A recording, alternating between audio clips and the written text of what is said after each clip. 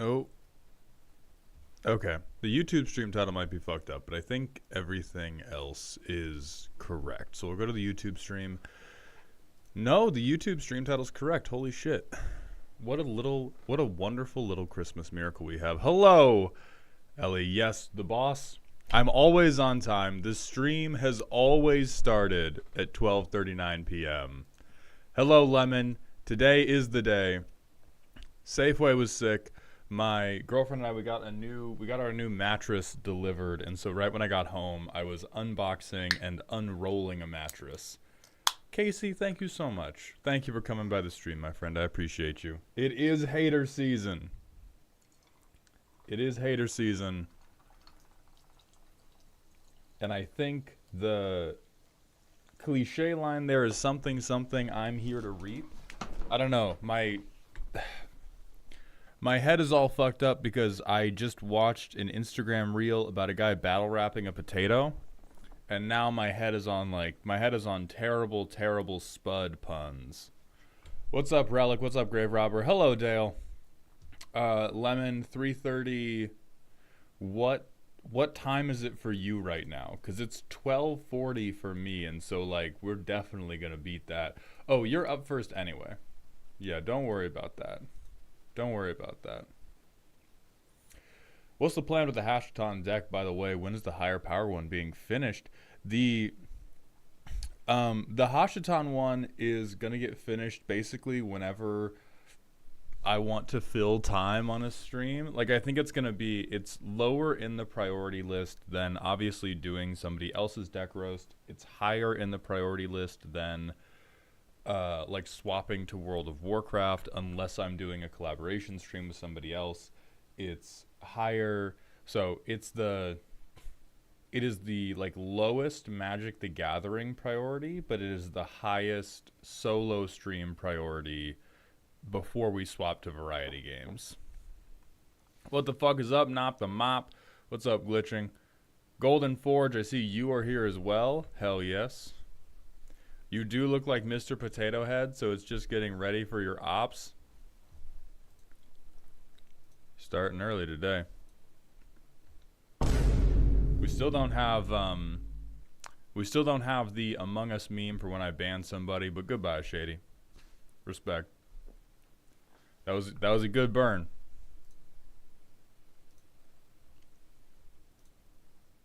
Hello, Alec Man. Hello, Million Ants.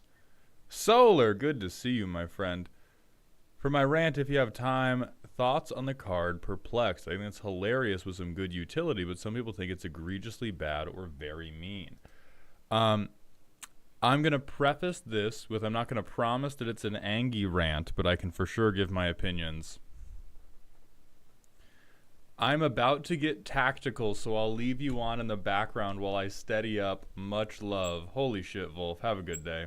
Thank you for coming by.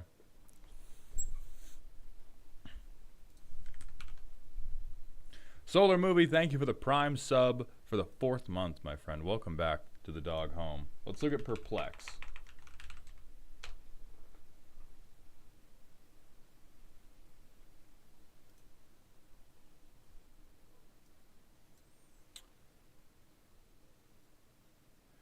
I only think you can only think this is mean if you think counter spells are broken.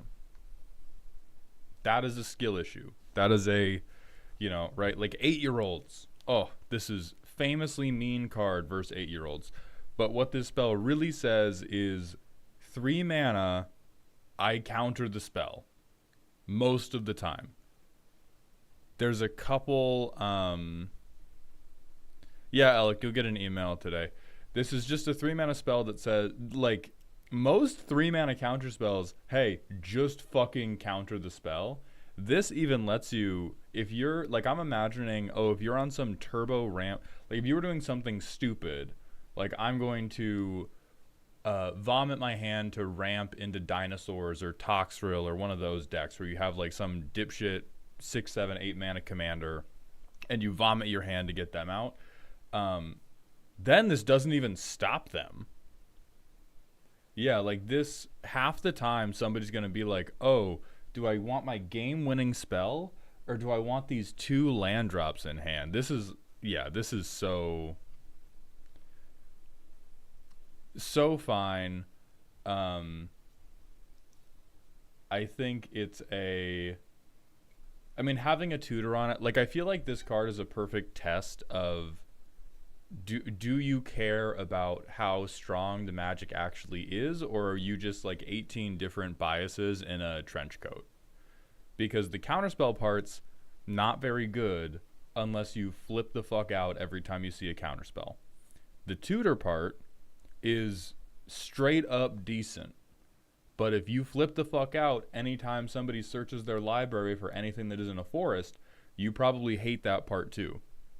So I think it's a great, I won't say it's like the grocery cart test, you know, the test, are you a decent person because you put the grocery carts away after you go shopping? I won't say it's like that, only because I don't think it's a measure of if you're a deep down good person or not. But I think this card, I think you flip this card to somebody, and depending on the face they make, you know how good their threat assessment is. If somebody's, you know, if somebody's terrified of this card, or if somebody thinks this card is mean, they are probably the character in the movie who is screaming in a high-pitched voice the entire time. I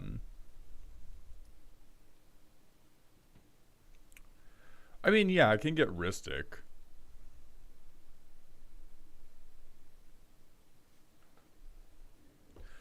Are you a decent person for putting the shopping cart back, or did you put the shopping cart back because you're a decent person? I don't know, white bread. Is it better to be born good, or is it better to spend every day fighting against the devious urges inside you? But yeah, this card's fine as fuck. Cooked Artichoke, thank you for the tier 1 Twitch sub. Welcome to the dog home, and thank you for kicking off that hype train, my friend. All right, so we need to hit our, god damn it, the Twitch ad manager. We did not run the pre-roll break quickly enough. And so now we have to wait a few minutes and then run the manual ads before we get into Lil Lemon's deck. So the order today is going to be Lil Lemon, Golden Forge, Million Ants, Elveril, and Scraw. So if those people could sound off as soon as they please. I know we've seen Lemon. I know we've seen Golden Forge. Zach, we judge more than just bad decks. I think it's like, okay, Elveril is here. So is Million Ants. So everybody but Scraw is currently here, and Scraw has a little bit of time. That's perfect. No, we judge a lot of good decks too, but a lot of the time the stuff that makes it to the YouTube highlight reels are the bad decks, because that's where I pop off more. The good decks, I'm like, hey, congratulations, you cooked pasta according to the instructions on the back of the box, and then I pat you on the ass. What's up, Prinny? If Trump was ever to go shopping, would he bring the shopping cart back or brag to the cashier that no one has ever shopped as efficiently as he had? No one has ever seen anything like it. I think we all know the fucking answer to that. Debo, when were you originally scheduled? Like, what day did we miss you on?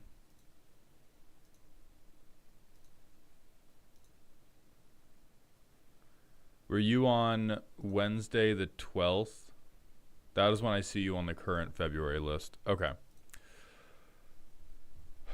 Do Saturdays in general work for you? What's up, that one? We're doing good today. Hello, Turtle Stew. Welcome to the Goon Cave. I think Trump would probably attempt to buy the grocery store and then put it out of business. I think that's what would probably happen.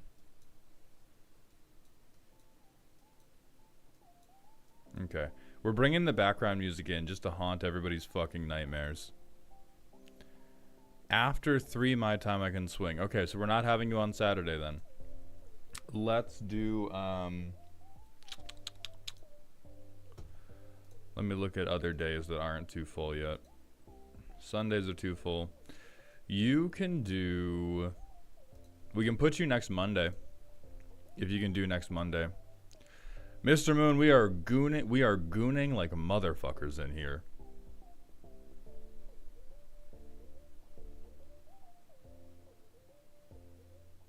I hear that background music and forget you play it and think I'm losing my mind. All right, Debo, we're gonna put you on. Yeah, we'll put you on March 10th then.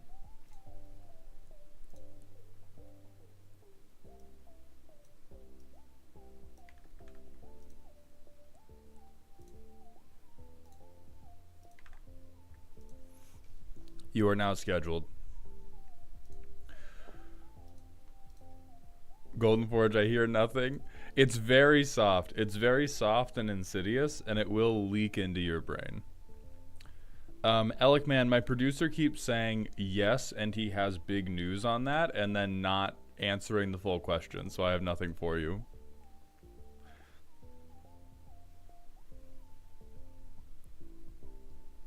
Am I author? No, the guild does not authorize you to crash out, nothing. Here, we'll turn it up a little bit. I have it at like negative 45 decibels most of the time. I want this to be like a sleeper agent activation thing. I want this to be like the guild authorizes you to build the worst deck in history. This is what I hear when I'm folding laundry at this point.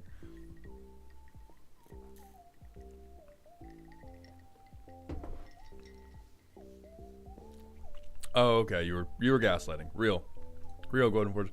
I thought you were deaf. Most people in my chat are like my age or older, or only a little bit younger, and so most of us are losing our hearing. Paragon, no, we have not sent all the emails out. I'm going to be sending the rest of the emails for March out today. So another thing about today, another perplexing thing about today is that we're going to have two separate streams. We're going to have this deck roasting stream that is going to run until we get these 4 or 5 decks all the way done. And then at 7 or around 7, we're going to be streaming Monster Hunter Wilds with Danny Phantom and my girlfriend Z. And so we're going to cut off the stream in between those two. Yesterday, I just like streamed for 10 fucking hours or something. But today it's going to be magic stream, take a break, do clerical work, come back on stream for Monster Hunter. When do we get sensual story time? Probably Saturday. Sensual, for those of you who don't know what the fuck we're talking about, yesterday we got a vote in chat to have a stream where I read Magic the Gathering lore in a sultry voice. And so we're going to start the stream early because we have group World of Warcraft that day.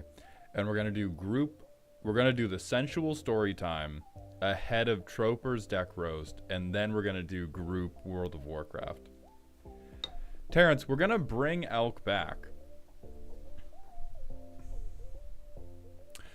King of Dragons Monster Hunter is at 7 p.m. Pacific. I think I've just finished low rank stuff, so I have to do hunts to get my rank up and then begin the high rank stuff. I am going to practice longsword parrying. I am going to fully embrace the weeb. I'm going to put cringe affinity on my weapons, and I am going to learn how to fucking parry with the longsword. Okay, yeah, Nutton confirms I did just finish low rank.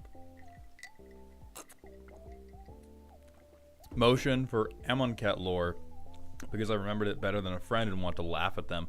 I'll have to think about what lore is going to be the best read in a bedroom voice, because I have no idea what it's going to be. I could do Karlov Manor, because I know that has all the lesbian bait with Massacre Girl and Aurelia. Innistrad lore, I'm sure the vampire, but see, I think it's also like, I don't know if I want to do one that's intended to be read in a bedroom voice, just one that's gonna go really well if I do read it in a bedroom voice.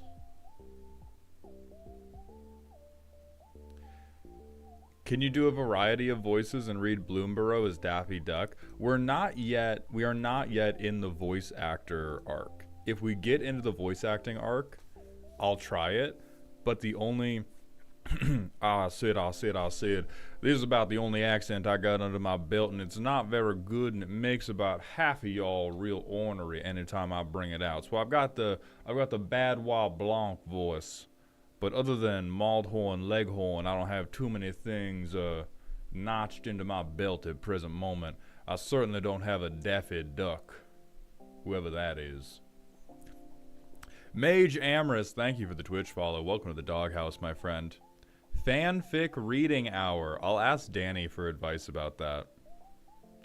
Ooh, we could do Thunder Junction lore in the Foghorn Maldhorn voice and just get even fewer people to care about that fucking storyline. Isn't that great?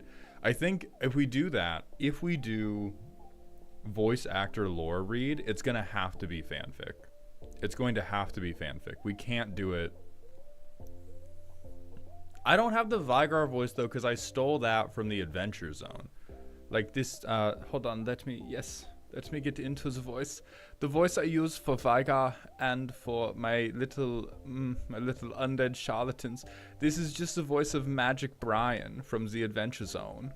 It's from a Dungeons and Dragons podcast, and obviously they do not have a patent on the melody or anything like that.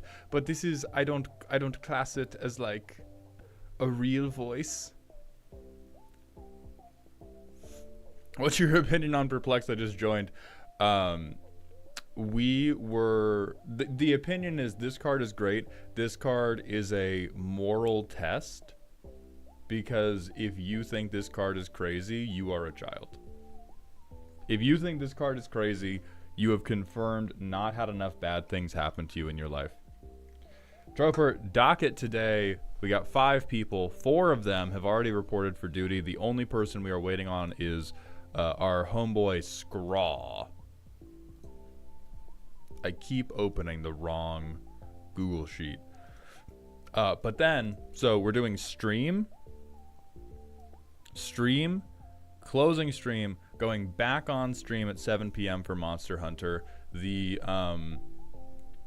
Okay, we have to run the manual ad break now. I'm running it now so that we can begin doing the roast 3 minutes from this moment. Subs, whole time.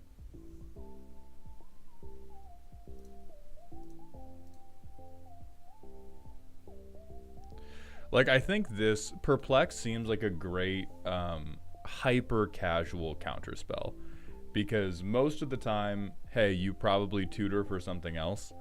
But some of the time, you get to present the greedy player with the funniest choice ever. Anthem, no, you sound crazy. We're not going to tangent after the ad breaks. We're gonna go straight from the ad breaks into Lil Lemon's roast. It's gonna be awesome. Shut up.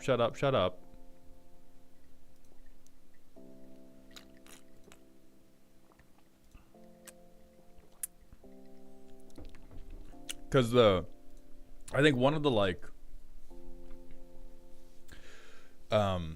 because one of the end consequences of this deck is if you play against someone who vomits their hand, so like anybody in green, Gruul, Naya, any of the big stompy shithead colors, they're just going to play their whole hand out anyway before they play the one card that you actually want to counterspell, and then they're going to go like, sure, I'll discard an extra basic mountain to cast Flampy, the big flaming dickhead.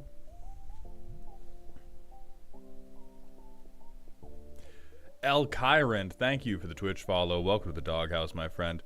Yeah, Jody, I think the card's neat. I might even put it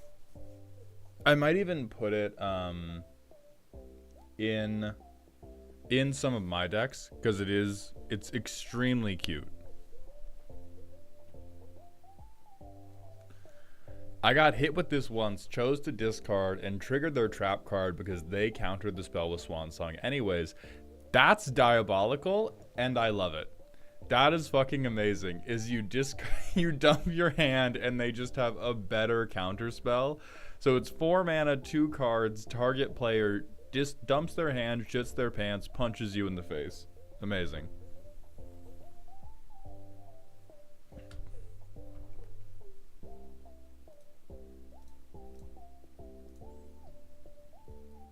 That's going to hell any percent speed run, but everybody's going to be laughing.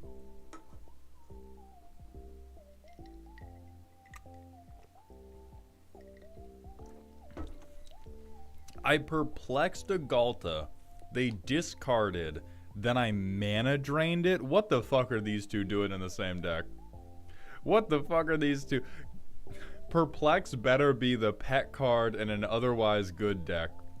Because that shit is crazy.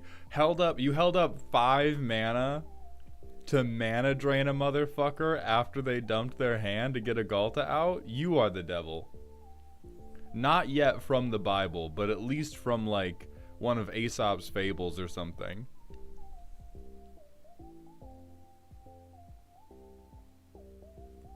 Perplex mana drain is the saw test that the player didn't know about.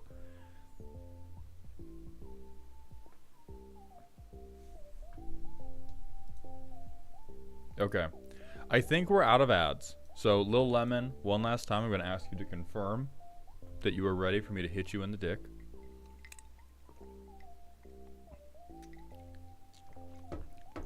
Malden, I'm going to ask again.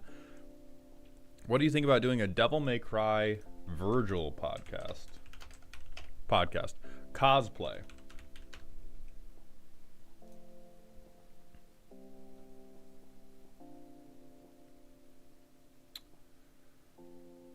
This is one of the things where, like,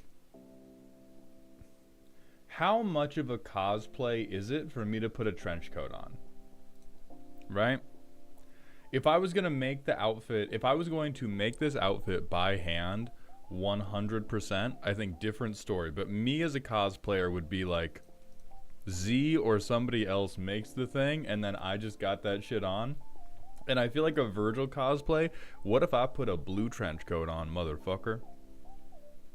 What you think about that? How would you feel if I put a coat that licked my ankles on?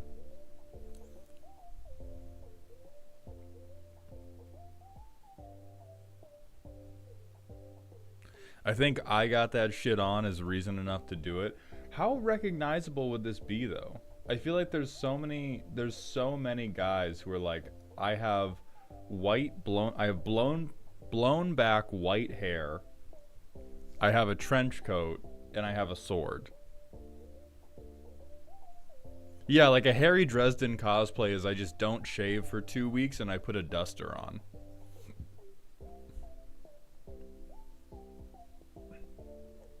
Vergil's iconic? Okay.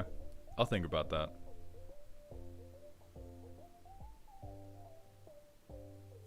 That is true. I would need the sword, and most conventions are getting fucked up about weapons. And so Vergil might be an issue for a lot of cons because I wouldn't be able to bring a sword in, and not being able to bring a sword in, I feel like kind of ruins the fit.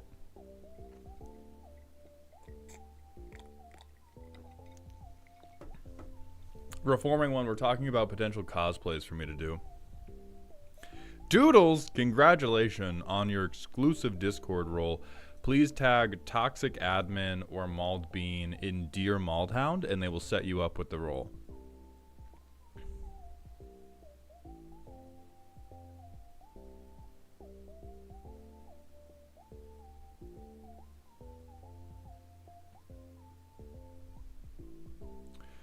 Second funniest bad beat. After the time I got hit with a turn 1 duress while holding 1 planes, a soul ring, an Archaeomancer's map, and all gas in mono white. Took the map, and I couldn't even get my 2-pip commander out for 5 turns. Damn, you had that shit coming? That is amazing. I do...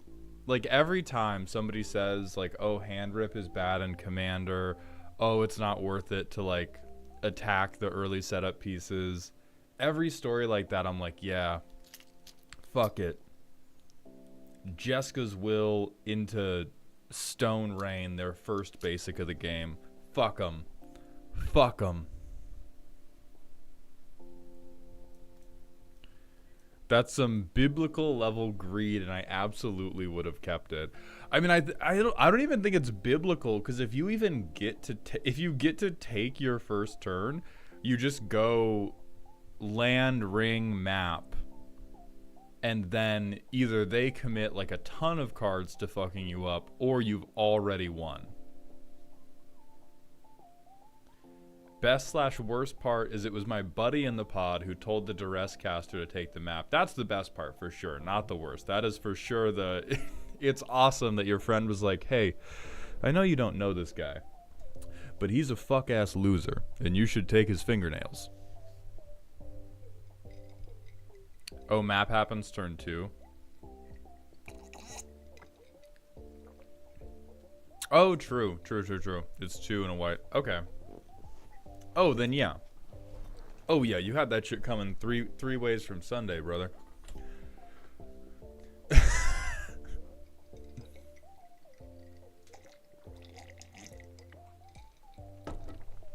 Anyway, we're in the middle of Lil Lemon's deck roast, who has sent in a scary deck.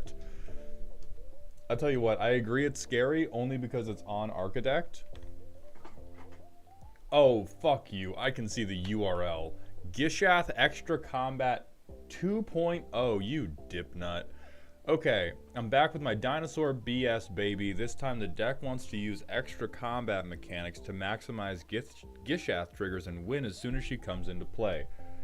Motherfucker has never heard of Double Strike. Holy shit. Okay, so first and foremost,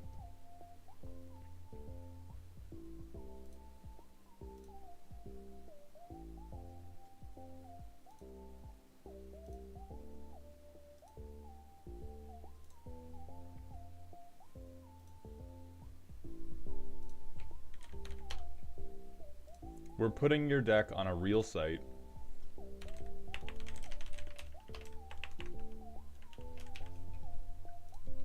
We're gonna take 2 minutes and we're gonna put your deck in a legible fucking playtester. I don't give a fuck what your updated primer is, Lemon. You're playing a Dinosaur. Your primer is RAR XD. Shut the fuck up. Oh yeah, do they have tech? God damn it. Alright, I'll look at the... Yeah, I'll look at what the Rex Raptor dragged in.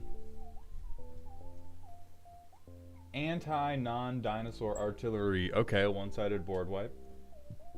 Dino Overlord. Vigilance and Trample, relevant keywords. We have Rex Raptor's Twitter bookmarks. Lot of protection, which makes sense. Decent amount of extra combat. We have 36 lands. How much ramp do we have? Legal cheating. Yeah, okay. So we have 57 direct pieces of ramp, and then we have 10 pieces of, this looks like generic, yeah, generic card advantage.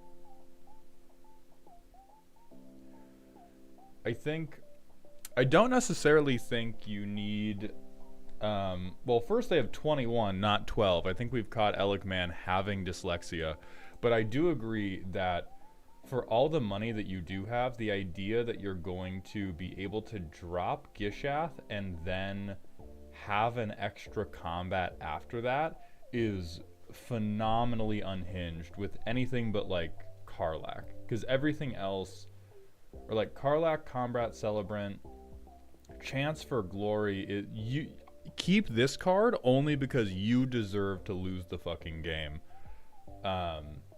You do not deserve protection. You deserve to be rawed at every available moment. But yeah, like, if we're talking about I want to do crazy shit on the turn that Gishath comes out, having overpowering attack, which requires us to have what, like 10 mana? 11 mana? Yeah, 11 mana if we do the free running. Great Train Heist, 12 mana. This is 11 mana to then instantly fucking lose. This is, I mean, you get it before Gishath comes down, but then it's 5 mana to do it. Oh, someone else. Okay, okay. So we have a ton of ramp. God, you really wish dinosaurs could do combo, don't you? You little son of a bitch. Because I think what you've... I don't think this is scary. I think this is terrifying to a pre-con table, and I think it's fine to everybody else.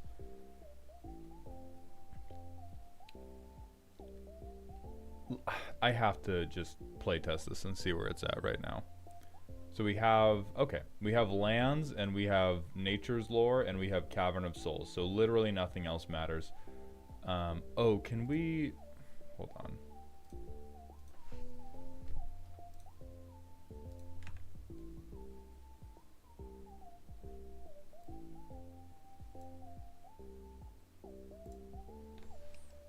Please load, right?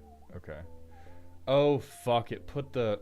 Ugh, I hate Architect so fucking much, man. I think we will... I think I am going to start mandating in the future that... it is just Moxfield, or prior to stream, I'm going to pop these decks open and put them into Moxfield.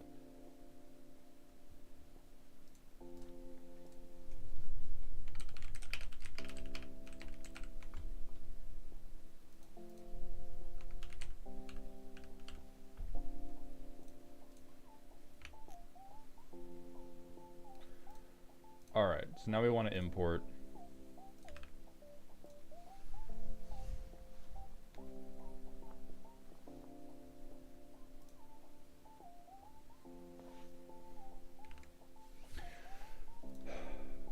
Okay. So from the perspective specifically of trying to make this a scary deck, is you are spending like way too much time debating the finer tactical points of hitting people with 8 million dinosaurs. There's basically there's no world in which Gishath wins you the game the turn he comes down, unless you are running just a different combo in Naya. And so what you need to do is Gishath needs to come down, you need to get good dino hits, and then you need to not fucking die over the next turn. Over the course of the next turn, you need to not get fucking murdered. And so Tef Pro is a good card for that you don't deserve as a person.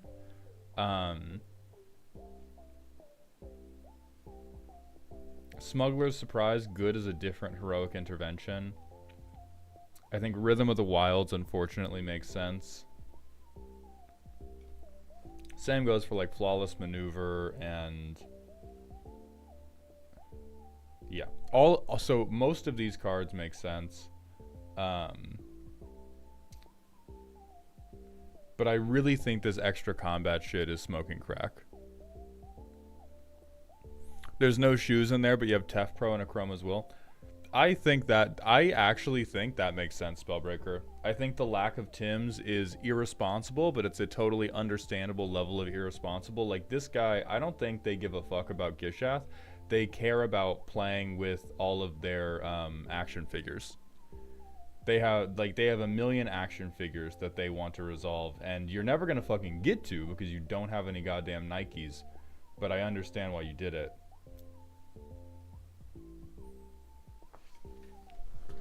Okay, let's go to the playtest and see how good this is, or really see how bad this is.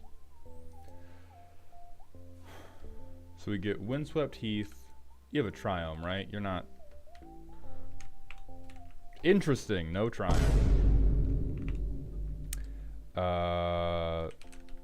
Okay, we have Stomping Ground.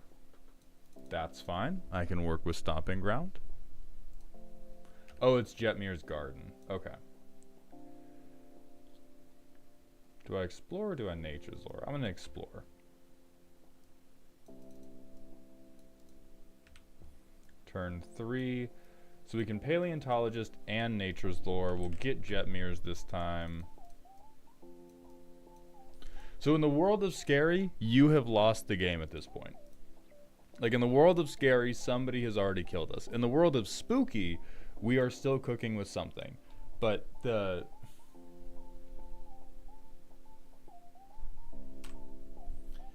speed you need to be playing with additional land on each of your turns is Brother, where are you getting these lands from? Not from your deck. If they're letting you play an additional land from someone else's deck, I believe in this card. Oh, hold on. I need to change the chat a little bit because it's blocking all the... All right, chat, this is where you're going. You're going in the middle for the playtest because I have no idea where else to put you. But holy fuck.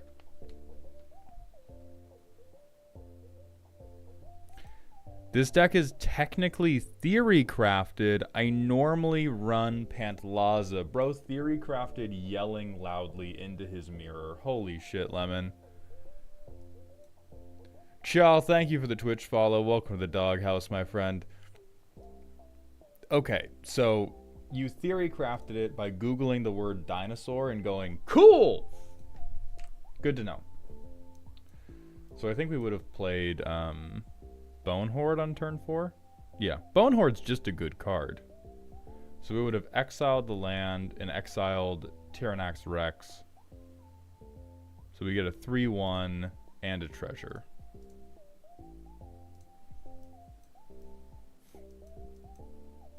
We play the land. So what we're at...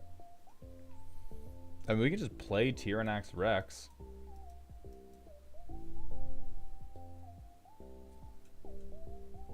Fuck it. Fuck it.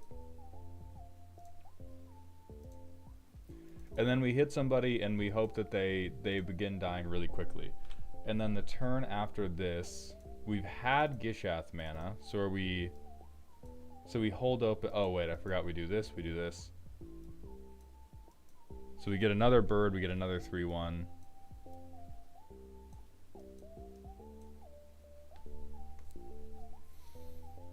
We play this guy turn 6. We swing him in. How many hits do we get? All right, we get this guy. We get this guy who is somewhat relevant, although not totally. These all go to bottom. We miss Aggravated Assault, which is good because we really don't want to draw that shit-ass card. And now let's just pretend that we are God's perfect child. We Achroma's will for double strike and all this bullshit. We flip 14. 4, 5, 6, 7. That's a dinosaur. 8, 9, 10, 11, 12, 13, 14.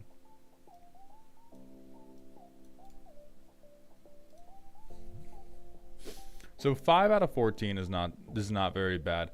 It is definitely what every Gishath player in the world has ever done.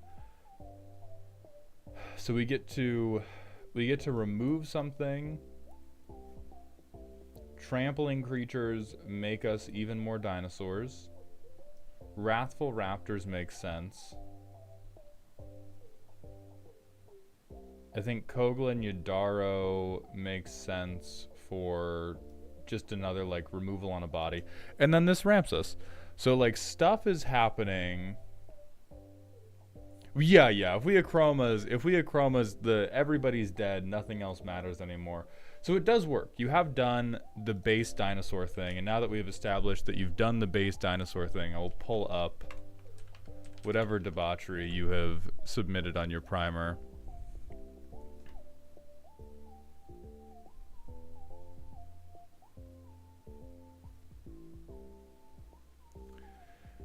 Alright, eons ago I presented you with my great dinosaur creation and you spat in my face, proclaiming that I had stopped huffing glue long enough to be responsible and that I had cooked but made Kraft mac and cheese. Then, you have the audacity to say dinosaur decks are not scary just last week. How dare you, sir? This time then, behold my homemade mac and cheese with hot chili oil, a Gishath deck that utilizes extra combats to beat you in the dick by maximizing her triggers and attacking with a progressively larger board of dinos within the same turn. Unfortunately for you, I have shitloads of rampant protection to ensure my vile schemes are set in motion. Cower before you are eaten twice in the same turn. Brother, I hate to do this to you again. I think I've found your recipe.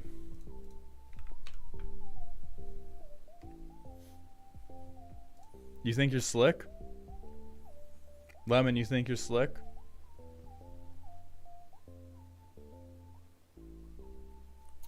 So I think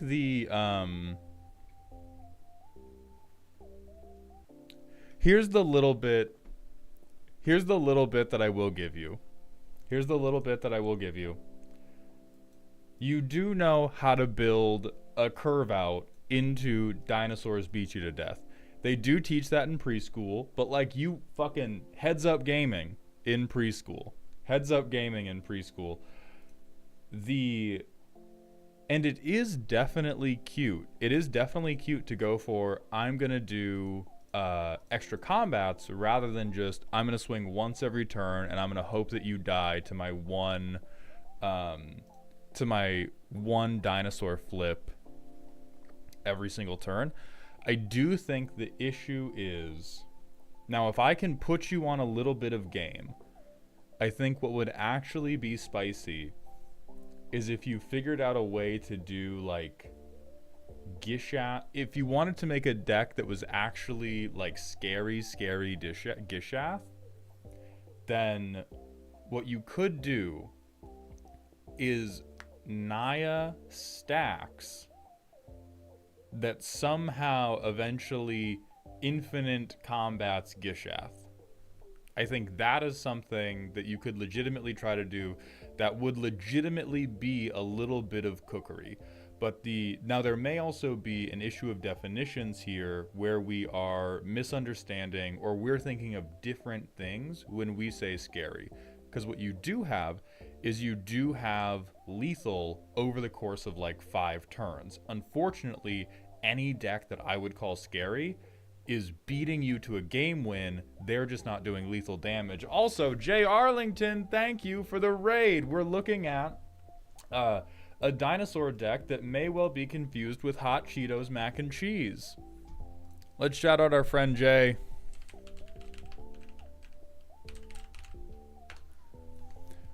We're looking at high-level cookery right now, you guys. Also, Calamity, thank you for the Prime sub for the 11th month in a row. Almost an entire year, my friend. Welcome back to the dog home.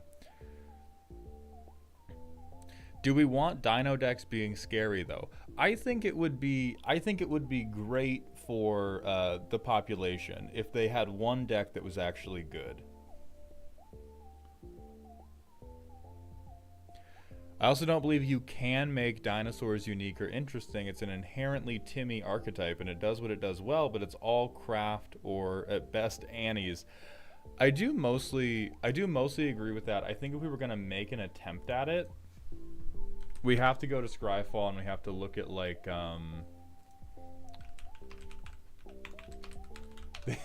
this is what we have to look at, is what does Naya stacks at the CEDH level look like? Because what we could try to do is we can try to stop everybody else from winning until we assemble an extra combats thing like aggravated assault and plus Gishath plus a way to continue floating more mana. Now the shitty part is this may not work, and the closest you get may just be, oh, I'm doing Zakama infinite mana combo, which sucks even harder.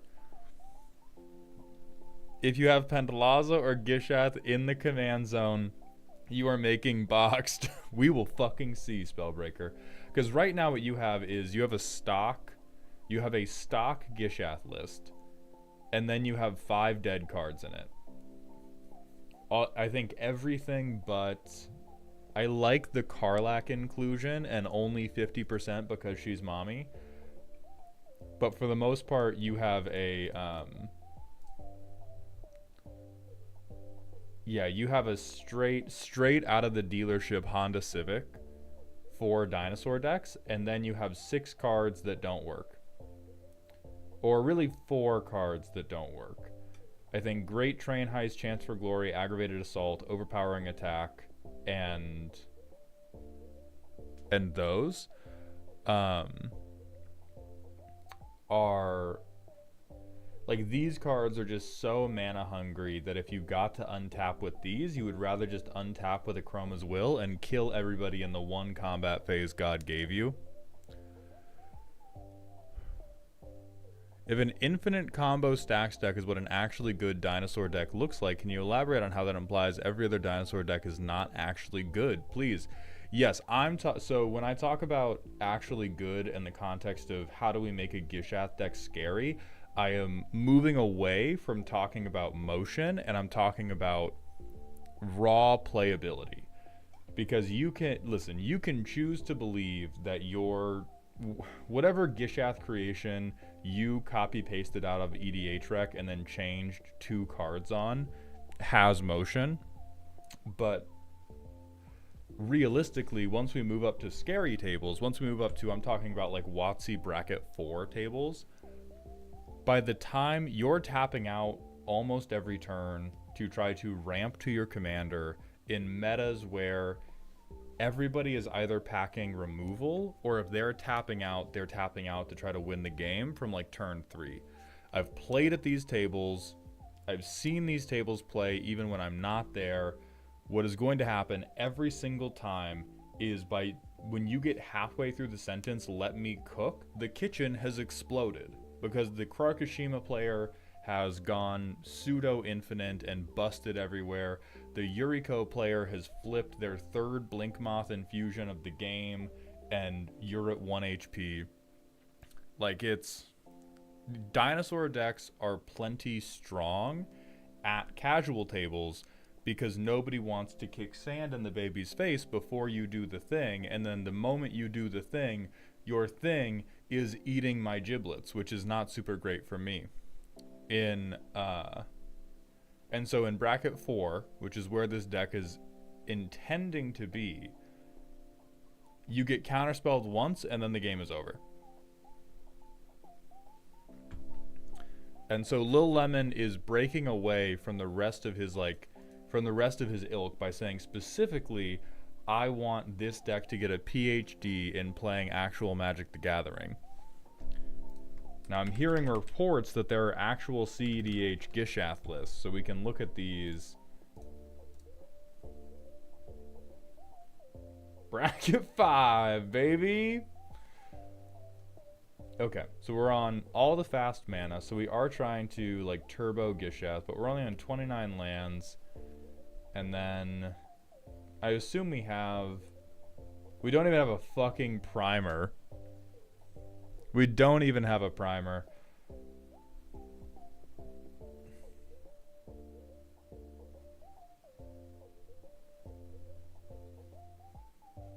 Do they have 2 copies? Oh, they have just a massive sideboard. Okay.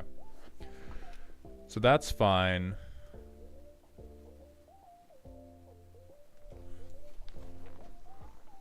Yeah, you can do CEDH with Pentlaza. Like, you could definitely build a 4 Pentlaza because you can do all the crazy shit with cheating your own mana curve. But Gishath is very much, I have to move the combat, I have to hit you for a lot of damage, and that damage may or may not get me ongoing value. Can this do anything? We can exile this for red. Okay, we have Ancient Tomb. So we play this, we have 3 colorless.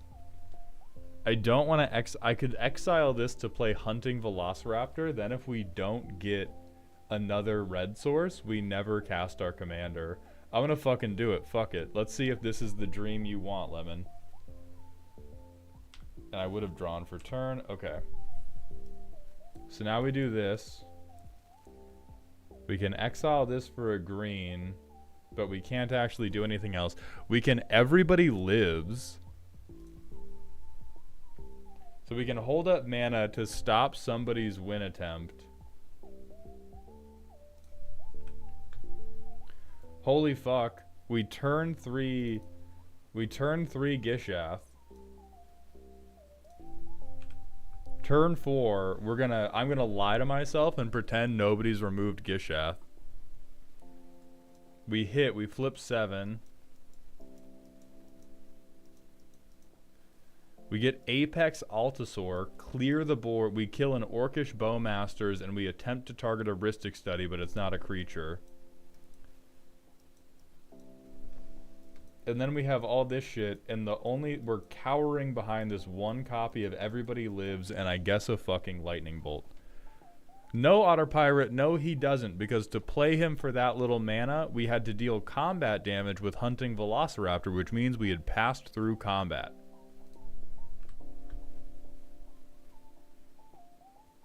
What in the fuck is this deck on, man?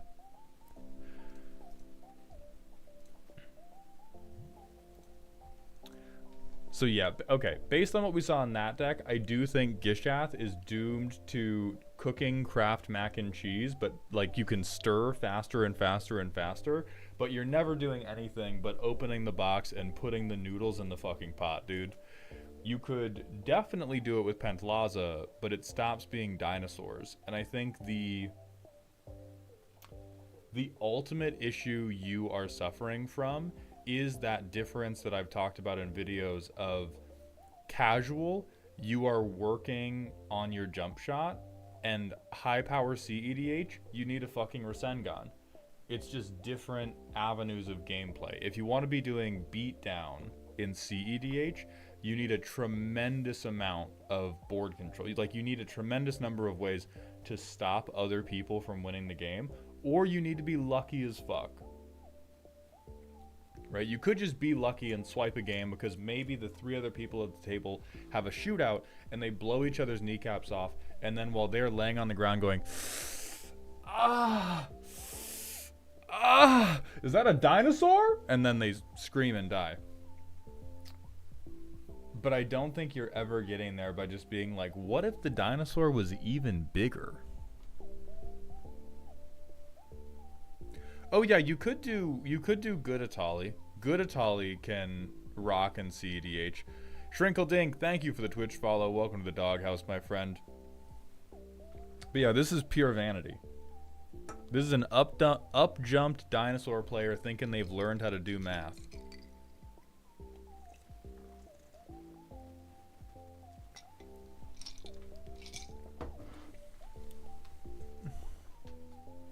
Oxthon, thank you for the Twitch follow. Welcome to the doghouse.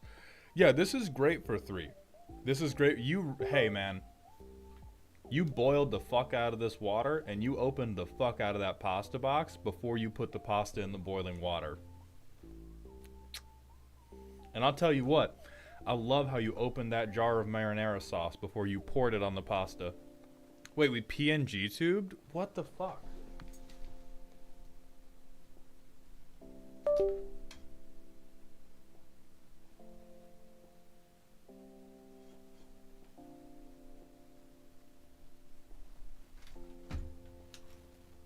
I blame this on the dinosaurs. I want everybody to know that I blame this comprehensively on the fucking dinosaurs.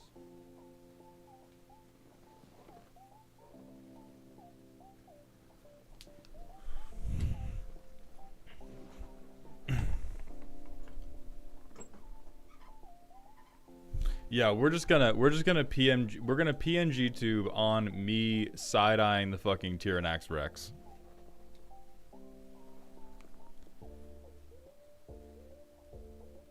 The dinosaurs chewed the wires. God damn it, man. And the thing is, I still don't know what the fuck is going on with this camera, and it pisses me off to no end.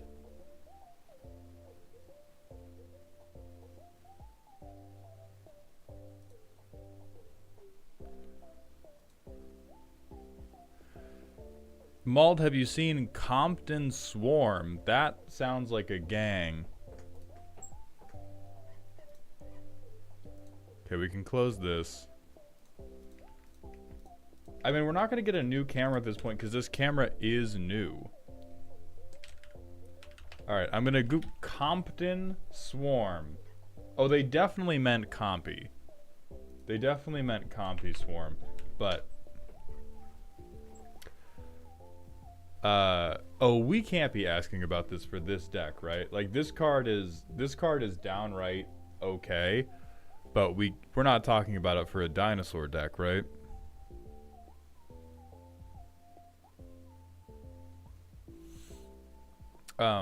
And then Lemon, I do think for specific feedback, I'm gonna echo what Spellbreaker is saying, which is that you should probably replace most of the extra combat stuff with other pieces of one-off protection. I know you're talking about this is the exact number of pieces you have in your Pantlaza deck.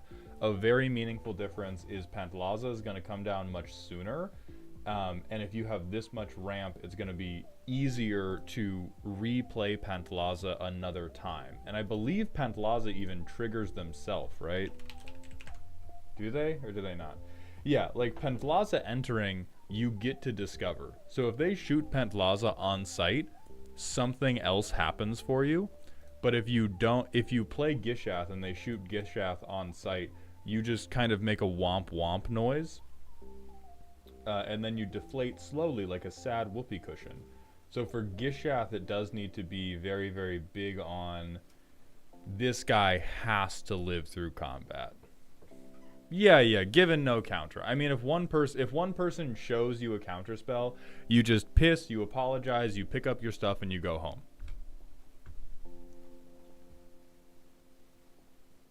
Well, yeah, I never play Gishath without protection in hand. And that's why we're saying, like, these cards already dead in hand. These could be not dead in hand by being protection. Or these could be things that provide Gishath with protection ahead of time. Like you could even, God, what's that one? Like everything you control has hexproof. You could even play that over something like Aggravated Assault. Because Aggravated Assault is so... or Overpowering Attack. Not asceticism. Yes, we're aware that the camera has frozen. Privileged Position.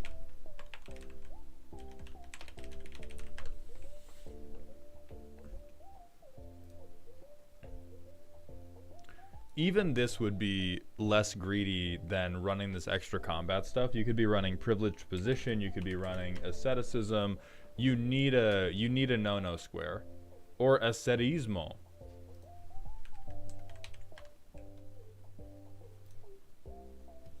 This one's probably better because it gives you the regenerate ability as well if they drop a board wipe on you.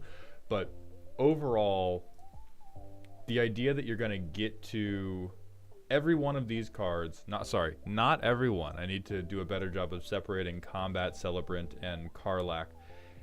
All of the non-Combat, Celebrant, and Karlach cards assume that you have either ramped to like 14 mana before playing Gishath, or they are assuming that you have played Gishath, hit with him, and you are now untapping again because they cost so much money. Karlach and Celebrant, at least, will give you an extra combat with Gishath the turn he comes down. But unless we have these and Regisaur Alpha, the dinosaurs we flip aren't going to have haste either. Like, we need to find one of these two if we were going to have the closest thing Gishath can do to a combo turn, which is to get extra combats off and have the dinosaurs we flip also have haste. And at that point, we're better off just fucking Voltron and Gishath, because then we'll kill somebody with combat damage. Mauled, pull up the 7 mana free Eldrazi counterspell.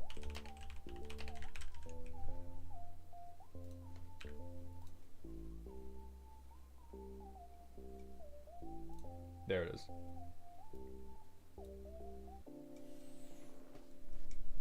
This would be good for you.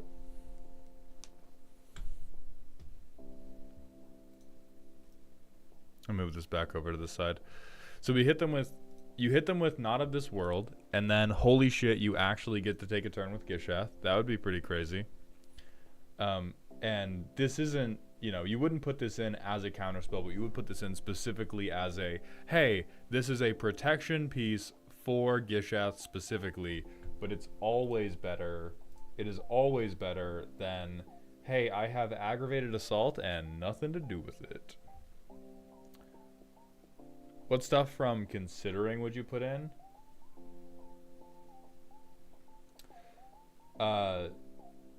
Honestly, Defense of the Heart. If you want to keep playing bad magic, Defense of the Heart, because this is one of the best ways to assemble your personal Exodia of having one of these haste enablers down. Oh God, you really just let the Timmy talk. Never mind, I lied. I thought there was gonna be good stuff to get. I would put Defense in the Heart in just for the chance to get good Atali and see if you can exile something good from someone else's deck.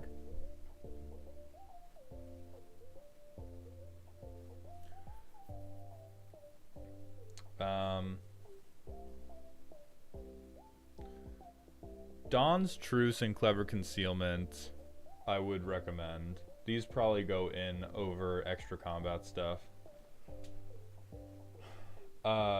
Nope, not Aurelia. I know she's mommy, but again, the extra combat stuff is a trap. The keys are jangling too hard.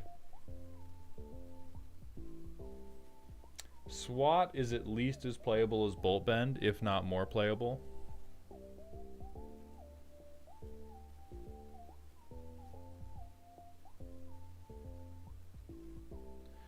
I'm going to disagree with Spellbreaker here. I've seen plenty of games. Listen, I've put my time in against the shithead dinosaurs, okay? I've been in the hotbed of Scaly Central. There are plenty of games in which you need a Chrome Will. There are plenty of games in which you need some type of overrun.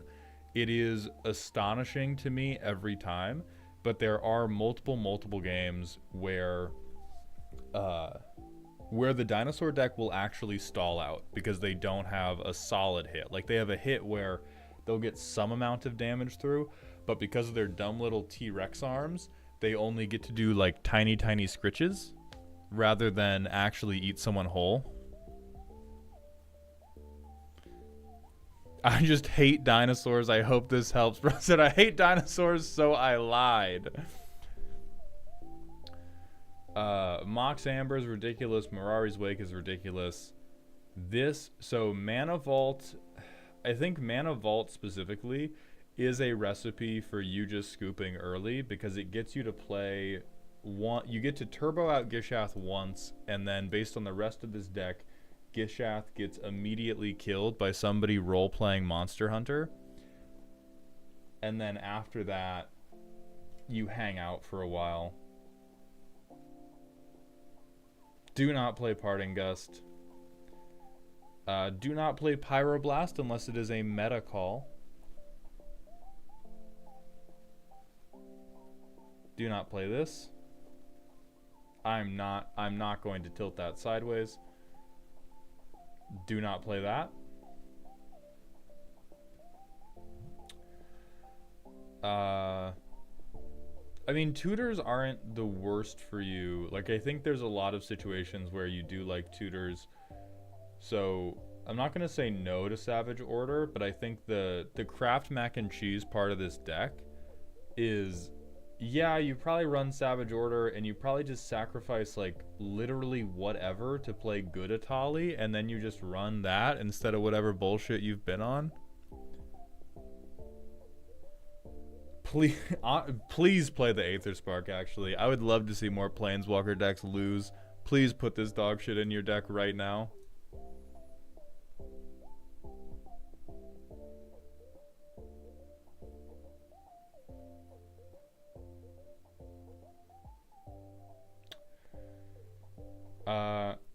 Scion's probably better than some of the shit you have in here.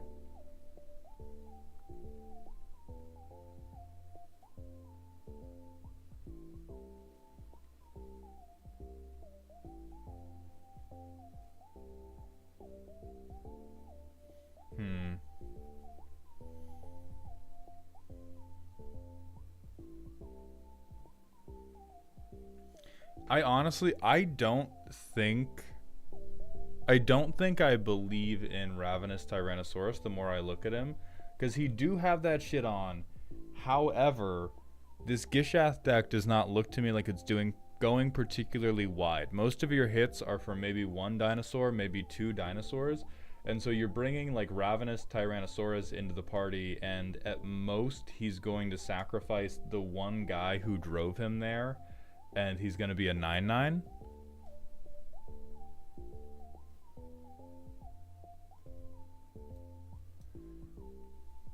Yeah, for people asking on YouTube, the camera did die. We're going to fix it at some point, but I'm having it charge. Something's going on where occasionally my computer will like drain the battery of the camera for some unknown reason.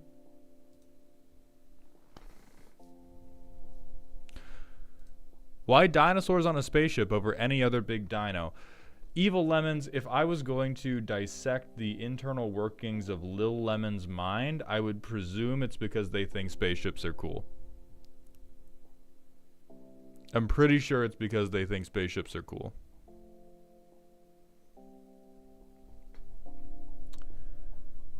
Oh yeah, Indominus Rex can be pretty scary.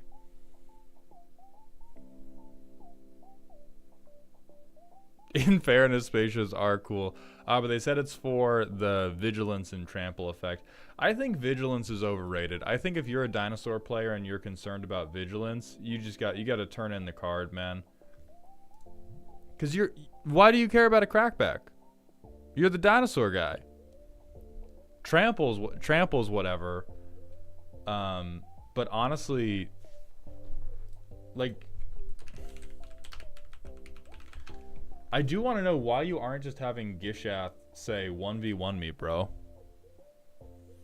We have so much setup that does so much nothing, and then we have the one card that would make our deck smoke crack in half a second. Oh, Lemons, they're not going to have extra combats. They are, in fact, going to be cutting all the extra combats because they're bad and doo-doo.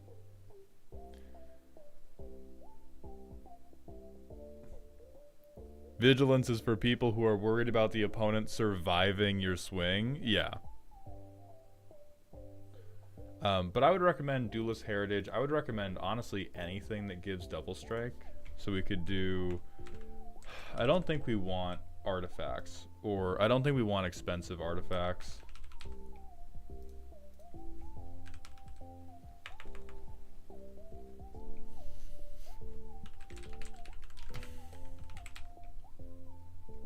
And then we want partial type matches.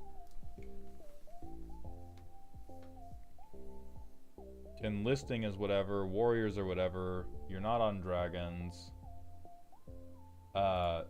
Honestly, stone cold playable for you.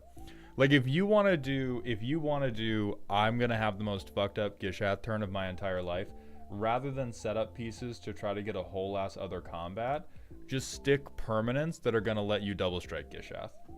Infinitely scarier. And then you just have you have the same number or probably even more protection spells. Give me an Embercleave. Don't play Embercleave. I don't think you're going to be swinging out. I don't think you're going to be swinging with enough creatures for Embercleave to be good for you.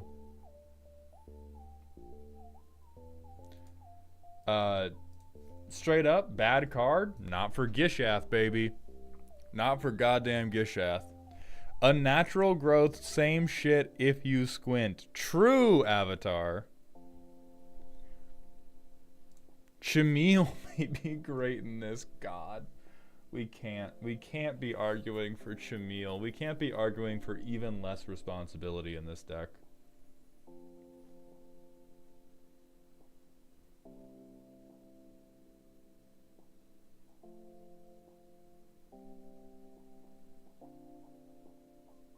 These are all too expensive. Yeah, so I think the rest of these are too expensive because they don't just go onto the field before Gishath does and then give double strike for free. But I think the ones that give double strike for free are 100% playable for you. One for one trade outs with your extra combat stuff right now, because they do not require a continued mana investment and allow you to do incredibly scary things with Gishath. Sweater Rhino, yes, my camera did die.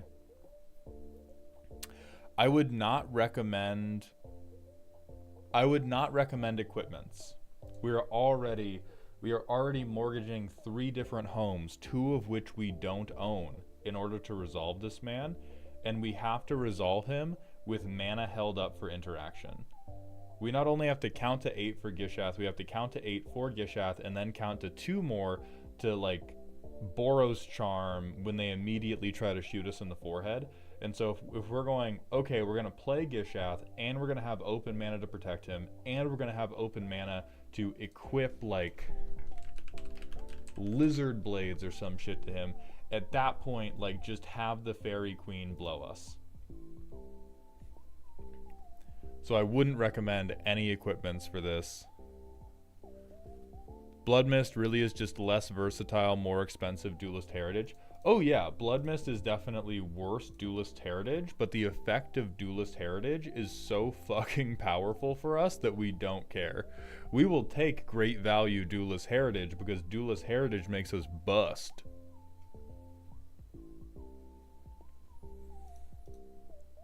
Zakama is the answer to all of these questions. Yeah, but if you like Gishath, this is how we do it with Gishath. It's okay to do the thing worse, to do it with the card you like more.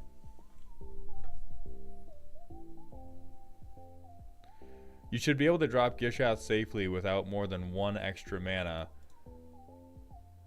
Right, but then it's, okay, now 2 more extra mana, or however more extra mana to get Lizard Blades, whatever, versus this is a thing we're doing on a whole different turn. And it is definitely increasing the threat perception, but Gishath is already kill on sight. Like, I don't think we get more kill on sight no matter what we do, because if anybody has removal or a counterspell, they're stopping him from coming down, period. So I would much rather only have to count to 8 than I would have to count to 10 or 11. I'm promising you the two-handed axe does not work. The effects are good. The text on this card is positive for us. It is Magical Christmas Land to be resolving Gishath and then dropping Sweeping Cleave on top of them. Oh, Lizard Blades, they're for sure little cuties. Listen, these are adorable. This is what I main in Monster Hunter. I'm not going to tell you they're not real as shit. I'm just saying for this deck specifically, like, we're already taking too long. You are crazy for Team Your Battle Rage for the same issue. We don't want to be holding up mana on the Gishath turn just to give him Double Strike, because Double Strike doesn't make him kill anyone. If Gishath had 11 power and could straight up execute somebody by hitting them twice, then I would say, yeah, you take these things, and then you just roll the dice on either they remove Gishath or I remove a player. But we're going to have to hold up mana for protection, and we do fucking not have the mana to hold it up for protection and for Double Strike. Wodaxlian, thank you for the Twitch follow. Welcome to the doghouse, my friend.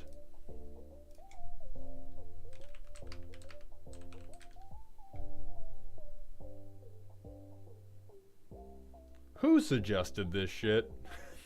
Who suggested this fucking bullshit? Rukak, no, you are not on the docket today, my friend.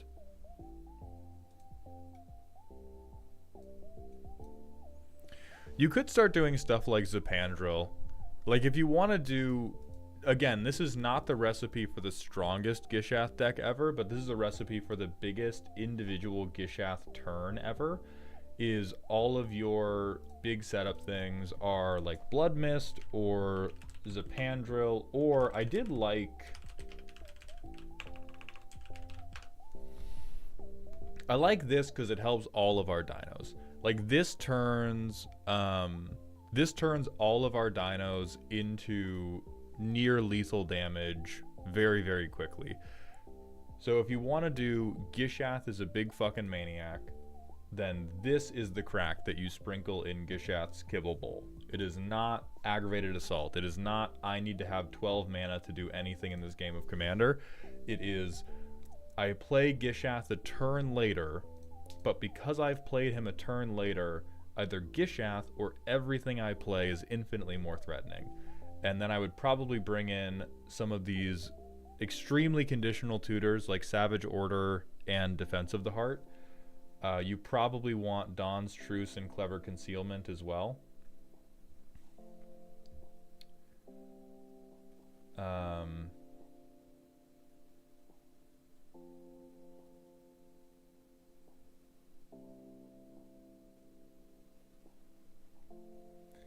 And then if you get more protection, you definitely shave from somewhere, but it's really difficult to shave from the Dinosaur cards because then you're reducing the total number of hits you get.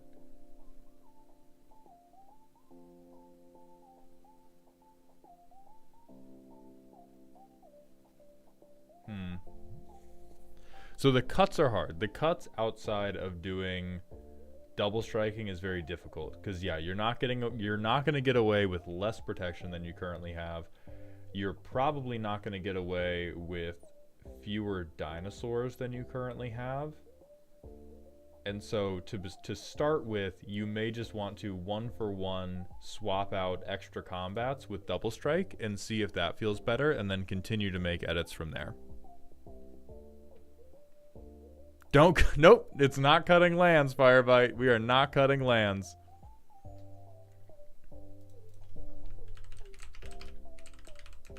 There's a recommendation for Ley Line of Life Force. Don't do this. Don't do this. Yeah, wait, do we have the short stack? Do we have the uncounterable short stack?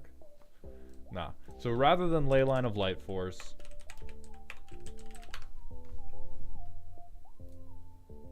let's do a mana dork that is going to give us Cavern of Souls behavior.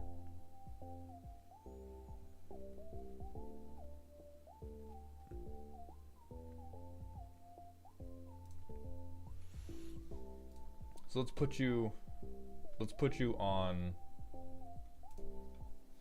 the Matrix, my friend.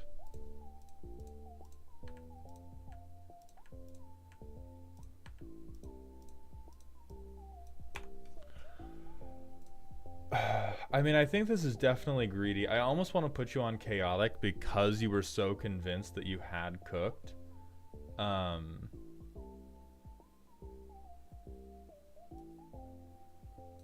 gonna say this, just off your inclusion of the really, really expensive extra combat stuff that you had no way to pay for, you are close, you were getting close to tuned, and then you went, I need to have personality, and your personality was one single pinch of chili powder into the mayonnaise casserole.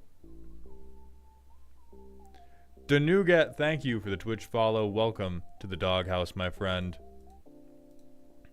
And it's me, Fuzzy D. Thank you for the 6 months in a row with the Prime sub, my friend. Welcome back to the dog home. What's up, my friend? What does spiteful mean? Spiteful means like just hateful, mean. You're not trying as much to win the game of Commander as you are trying to make people regret sitting down at a Commander table with you. Still Image Malltown feels friendlier. Thank you, Rex. I'm glad you at least enjoy it. So we're gonna hit the next manual ad break. Next up, we've got Golden Forge with a spooky and scary deck. But we're gonna hit this manual ad break. I'm gonna investigate the camera a little more, see if we can afford to plug it back in yet. So we'll be right back.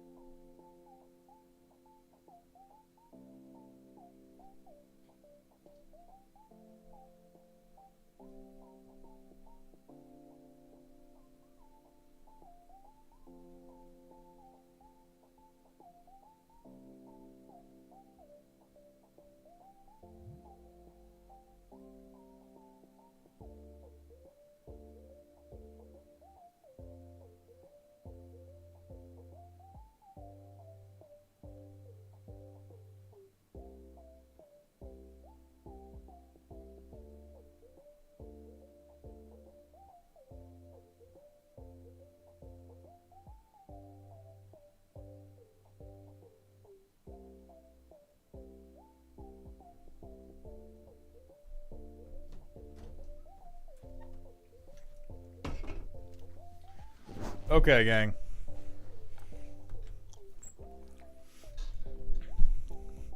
Fuck you, MLP.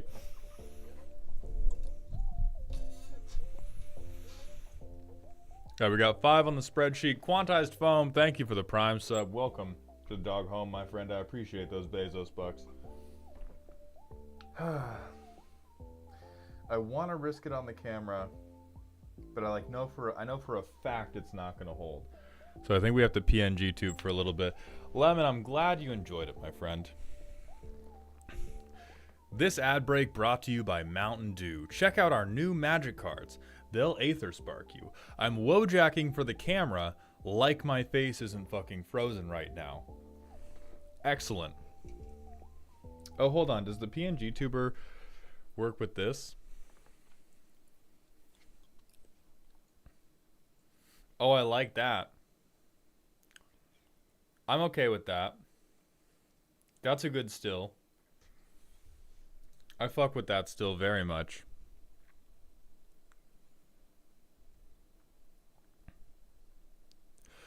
Hey Mald, I hope you're doing well. I need one final F cancers. Now my grandmother has passed to it too. Time for Funny Cardman to help me cope. Ashes, I'm very sorry to hear that.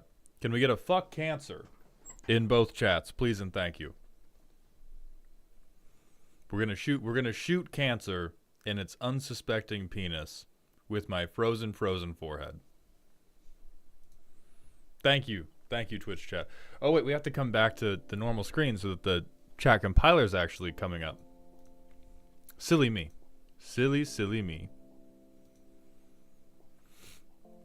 Yeah, Resident, we're PNG tubing for the time being because something happened to my camera where its battery got drained for no fucking reason. So Ashes, I hope our parasocial time has helped you. Cancer more like cringer. Thank you, MLP, for that contribution. Debo, true. If I'm PNG tubing, the hairline can never ever receive. Listen, Walton Goggins still has a career, which means so can I. Alright? People still love this motherfucker. I'll be okay. I'll be okay. People love this son of a bitch. Sweater Rhino, we cracked a Barks Zero Sugar Root Beer. Which tastes... I don't know what the fuck they put in the Zero Sugar Root Beer, but that shit is gas. That shit is gas. Bro has the 7 head. Dude. Walton Goggins has fucking unclaimed territory on that forehead. You could plant a flag on that shit for like we were on Mars. Is it stevia? I don't see stevia in here.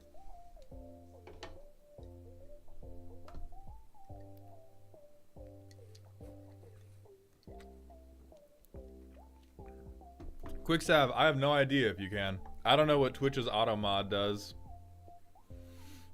His forehead is to distract from his giant maw.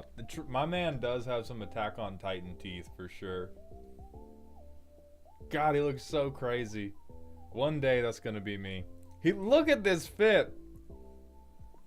Look at how much I'm moving the chat. Look at how much Walton Goggins has this shit on.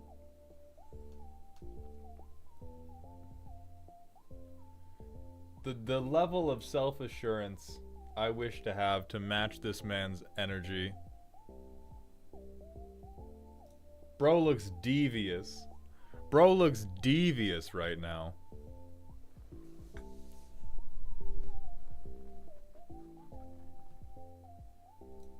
I am never wearing a hat like this, but once again, he got this shit on FR.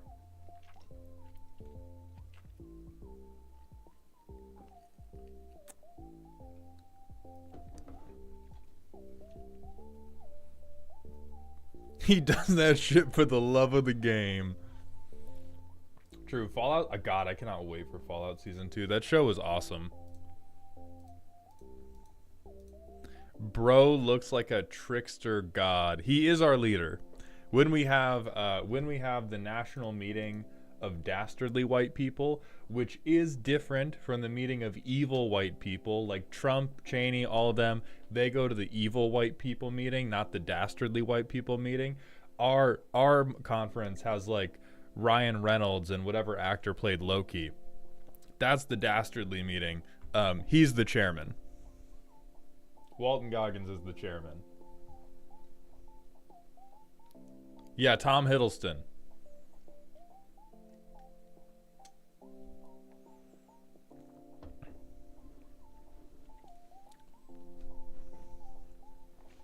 When we have the annual meeting of the miscreant whites. All right, how's this battery doing?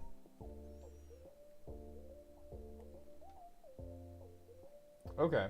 The battery's allegedly full, so I'm inclined to risk it. Can Danny DeVito be there too? Who do you think our fucking mascot is, Gorilla? You get to those, please tell me why my application keeps getting rejected. Alec, man, respect, do you have that shit on?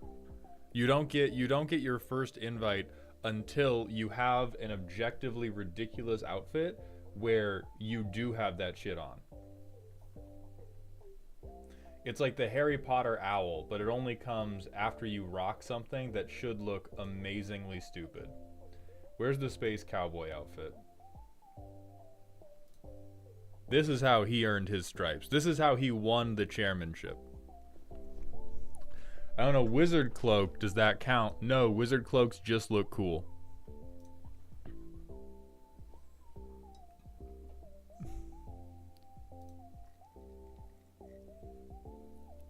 Mauled, why didn't you just get a camera that connects to your PC with a USB? Batteries are for people who aren't sitting on their ass in their PC cape. See, Tara, the interesting thing about that is I did get a fucking camera that plugs into my fucking PC with a fucking USB cable, and for some reason, half the time, that USB cable charges the camera while I'm using it, and half the time, it fucking empties the camera's battery. I have no idea what flips the switch from blow to suck. But for some reason, half the time, the camera's like, oh great, I'm plugged into a computer. This means I don't need to use battery power. And sometimes my computer gets real up close and personal with my camera's rectum and goes and then it dies. So we're gonna try to plug it back in and see which of the two we get. No, Elk, we're talking about batteries, you dirty, dirty boy. Good noise, thank you, Mauled. The noise summoned Elk. The noise summoned Elk. Resident of Internet hit me with a personal question. We have 2 random smasher passes. Yes, Gorbash, it is plugged directly into a USB port on the computer. There is a USB hub that has like tiny accessories like my keyboard and mouse, but the camera is plugged directly into the back of the computer. Immediate smash, yes. Whatever she wants. The Bone Spire? Fuck yeah. Perfect. Oh, no. No. I like being tied up, but not like this. If it was a different kind of thought, then I would. But I'm going to pass on Smoky Cauldron.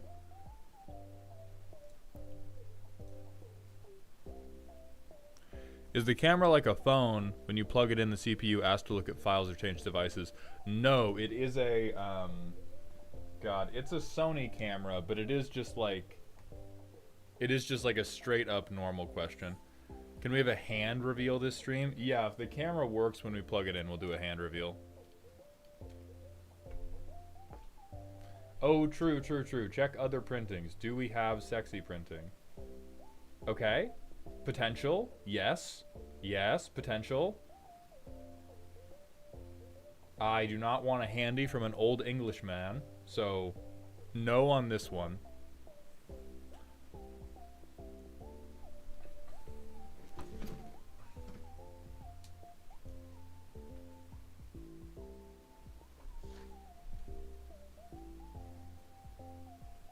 Get one without internal batteries next time.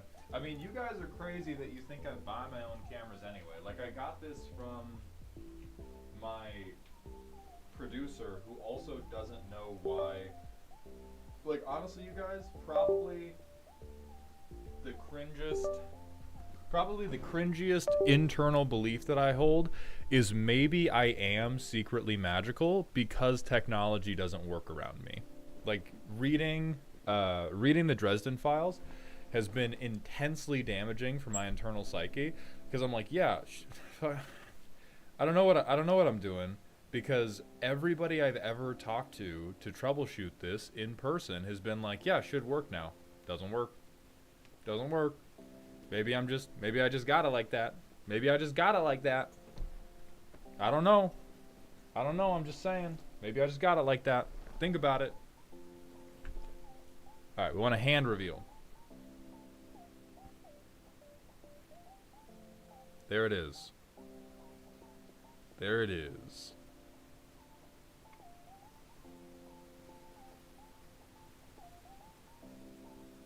Woke DEI. Exactly. I have the wokest hand in the West.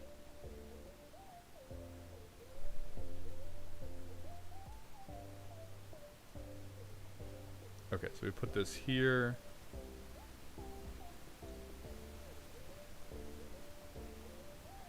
If it's USB-C plugged directly into the device, then it's not negotiating the power flow properly.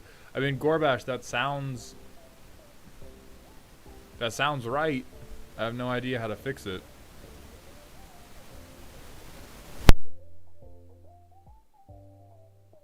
Serious tech thing, how many devices do you have plugged into the USB bus? I'm not going to tell you because I'm confident that you'll get mad at me.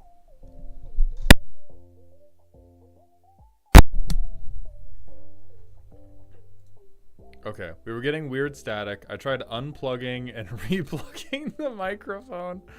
Is the sparkling water noises gone?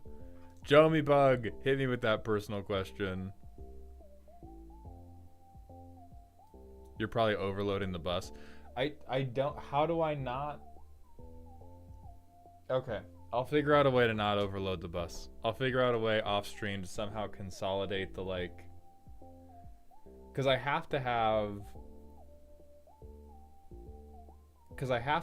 my, I need the camera, I need the audio box that the mic is running through, and then I need mouse, keyboard, and external storage drive for the recording.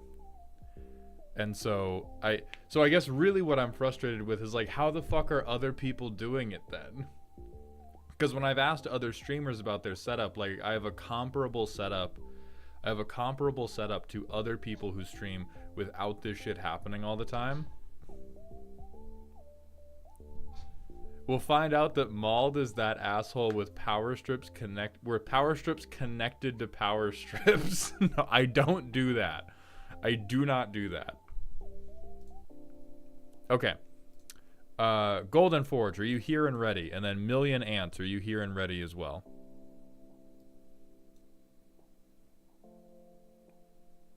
All right.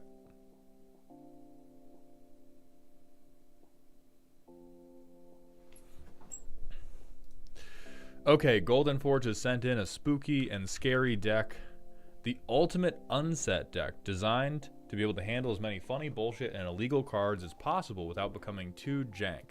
Ramp to the creator of Magic himself, then go to town on the table with whatever you want to do. Win with Battle of Wits, switch places with people, and even scam people for drinks. The possibilities are endless. There is a more detailed primer available if need be. Jesus. Okay, so immediately I think our definition of scary is being updated to include like 1920s horror movies where the scariest part was like a black person voting.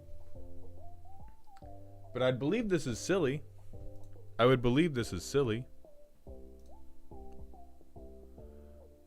Oh, hold on. Thoughts on take an extra turn, then at the end of the turn, shit yourself and explode style cards and things like Voltron.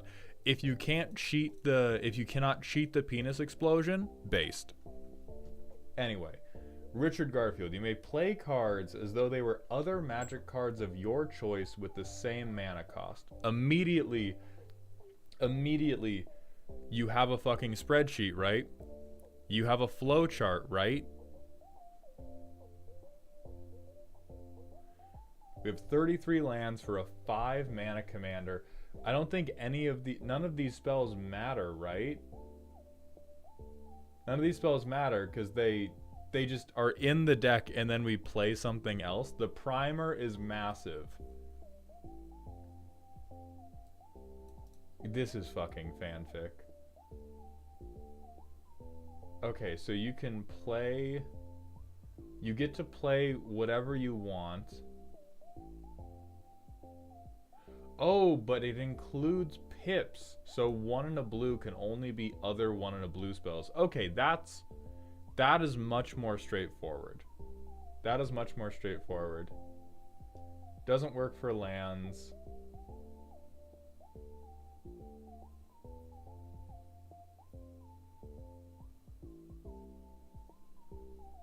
Flicker doesn't work.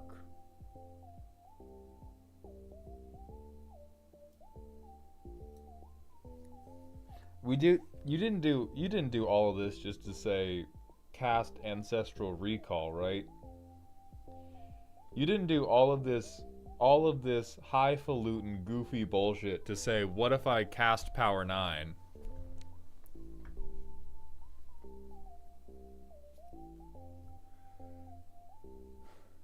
Ashnod's Coupon plus R&D's Secret Lair.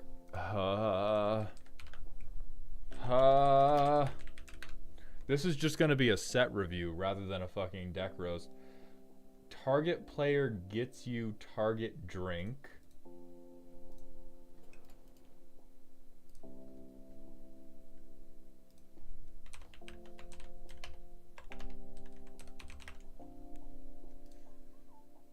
Play cards as written. Ignore all around.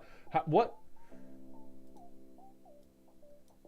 So this, you just make somebody leave? What? Do you name a drink that's only served in Australia, and then you rob their home after they walk away from the table? So you can Battle of Wits.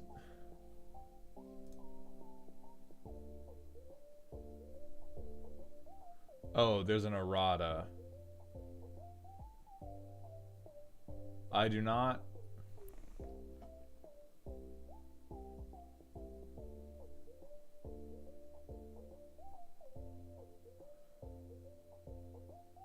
You ignore the errata on the card.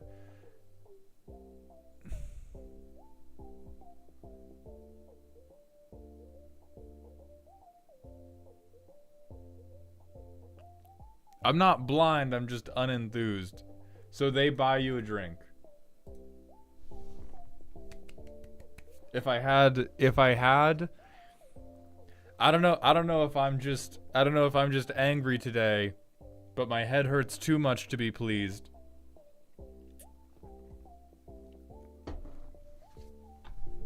So you're doing Battle of Wits, Oracle of Alpha loops. This shit is begging to be a YouTube channel, dog. This shit is begging so hard to be a YouTube channel. R&D's Secret Lair does not... So it changes Ashnod's Coupon. Does not non-bow our commander. Oh my god, we have Blacker, Lotus, and Time Machine.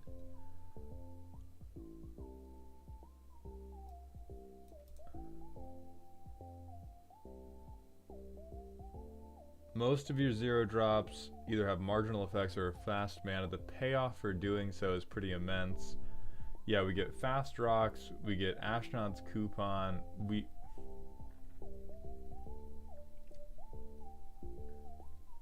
This is very, very Deadpool, and I can't tell if it's Deadpool and I love it or Deadpool and I hate it, because it seems like because you're playing unset cards, you should just win every game ever. That you stick your commander. It feels like the deck is probably the worst thing in the world until you stick your commander, and then if you stick your commander, you have the most powerful deck in history. Because you just have so many fucking... You have every card. Every card in your hand can be whatever other card you want. You get to live proxy your fucking deck, which is so broken. And you're like, well, what if sometimes I use it to make you spend $5 on a Dr. Pepper?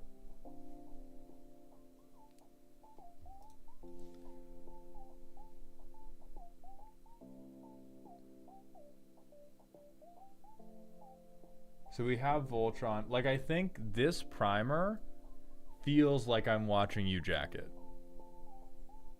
And I can put my finger on why, even though I don't want to. Like, I think we are writing this massive... This feels like looking at the Path of Exile skill tree, where they go, hey, look at how many possibilities you have. Look at the endless possibilities you could do with this deck. It will be so oh, you combo one. Oh, you combo one.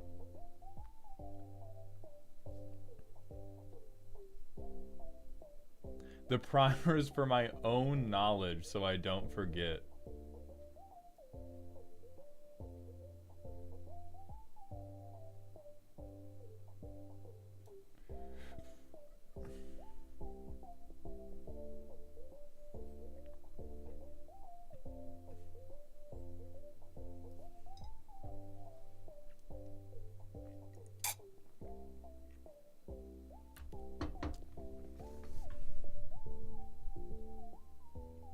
What in the fucking special interest am I looking at, man? See, here it is. Here it is. This is the... I have funny dance combo, or, by the way, infinite mana. Or, by the way, I have an Archaeomancer Mystic Sanctuary combo. Or I Thoracle myself. It's just like... I feel like this card is... Or, not even this card. I feel like this deck is just an absolute car crash to pilot, because how do you ever decide how hard to go? Which, like, I think in established play groups where you're just going off vibes with people you know in person, this is something you can navigate. The thought of playing this against, like, randoms feels petrifying, because you are playing dog shit cheater combo. The rule 0 for this deck is, hey, do you mind if for 5 mana I win the game of Magic the Gathering, but I promise that I'm going to be the silliest fucking guy you have ever seen. Right? Because we playtest... We give away a Mirrored Lotus to everybody. So we have 4 mana. Oh my god, we got R&D's Secret Lair already.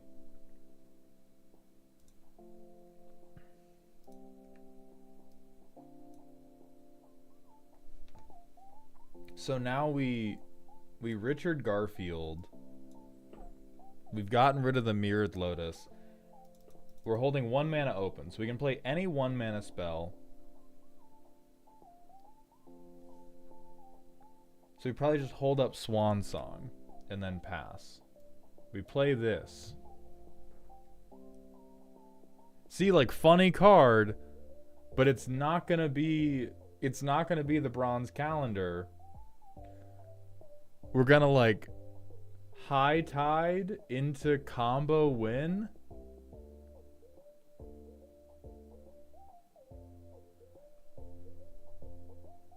I like there that, and that's why I say this is demanding to be a YouTube video, because there's so much goofy shit that you could do.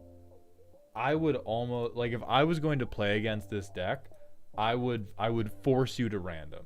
I would force you to do the Discord Lord of Chaos My Little Pony card, because holy shit would it be so annoying watching you bust out the Encyclopedia Shitheadattanica to try to figure out how you were gonna combo win.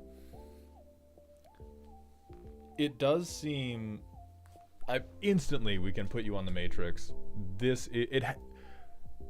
By virtue of what it is, and by virtue of the 5,000 word primer you presented, this is 100% tuned. This was a labor of love. I can see that you put a lot of effort into it. You are jacking off in a mind palace. Like, have we all seen the Benedict Cumberbatch Sherlock and Holmes, where he goes into the like big beautiful mind palace? That's what this deck is, except every room is you jerking off about a different one of these ridiculous fucking card swaps you can do. And I think it is,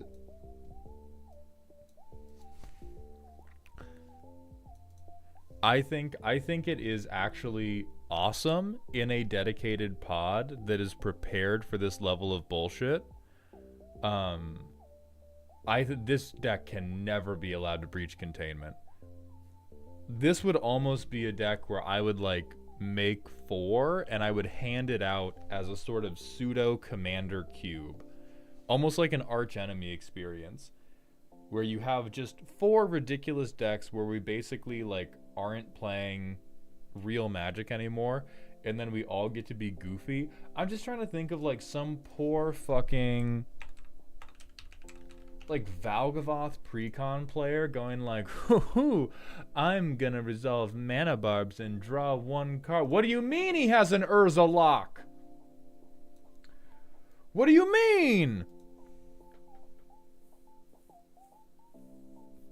Not even a mind palace. This shit is a mind mobile home. I don't agree with that, because it's well made. It's very dedicated. It's extremely dedicated. It has a lot of good cards in it by virtue of all the cards or whatever they fucking want them to be. It's just devoted to gooning derogatory. You're the bad gooner.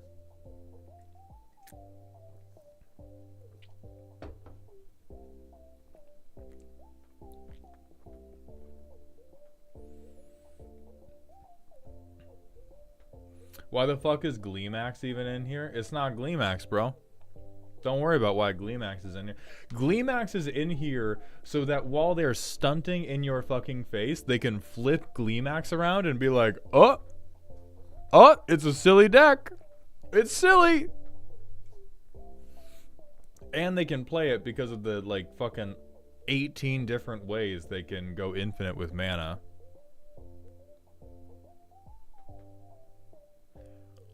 No, I don't think you can turn it into anything else, but it is infinite mana outlet. Pretend that I'm really, really goofy and not that I'm, like, this is the, when every comic relief character in an anime goes mask off and reveals that they were actually omnipotent the entire time. I don't even think this is a win. This is not a Gleam. Let's be so clear, Kilroy. Nobody get any ideas about Gleemax as a win con, because you just died to Gishath. The Gishath deck we were stunting on, this kills Gleemax.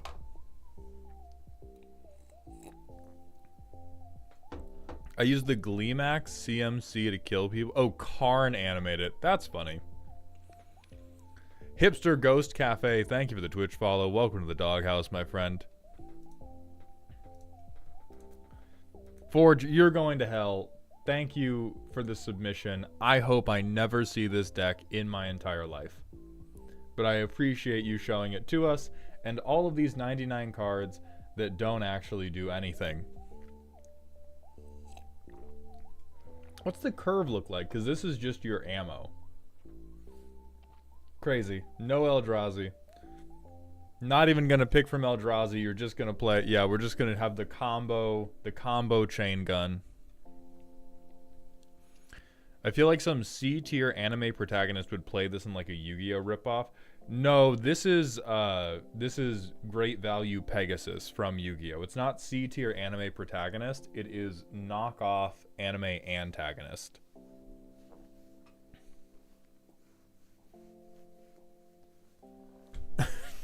Yeah, no, they did not.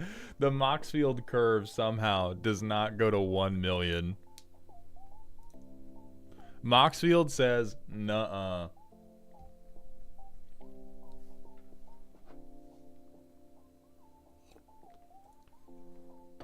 This is Maximilian Pegasus, but balding.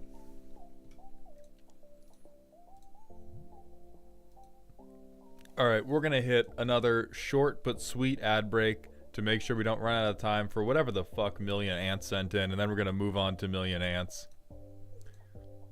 Yeah, bro has harnessed the Toon Force in this deck for diabolical purposes. You are officially uninvited from the annual meeting of the Dastardly Whites if you are white, but especially if you aren't.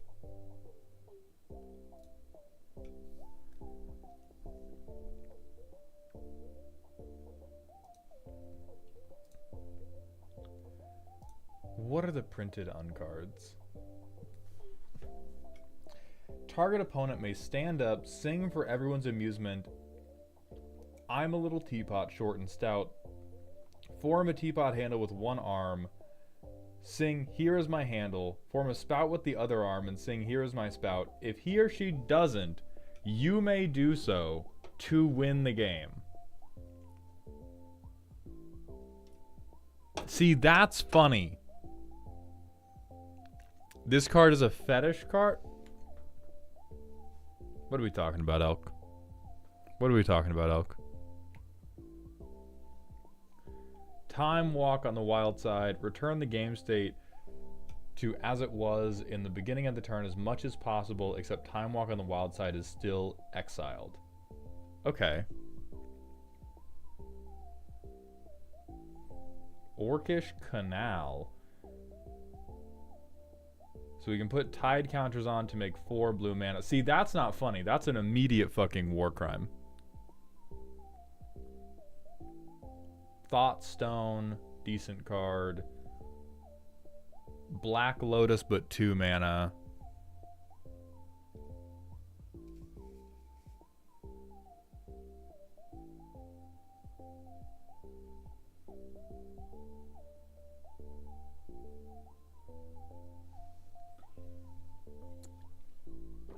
Shylock's Mazer, 3 mana of any one color, put 3 charge counters on. At the beginning of upkeep, if there are any charge counters, add another.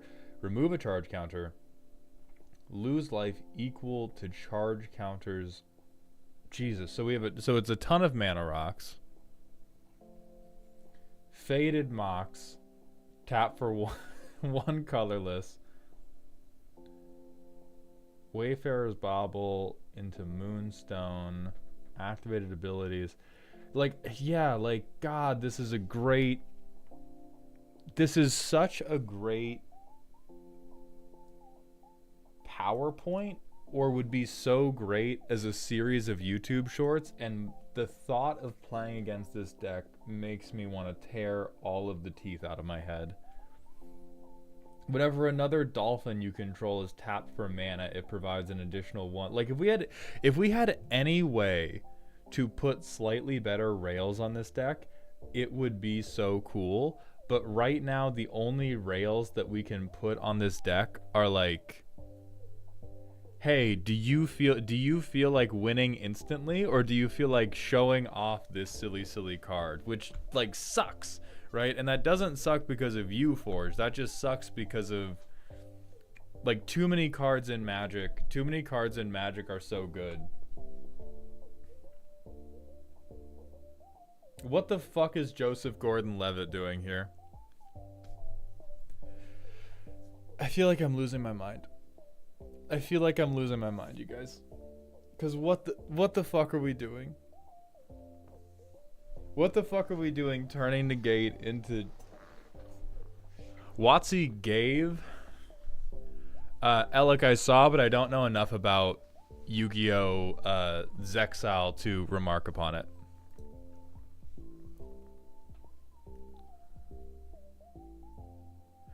It's my unhealthy obsession after getting a job. Joseph or the deck? No, it is. It's just like, sure. I disagree, but the bid is not important enough for me to continue belaboring it.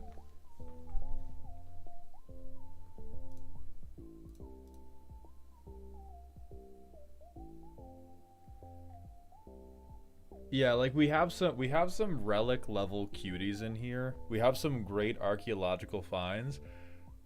But I think the thing that's making me the thing that is making my head hurt about this deck is this deck is it is diametrically opposed to my typical mindset when I'm trying to build a commander deck that is both fun to play and fun to play against, which is if you are going to pull any punches, you should pull punches in the deck building, and when you are playing, you should always play your best, because it sucks for the table and it sucks for you to pull punches. And the entire premise of this deck is, what if instead of playing the good card, I took out this flower that squirts water at you?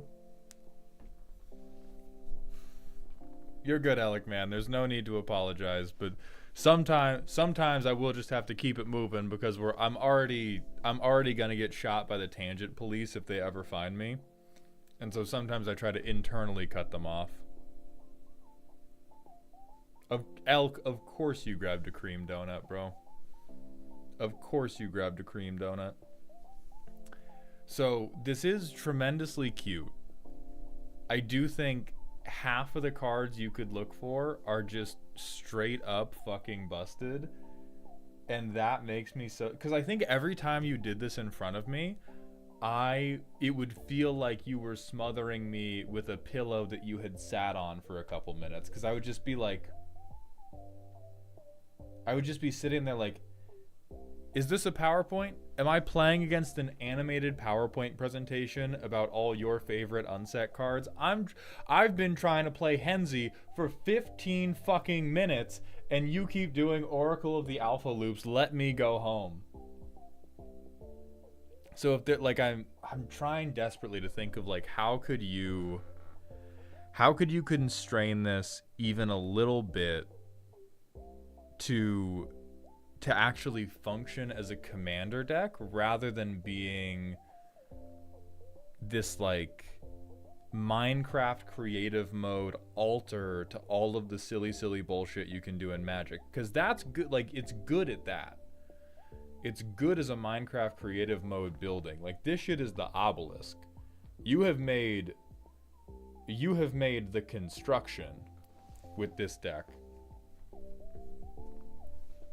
And it feels like one of those things where you finish painting it and you're like, oh, I'm so glad that I've finished my masterpiece. Anyway, let's set it on fire. Let's set it on fire. Main constraint I set for myself was to make as many of the cards illegal as possible.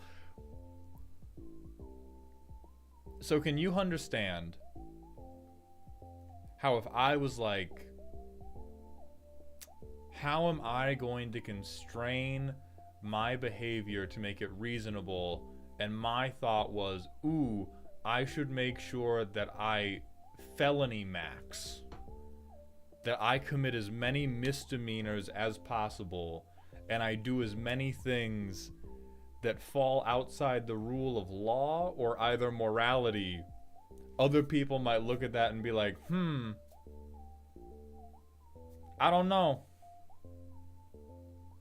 I don't know if I like these constraints. Like, the one rule you made is I'm going to be a bastard man.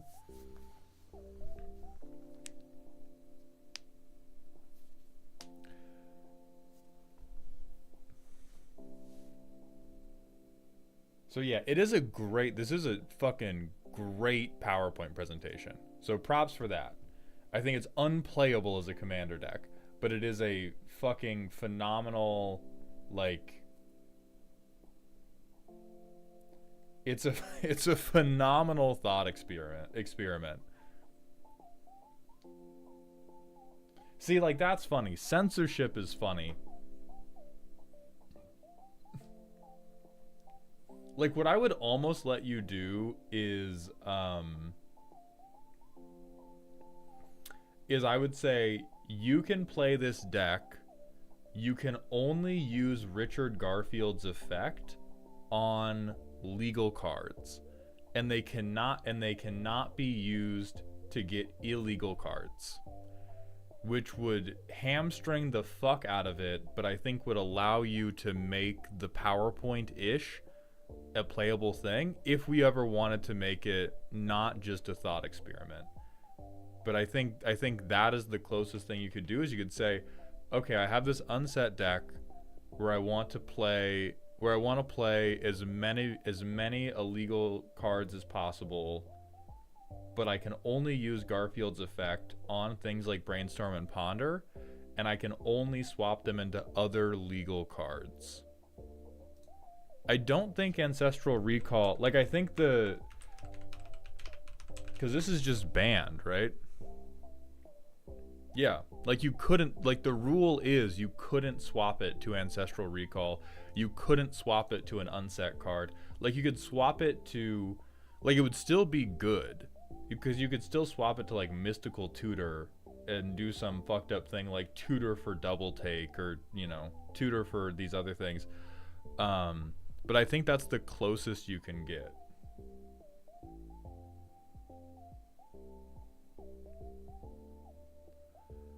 Oh, what's up, Ben? I don't know if I'm going to cosplay in Atlanta. I think I'm going to make that decision later.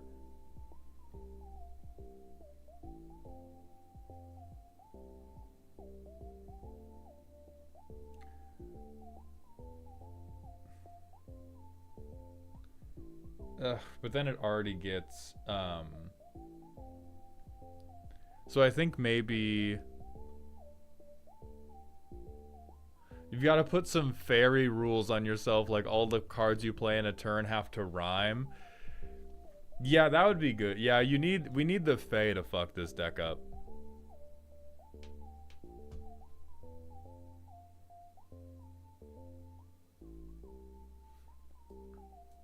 Yeah, this is still Calvin Ball shit. Like, this is still full-on Calvin Ball. This card, hey, this card's not legal in the format for a goddamn reason. Spellbreaker, don't look at this deck. Your head's gonna fucking explode. We're gonna move on to Million Ants deck, which is also scary. Nature is angry. This is my take on Storm. My first build ended up looking too similar to my Kaikar deck. I didn't want to build the same deck again, so I've tried this version with leans more heavily into green in combat. I hate my friends, so any ideas that make their lives more miserable are always welcome. I could probably tune the curve more, but having mana isn't the deck's problem. I'm thinking bracket 3 or maybe bracket 4 if I tune it more, but I'm still figuring the new system out. Okay. Trying for something different rather than my first impulse of just sticking to the is-it spell slinging stuff when she gives the chance to abuse the storm keyword on things that usually never get to storm. I have the normal cantrip spell slings, but the deck aims to get big storm turns by getting storm to connect multiple times via double strike and extra turn spells. Yes. Instead of falling into some basic bullshit like storming off into extra turn, like storming off. I've done extra turns and extra combats. Bro is about to tell everybody to sit down and hold on before he cuts the crusts off a peanut butter and jelly sandwich. Oh, it's just combats. It's just combats. Which is effectively an endless turn. Understood. We're also abusing the ability to storm off of ramp spells with landfall payoffs that should also be viable threats to win with the extra combats that Storm will be making. When my first deck list not made around a pre-con or an existing deck list, my table tends toward powerful decks, so my aim is to make this scary. Okay, so we can try to work with this.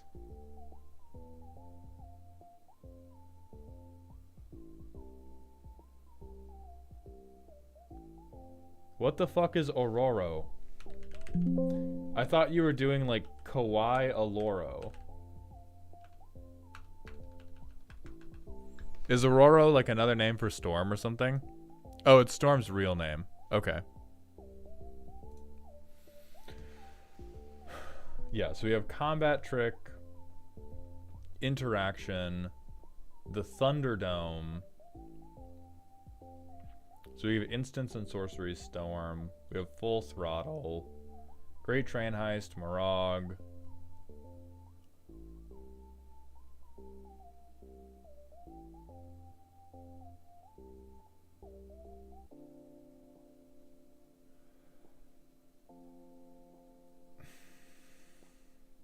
Storming up a bunch of mana and landfall triggers.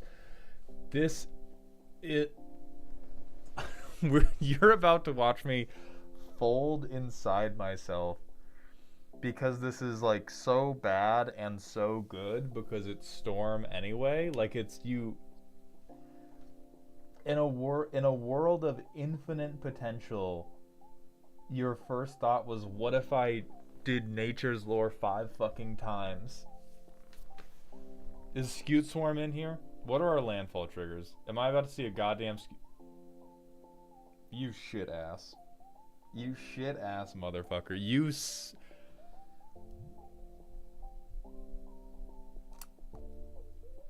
In a world of endless possibilities, to give clear fucking anything you wanted Storm, we ended up with top 10 most popular Team Year win cons anyway. Indistinguishable from a fucking Animar list. Indistinguishable from an Omnath list. The brain sickness is too deep. Bro has mold inside his hippocampus. He cannot remember anything other than every good Team Year card ever. Which, listen, I've read Stormlight Archive. I believe in Journey Before Destination. I think we are getting a little bit pressed when we have 1,000-year journey just to end up at the Walmart anyway.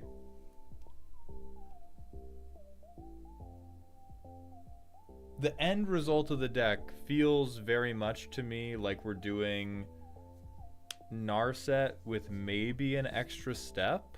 I'm still debating in my head about like how satisfying this is, because you are very technically doing something different, but you're taking a slightly different path. You're taking a slightly different path to a lot of the same endpoints, and maybe you've never had these endpoints before.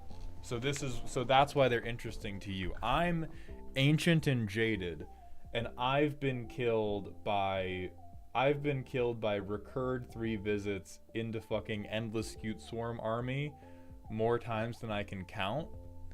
So if you've never gotten to do this before, okay, I'll try to let you cook. It's my first Team Year deck and I have no landfall ones in my pod. Then yes, the brain sickness has grabbed you.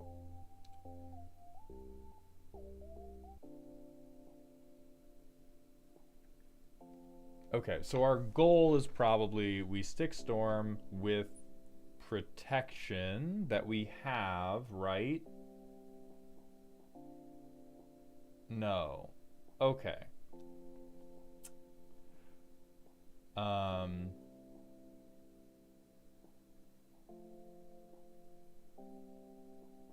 What in the shit fuck is Loot doing in here? We have 16 creatures! Oh, team your brain sickness. It's team your brain. It's a debilitating condition. It's a debilitating condition. I'm gonna be normal. Okay, so we have a decent amount of counter spells. I do think the thing you should make a decision about, that I don't see a solid decision being made, is am I going to try to go infinite, or am I going to give things that don't deserve storm a storm count of 2 to 3? What you're also lacking, and you will listen, you will go to hell, but it will at least be a good speed run time, is you'd really like something that lets you untap lands. I think untapping your lands based off of combat is going to be the missing link that makes this really powerful. And the downside, as somebody who really, really wanted to build this commander, I don't think you ever make a not really powerful version of this deck. Giving stuff Storm is so fucked up and bad that our only real option, like, we're landing in bracket 4. The only way this deck ends up in bracket 3 is if you cut all the counter spells, and then it's just a really variable, hey, if you guys are willing to strike down a black woman, then you can beat me. Would Hidden Strings not be incredibly powerful? Yes, Hidden Strings would be good, but we need some type of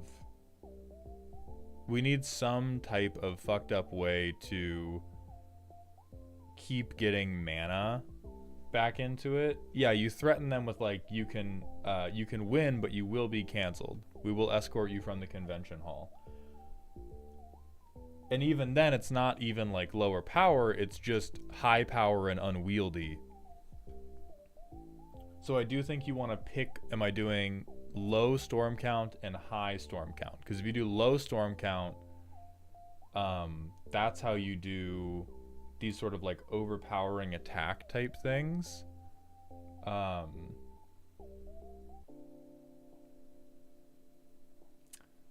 Combat Celebrant really isn't too bad.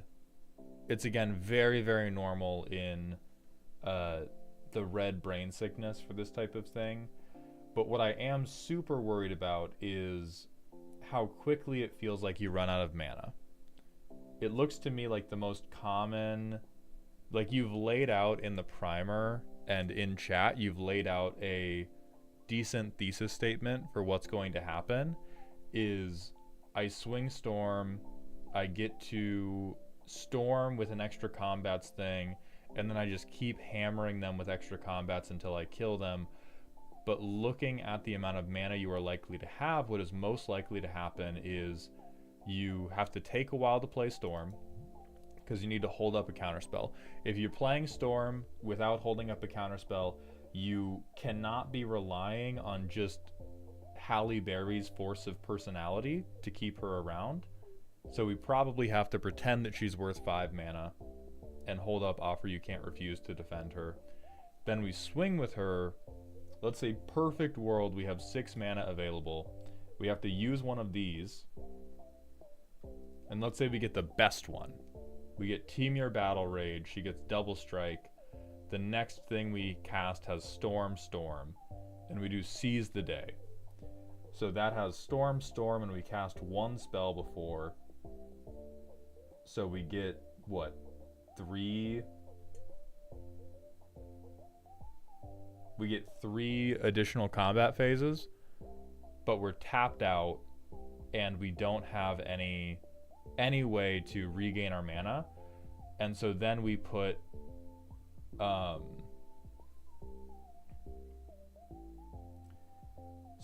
like a decent amount of commander damage into somebody, but we're still tapped out and we can't really do any of these storm win cons.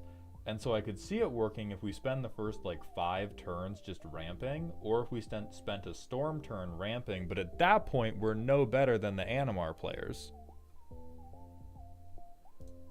So let me playtest that and see if that's true or if I'm just being a no good hater.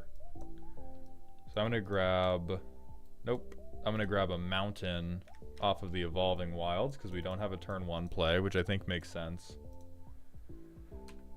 We do, I think, explore.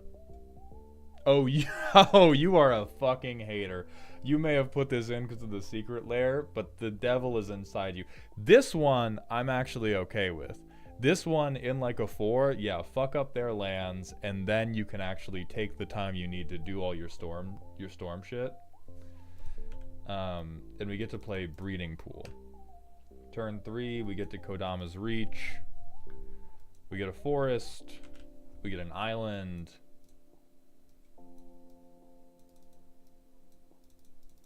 But we're otherwise tapped out.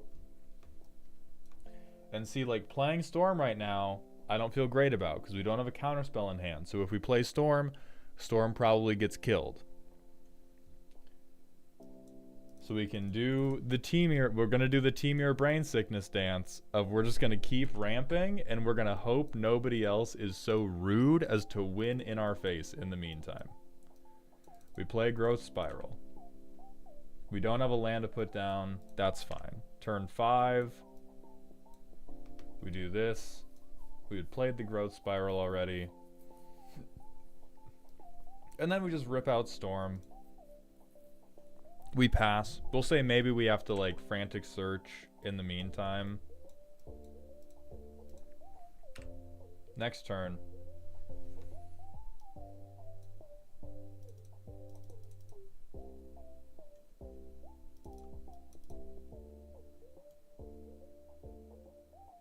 We give her double strike, draw a card.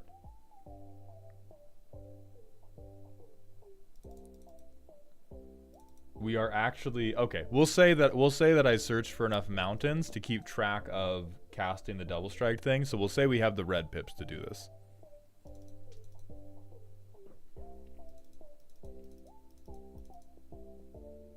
So we entwine.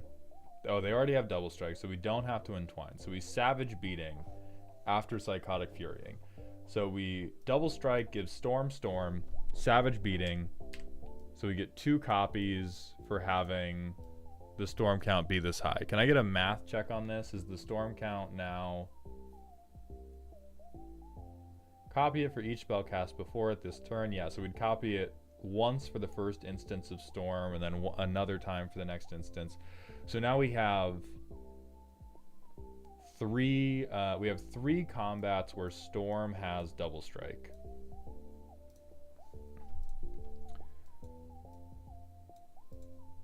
And despite spending, I think it was like 3 clear, we spent 3 turns cultivating. So for 3 turns cultivating, we have the open mana to give Storm double strike for 3 more combats, which is 18 more damage. So we can kill somebody with commander damage. We can do Roundabout Voltron. And then we cast Temur Battle Rage 9 times, busting our pants, and then scoop. Like the next turn, we could Temur Battle Rage into 3 visits, but we probably end up... Oh, fucking woof. So now we're just trying to get the storm count off. So we Pirates Pillage. We get these 2 treasures. We Vandal Blast just to be fucking rude and get the storm count up to 2. We Swing Storm. We Battle Rage, pretending that I had tutored for the right mana because we tutored for a ton of lands. And so a million ants would have done this much more intelligently than I did. They get double strike, storm counts 3. And now, big moves, we Ice Storm. So we double storm the storm count to 3, so we copy it thrice. We get to blow up 7 lands on turn 7. That's pretty fucked up. We can either take 1 player out of the game. Or we can fuck up the vibes for like most of the pod. But if we want this to be scary. I don't think it's... Like, I think any other Teemier deck that got to spend 5 turns setting up with nothing bad happening to them, like, this is a funny payoff. I ramp into, I blow up all of your homes, but we've been doing it again. We're hoping that we don't get killed because people are just big fucking fans of Halle Berry, but they've been watching the dipshit Storm deck, which they're gonna assume you're on extra turns. Because the most meta thing you can do is I cast an extra turn spell with a Storm count of 1. I get 2 extra turns. On those extra turns, I untap my mana, and that lets me kill you. And if they tried to shoot Storm, I think we were fucked the whole time. Like, I think at no point could we have... Like, the only thing that was going to keep Storm from getting killed is us saying, well, I have the mana to just play her again anyway, so how about you go fuck yourself? See, like, this landfall effect, fucked. I'm not convinced that we have the space to work with it, but we will try. I want to believe in this dream. We honestly, I don't think need to hit another land right now. We need to hit something that... Why is my... Hey, bitch, work!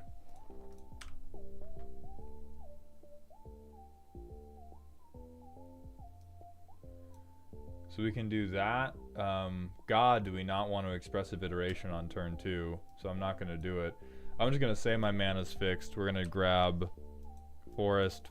Again, pretend that I have not fucked the pips up. Turn 3, we have no blockers, but we do have a fucking dream. We will expressively iterate. Shit. Coma will go to hand. This will go to exile. This will go to the bottom. We'll play the cat. Then we'll land drop. And we'll get the cat to a 3/3. Land drop, cat to a 4/4. And then get the cat to a 6/6 after we fetch. That's real. Play Combat Celebrant for setup.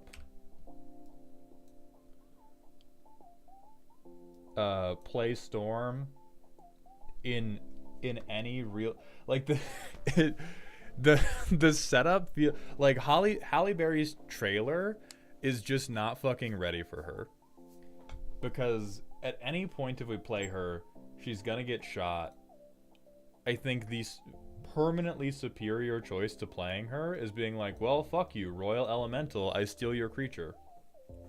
And then force them to waste removal on Royal Elemental. Like, this definitely... I think Teemier Brain Sickness is the closest name we have for it right now, but it's falling into the same trap as Chatterfang Inclusion Syndrome, where as soon as you went, oh, what if I used Storm's cool text box to pull off landfall in a new and interesting way, half of your deck just became landfall, and it became just better to landfall. Especially with the cards you have in hand, you are straight up better off tapping out for Omnath Locus of Rage and casting 3 visits than trying to get Storm down. And so I think you need to take Storm, and you need to either try to do something that's like totally kooky, or you need to accept good cards. The guild authorizes you to play one singular good card in this deck.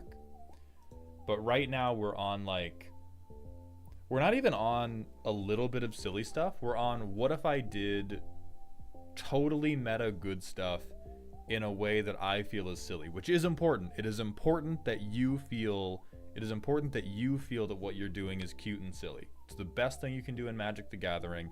From my perspective, you have hiked over a mountain ridge to get to just a different Walmart than the one that you live next door to. But they're selling all the same shit. So personally, I'm gonna recommend against landfall. I think if you wanted to do if you want to be like explosive landfall, you just pick any other Temur card and you do like galvanic iteration on my cultivate. Act like I don't know nobody. Like I cast galvanic iteration, I cast Sky Shroud Claim. Kill me if you must. Like let me see what other.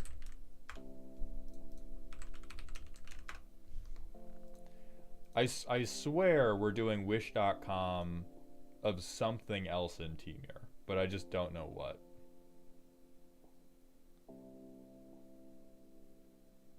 I mean, it's not particularly Flubs the Fool, but we are kind of doing Flubs the Fool shit of just drop a million landfall triggers.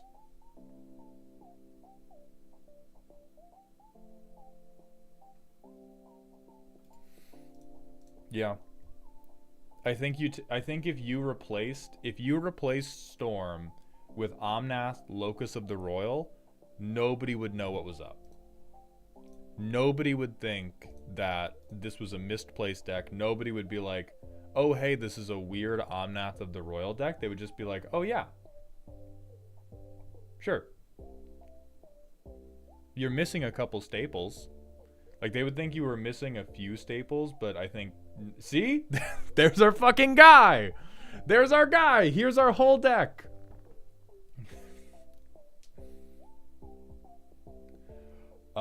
Here's our whole fucking deck. They got us. Yeah, the Omnath players just have this deck dead to rights. And so if we want to make it better, I hate to say that like the thing that is going to make this deck better is also boring, because the thing that makes this deck better is what if I got to take 2 extra turns instead of 1 extra turn. That is what makes you win. At a high power table, it's probably what is necessary. It's not going to be interesting from a deck building standpoint, but it can be fun to play. It can be fun to pilot at a table that is ready for it. And if you want to make the jump to doing something like this, then on top of your protection and your counter spells, what you need is stuff like Expedite. You need stuff like Anger that you can discard to the graveyard. You want ways to guarantee that Storm is going to have haste to try to reduce the need to make it through an upkeep. And if you don't want it to be, I think chat keeps getting fucking ahead. Everybody wants to rush to the goddamn conclusion instead of listening to my dulcet tones take you on a journey. Because we're in the part of Storm talking about how to make it strong, which I said was going to be boring. Which I said out loud at the beginning of the shit. This is the boring but playable and high power, and you may find yourself enjoying it if you just want to play with the good cards in the first place. If you want to do the shit I was going to be on,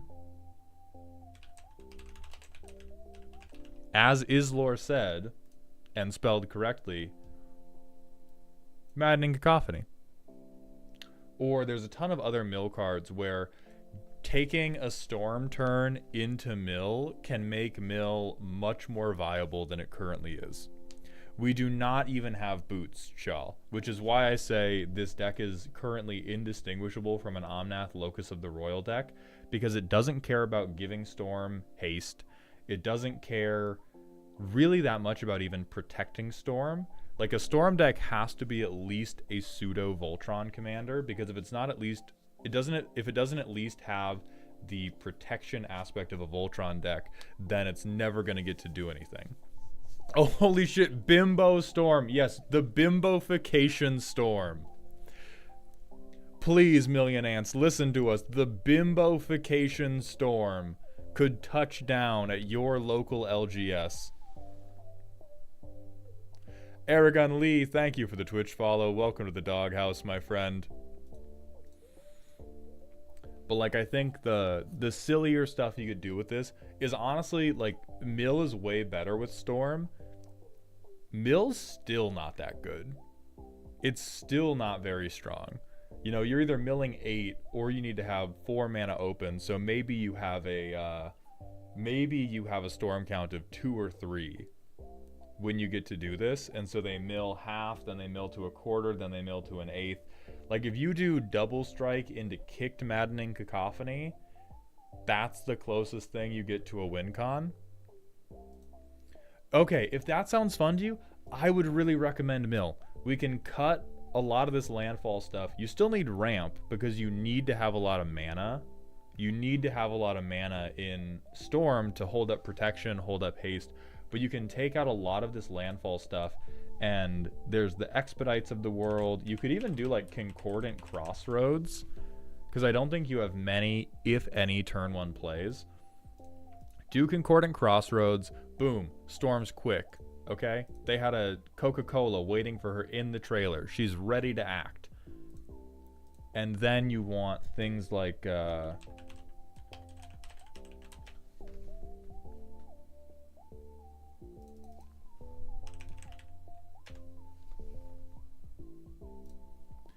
you want at least a little bit of protection pieces, because the main difference is protection pieces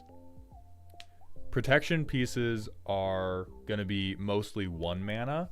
Counter spells that do anything are going to be mostly 2 or 3 mana. And that is deeply, deeply important when you're trying to take a storm turn. If you're doing normal Temur landfall shit, how much could a banana cost? You'll spend 20 mana on it because you do not give a fuck. You are the one who creates all the lands. But if you're doing a actual factual storm turn, the difference between protecting your commander for 1 mana and protecting your commander for 2 mana is the difference between a whole storm count. What about stuff to make Storm unblockable? Casey, stuff like Enter the Enigma that draws a card too is worth it. In general, you will probably find at least one player that doesn't have a flyer, and a lot of the stuff we're going to Storm with hits everybody. If you're doing Maddening Cacophony, or if you're doing any type of mill shit that's worth a damn, you're going to be milling every player rather than just one player. And since we're copying and we can choose new targets for the copies, if we hit them with the trauma, if we trauma dump on a motherfucker, we can just select new targets for each one of it, but we should be on each. And so we don't need as much unblockability because we probably have one person we can hit. We're not going to be able to choose our target, but we're going to have one person that didn't bring a flyer, that's not playing angels, etc., etc., etc.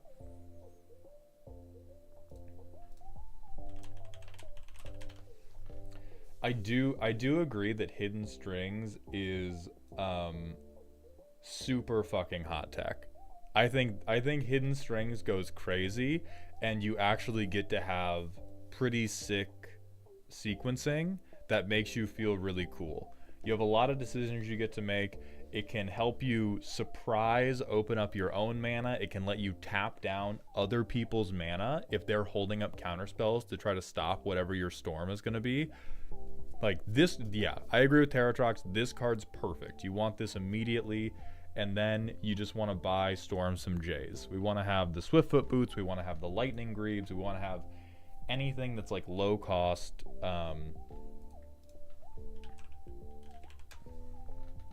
You would even take Lava Spur just for haste. You take Lava Spur just for haste.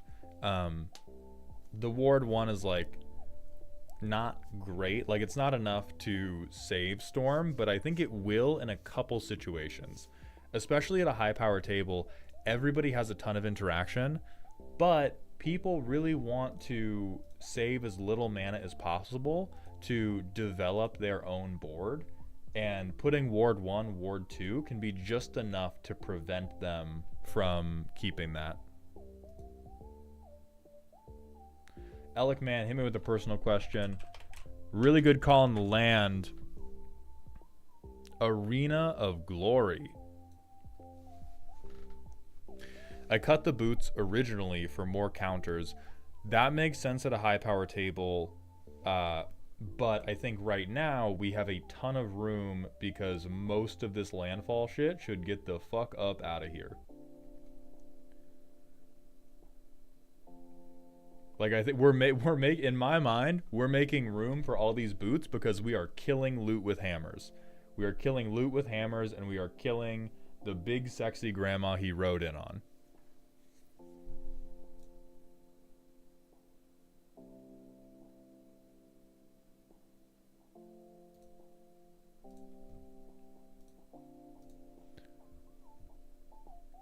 Yeah, fuck this ox, dude. Do you want an asterisk, or do you want to give everybody a goddamn bimbofication?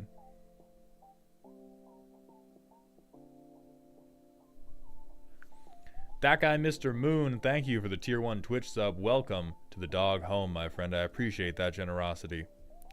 Neon Python, thank you for the Twitch follow. Welcome to the doghouse.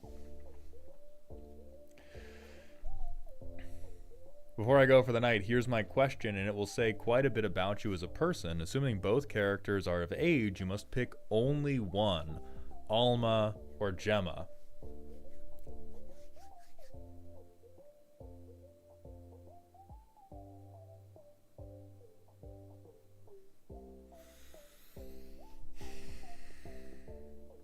I'll tell you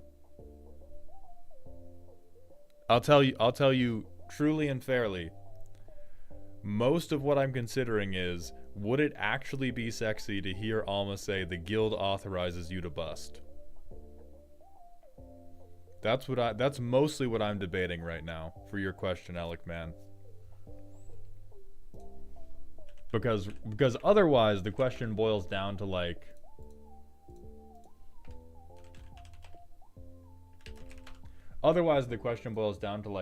holy shit, what about attractive person or other attractive person? Yeah, Gemma is Hot Forge lady, so probably Gemma.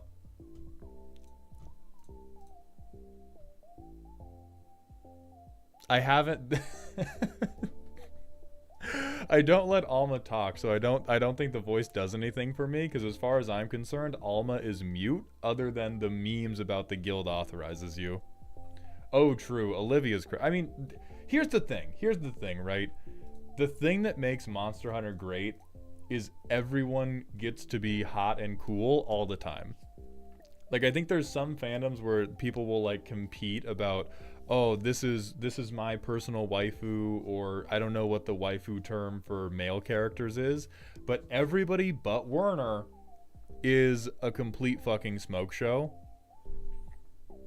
And so it's all W's. Husbando. Okay, husbando then. So waifus and husbandos in Monster Hunter, it's like 0 skips, other than Werner. 100% skip Werner, but everybody else is just like, damn, yeah, holy fuck. Alright, so we're gonna hit a manual ad break, and then Elvaril, are you around? And Scraw, have you shown up? Alma is more of your type, and I think that's totally fair, because again, 0 misses in the fucking... I'm not going to say franchise, because this is the only Monster Hunter game I've played. Present and mostly accounted for. Perfect. We're going to hit a 3-minute ad break to keep the pre-roll demons away, then we'll be going with your deck.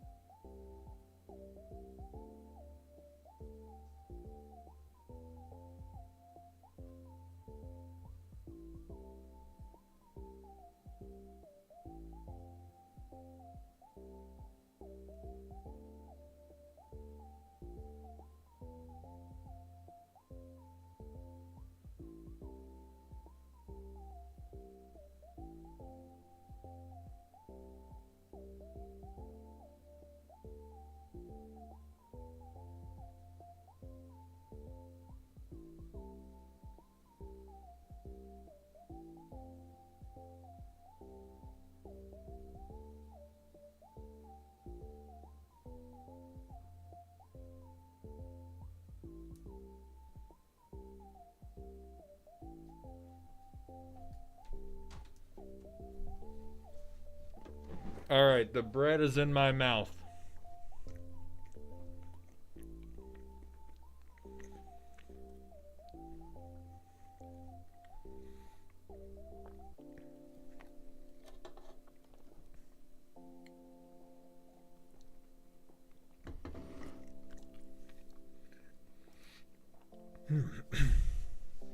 Oh yeah, I do need to update the roast command. Hold on. Let me type that up real quick because I do think it's gonna... Old roast command is gonna catch a lot of people lacking now that we're altering it. Streamlabs, log in, Twitch, doodah. Okay, here's the bot. Here are all the commands. Here's roast via Ko-Fi commission. And then we delete that. Ko-Fi spots or commissions at $50 each. We're going to call that the tentative new price. And then if they don't sell out at 50, we will lower the price. Emperor Tromodlov Drolmai, thank you for the $20 super chat. I appreciate that generosity.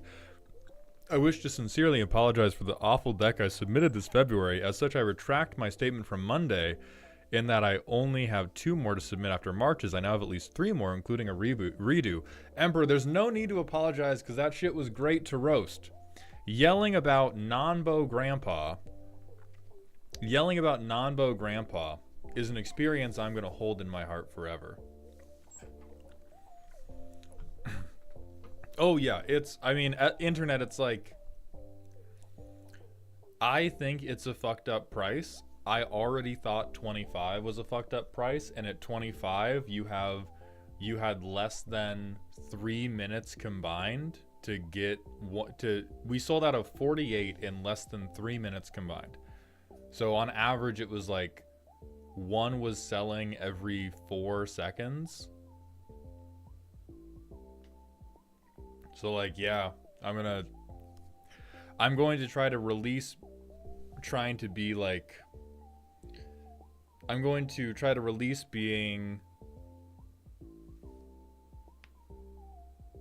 to try to give back in other ways. Oh, right. We're doing...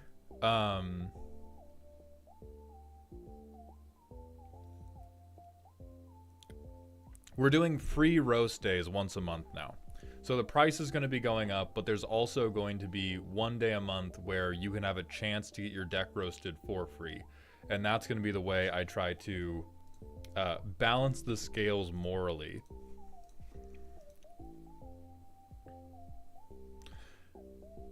Really on heart, thank you for the Twitch follow. Welcome to the doghouse, my friend.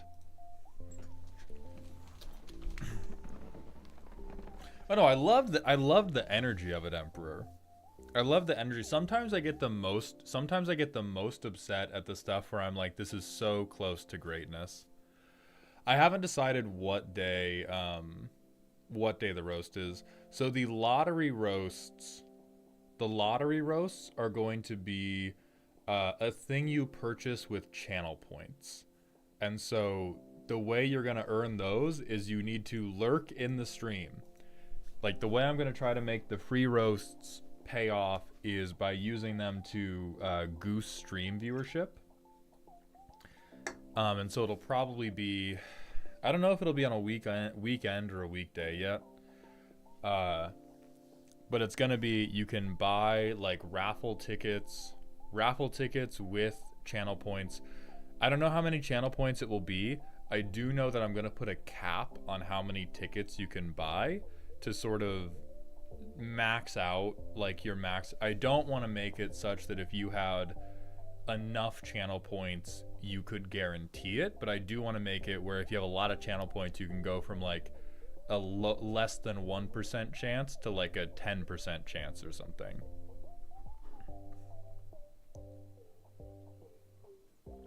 Pineapple, I'm going to be talking to a couple other streamers who I know have done not raffles for this type of thing specifically, but raffles in general, to see if I can work out a way around it.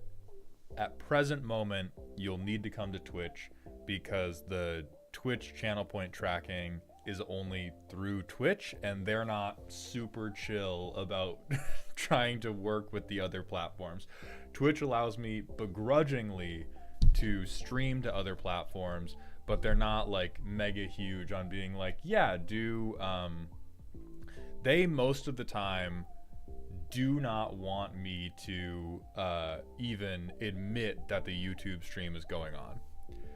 Yeeman000 and PineappleCap530, thank you for the Twitch follow. Welcome to the doghouse, my friend. Takes a long time to accumulate channel points. I have this running in the background at work, and clicking the bonus rewards and joining the raid. That's about 1,600 a day with no sub. That's good to know, Garson. Thank you for sharing that. That is going to be, that will be a useful metric when I try to dictate the pricing of it. Because I'd like for...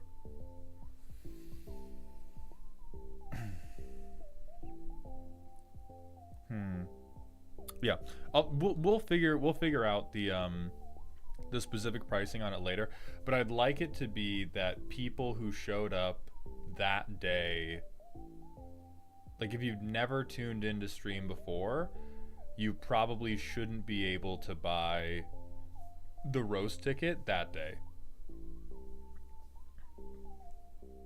Oh, it's because you don't do polls. Well, how do poll, is that like, because I know that there's like predictions and then we can pay out points that way, but do polls cause additional points as well?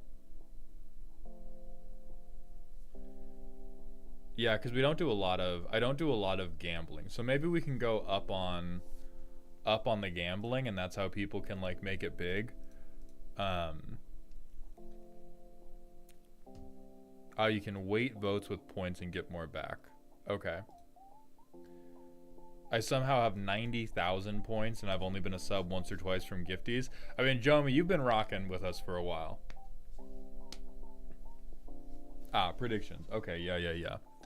So I'll find a way to balance it. I would like it if like, I think if you've watched for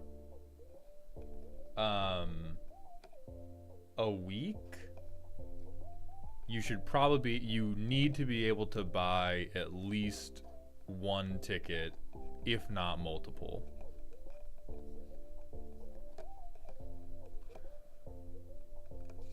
Yeah, we could gamble on if decks would be good jank, bad jank, entertaining jank, or just flat jank.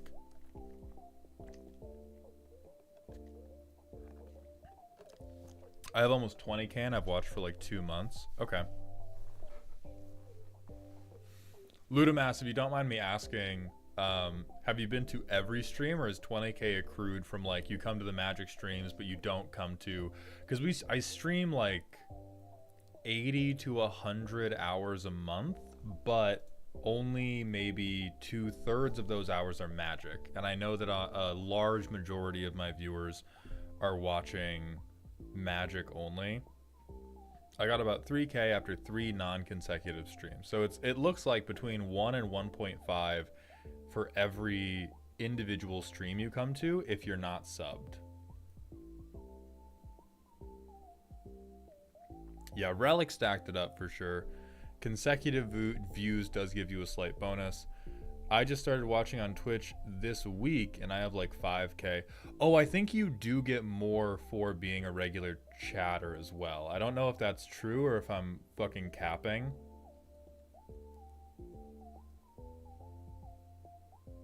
Yeah, and we're going to, one of the ways I'm going to change the Patreon is I'm going to be anticipating, I'm anticipating that obviously a lot of people are going to cancel their Patreons as we get rid of the deck roasting as a Patreon benefit. That just makes mathematical sense.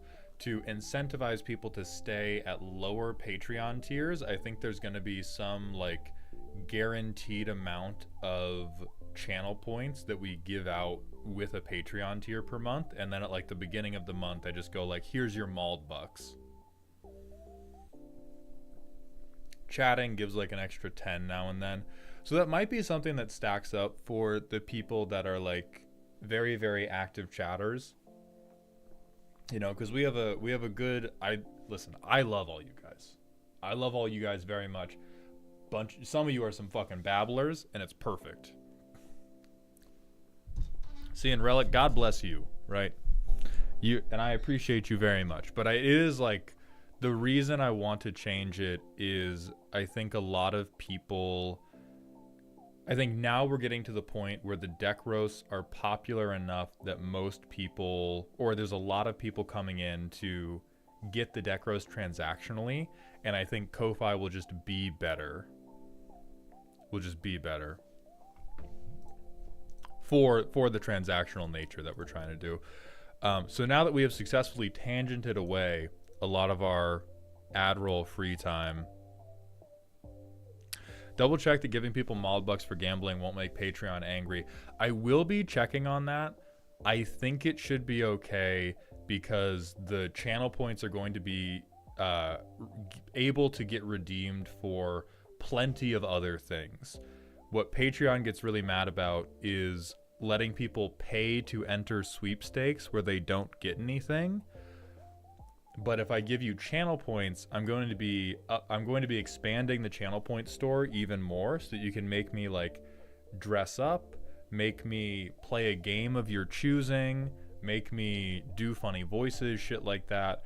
And so they'll also be able to be used in a sweepstakes, but there is no possibility of you pay me to get nothing. It's if you pay on Patreon, you get mauled points that you can spend on anything. Yeah, Maid Hound, exactly. Like you can use your Patreon points to try to get into the free deck roasting, or you can put me in a maid outfit. Right? The choice is yours, but I've given you the guarantee. Like you can have a guaranteed exchange rate for the channel points rather than it being that's no choice.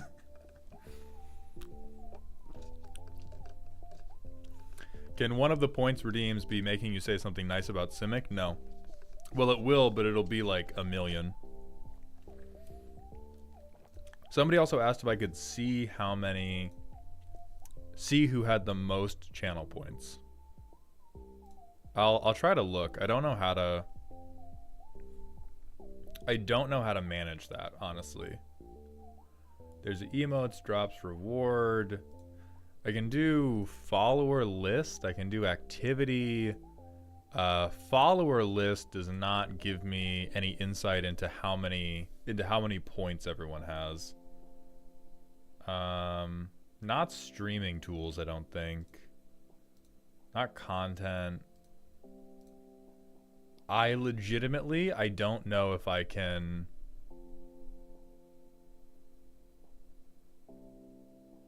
I don't know if I can do it straight up. Using a bot farm to keep mauled in the maid outfit. God damn it.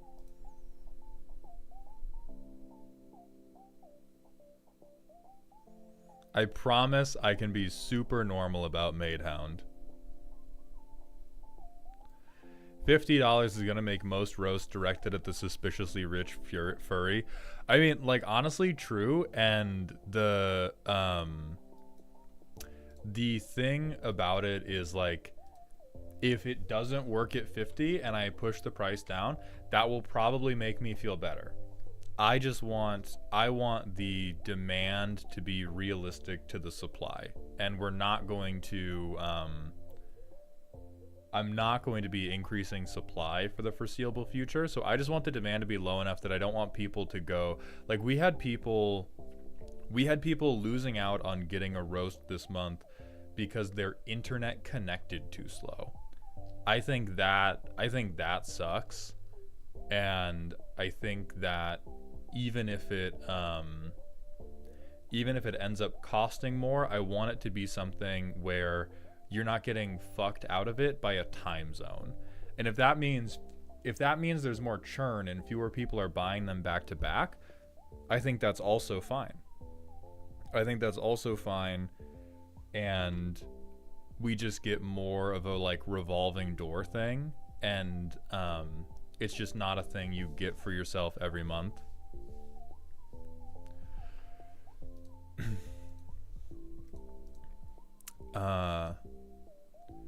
And the more I think about it, make me play a game probably shouldn't be like a channel points redeem, because what if I don't own the game and then stream has to watch me download something?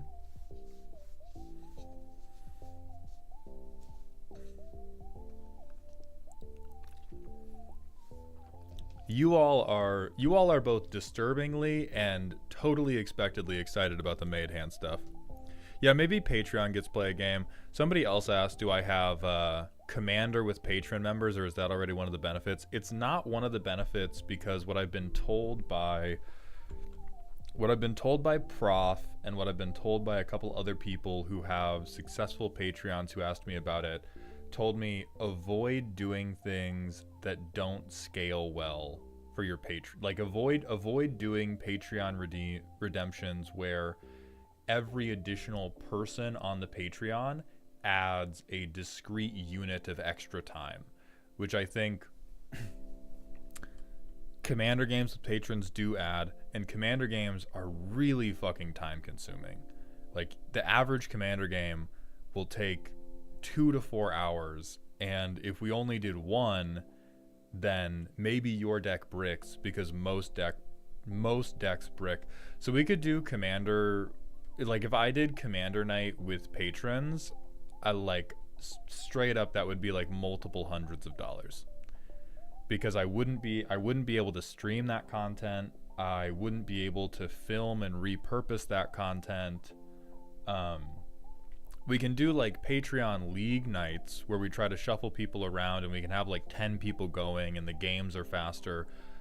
But Commander specifically is really rough, and if I do it at all, it's going to be exorbitantly expensive, and it's probably going to be more expensive than I am comfortable posting, which is what's going to stop me from doing it. Sir Fetched, thank you for the Twitch follow. Welcome to the doghouse, my friend. And General Garson, thank you for the drink water redeem. If it's all the same to you, I'm going to drink a double shot dirty chai, which is really bad, by the way, which is really not great. We can also do Patreon Monster Hunter. Like, we can do Patreon just game nights general. And so we're like the next Patron League night is this Friday, and I think that's going to be a good time. Even those have been rough to schedule just because my schedule gets put through the ringer so often. Turtle Inc., the custom card review is not supposed to be live right now. Thank you for pointing that out to me. I'll shut that down.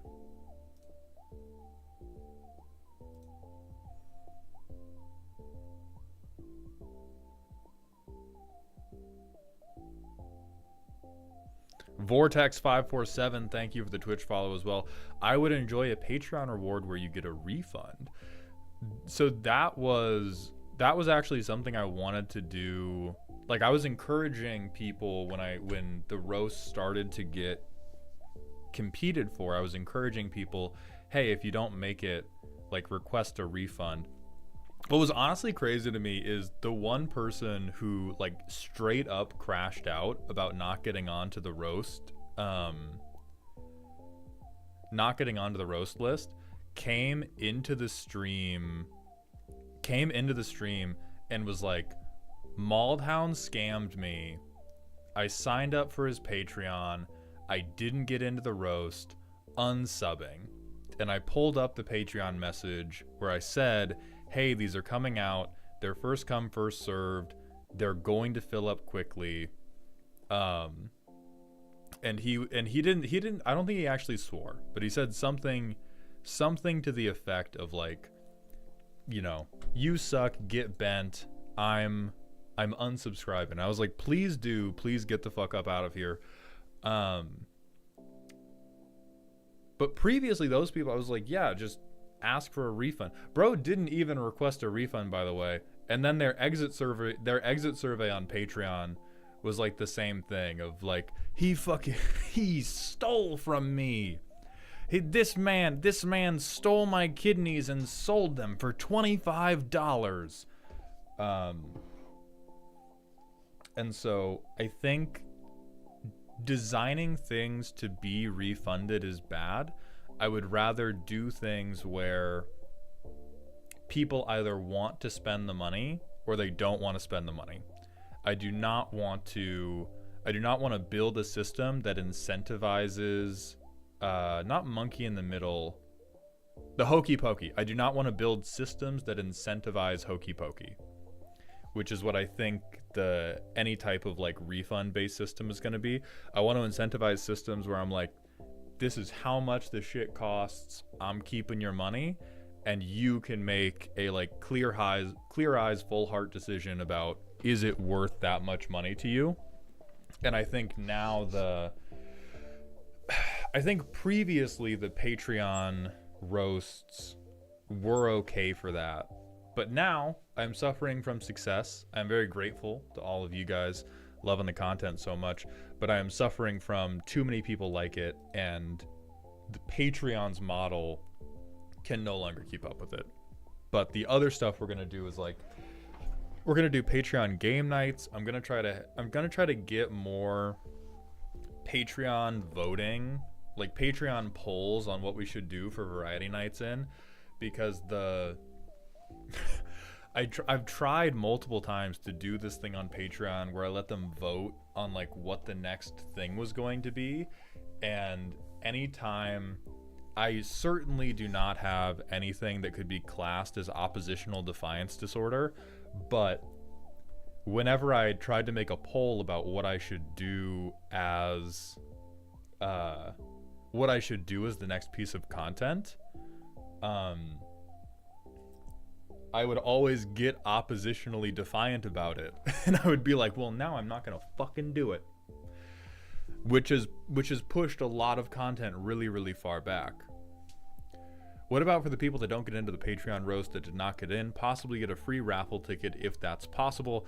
Suiko, we're doing something kind of like that where Patreon members are going to begin getting channel points, which can be used for raffle tickets for the free Patreon entry, or to like put me in a dress or something. I think, again, I don't think there's any world where we leave the roasts as part of Patreon based on what happened this month, and based on, because the one guy, can you give channel points like that? I don't remember that being an option. If I can't, that will be problematic. It might be, I'll have to look into it. You cannot. That gives me a good idea, actually, because what I might be able to do is just do it through the Streamlabs bot and disconnect it from Twitch's internal system, because I know that I can do it. I know that I can do it with sick tricep gains, which are the Streamlabs specific.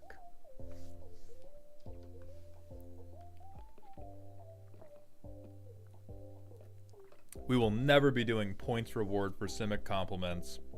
Sandok, thank you for the Twitch follow. Welcome to the doghouse, my friend. And now that we have wasted so much time, immediately into Elveril's deck. This is a silly deck that says cardboard theft is funny, and I want to maximize potential to touch each other's cardboard without letting them put me down for a dirt nap. Group Mug!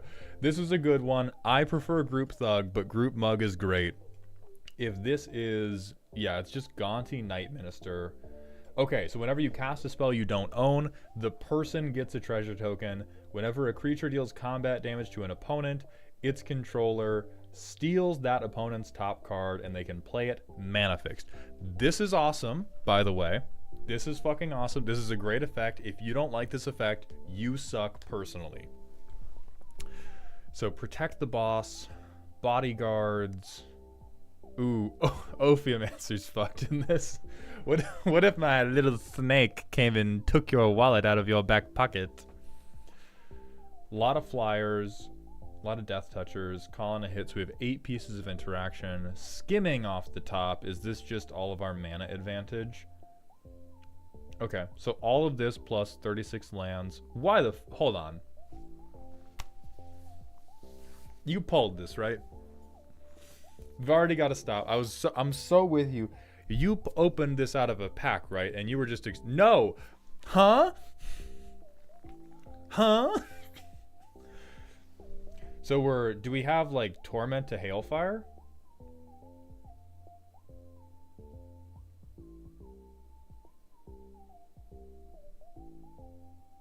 No, our curve ends at 8.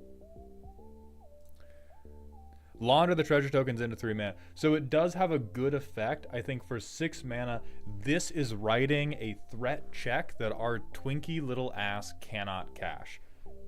Gonti got a long back. Okay? This deck, super not doing crazy shit. If we had a place to spend all of this mana, I would recommend it. But like Radiant Lotus in this deck to me feels a lot like we are stealing the Declaration of Independence with no fence. We are taking like we are running into the fucking function with blood diamonds in our hands, and we do not have anybody to sell them to. Yeah, this is 6 mana to start cultivating on demand. So if you were going to do something like Torment of Hailfire, or really just anything that would convince me that you had a place to spend this mana, I would believe in Radiant mana. I would believe in Radiant Lotus more. But to me, Radiant Lotus is the heart of like, if I'm already winning, I float 30 mana, I slam down Virtue of Persistence, and then I let 23 fizzle just to stunt. You as the player, maybe you can make that work. But as a card, I question it. Especially because if we're getting hits in, like we have enough money. Your curve is too responsible to have a nitrous button in the Honda Civic. This is a nitrous button in the school bus, Brother Bear.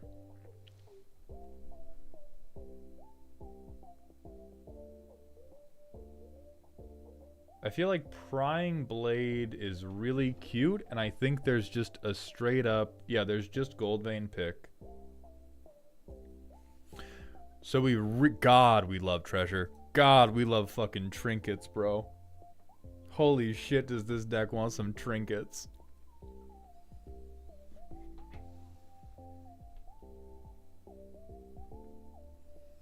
Yeah, like right now we have a lot of our ramp dedicated to making treasures, and the payoff is we make a lot of mana just to have it, which leads me to believe you are a green player in denial. It's maybe good if we want to combo it with I make a ton of treasures, I float 1,000,000 mana, then I Heartless Conscription, and I replay everyone's board under my own. But outside of that very specific circumstance, this feels like more mana than we need. Oh, we have the goons! Yes! My soldiers goon! I'm back. I'm with it again. Horsemanship too? Fuck yes. Beautiful, beautiful. Recursion, I love it. The Bimbo Dragon, I like that. Drana, legitimate silly win con. Eventually, this will turn all of your goons into capital G goons, and you will fuck off, man. No, you don't need this. Cut it. You don't need this. You're too cool. You're too cool. Gonti? Bro, Gonti has this shit on.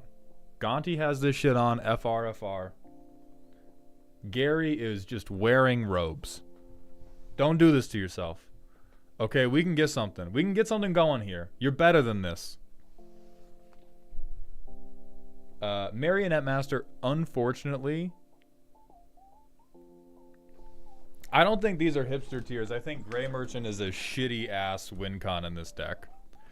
I think Grey Merchant is a like, I'm in mono black, where the fuck is my guy Gary? I do not think we have the realistic recursion loops to make Gary better than just like, if we had fucking anything else that was another copy of Drana, that would be better. If we were just turning our unblockables into better combat damage, a fucking infect creature would be better than Gary here. Because we're going to cast Gary once. We're going to deal fucking 4 damage.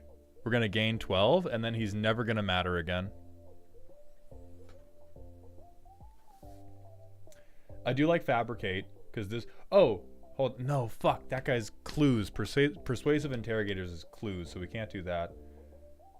Honestly, over Marionette Master.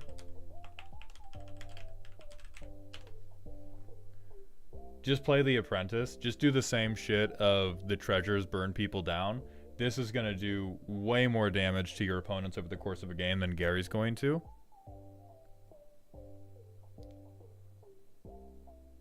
Thieving Amalgam, super fucking cute. Ape Snake? This is a Monster Hunter thing. Honestly, I'm not a black player. I have 2 decks that run black, and they're both less than 25% black. Oh yeah, and this is not a black deck. This is for sure a special little silo of group thuggery that's enabled exclusively by Gonti. So I fuck with this for sure as a silly deck. I think that Gary should get traded out with Marionette Apprentice because most of what this deck can do is pretty reliably... Hold the fucking phone.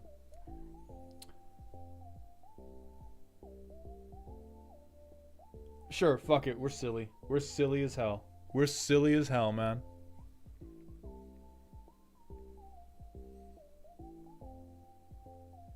I like Court of Lochthwain for more theft. Call of the Ring seems weird when we have so much evasion anyway. I feel like this could just be Phyrexian Arena. Mr. C-Mac says, hey, Mauled, good news. I just got hired and bonus points. I'll be working night shift and my schedule works perfectly with stream times. Hope stream goes well for you and the submissions don't give you too much of an aneurysm. Thank you, C-Mac. I am glad to hear you've got a new job and I'm glad to hear you'll be around stream more often. Look at this fucking awesome deck. So I have,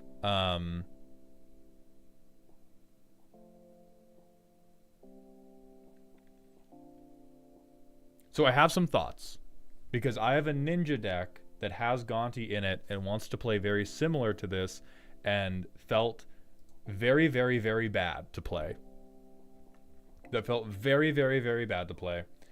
And there are definitely ways we can make it better. The first way is Proxy a Rev. This is just second commander effect, but this one is way sexier. Or should be. And so this would just double dip and would give stuff Death Touch. So this could, I mean, Rev could replace straight up anything, and then you get a one-sided Gonti effect on top of your symmetrical Gonti effect.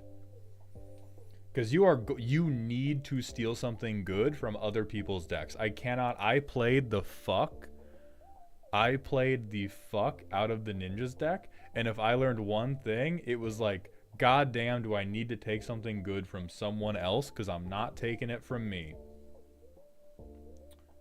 And then, let's see how it runs. Let's see how it runs right now. We bog somebody turn 1 to let them know what's coming. We Mask of Memory. We Nighthawk Scavenger. We get semi-fucked on our lands. But we Inspiring Statuary as well. So we tap these 2 to pay for 2 on Gonti. We play Gonti. We equip the Mask to Nighthawk Scavenger. I'm going to use face down cards to represent my little thieveries. Unreal. The Urza player's combat. It's silly. One person is still mana screwed. Another person somehow has 0 cards in hand because they dropped it. And then one other person is on their second out of 4 cultivates for the game. So we swing. We connect because we have a flyer and it's turn 5 in a turbo casual game.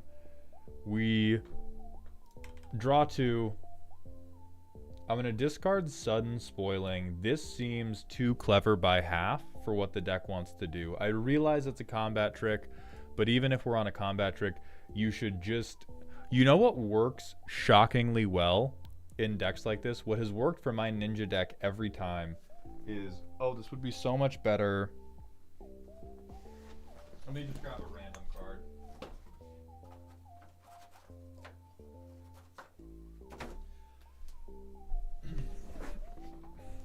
What is What has worked for my ninja deck every single time I did it was if I had a piece of removal and I wanted to get a swing through, is I would just hold the card up to the person and go, this doesn't have to be used against you. Doesn't have to be. And so I think sudden spoiling is clever, but I think you have already used all of your cleverness budget on the deck itself. Like, this is a bad fucking plan you have. We are gambling with other people's money and all of our friends are broke. We cannot rely on them. So Feed the Swarm is just better because you just reveal Feed the Swarm as a free action and you go, let me hit you. Let me hit you. You probably have dog shit on top of your deck, or I'm gonna have to kill your creature before combat. Yeah, you do this main phase 1. You don't do it in response. You say main phase 1, you turn the card around and you go, are you gonna let me hit, or am I gonna eat you? And every single time I did that, everybody let me get the swing off. Everybody was like, fine, I'll keep my creature. You can get your one free stolen card. Sudden spoiling I mostly use as a fog. So is there a reason we're not just playing the one man? If we're mostly using it as a fog, can I convince you? What's the fucking... There's a card. Could I sell you on actual fog? Could I sell you on actual factual fog? Because this, importantly, sudden spoiling doesn't stop the Voltron player or the +1/+1 counterstacker from hitting you, but darkness does. Didn't know it. Hey, and that's what we're here for, baby. To be pretty mean to you and also help you a little bit. Yeah, but for this type of deck, I think we're seeking to stop combat damage. We would want to be like, we swing out on you, and then we prevent ourselves from dying on the crackback. Good. Me smart. Andy has guts and gloomy dogwood. Thank you for the Twitch follows. Welcome to the doghouse, my friends.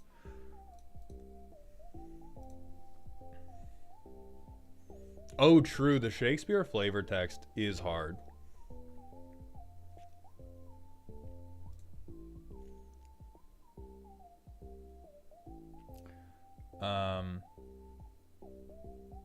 Cutthroats, whatever. All of these are only here because they have shadow.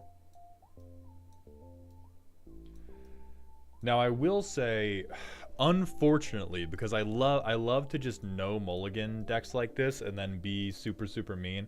I think this is a mulligan heavy deck because we almost certainly want to have a 1 or 2 mana unblockable. Good, non-basic hate. Good boy, good boy. Soon, Sari, the roasts are going to be on Ko-Fi. Next month, they're going to go on sale for $50 on the first Sunday of the month. SJ Mace, thank you for the Twitch follow. Welcome to the doghouse, my friends. I usually mulligan to a flying man, a 2-mana ramp, and 3 to 4 lands. Oh, this is not the designer. Do we have Herald of Leshrac? They can't stop you if they don't have lands.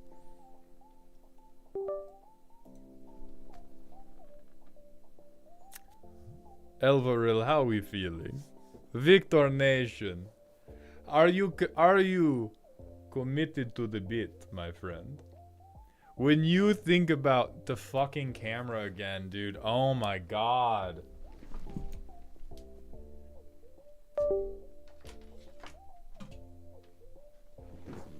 I think this is we're on a good still frame at least. Okay. Hold on. I think we can make fix. Where is...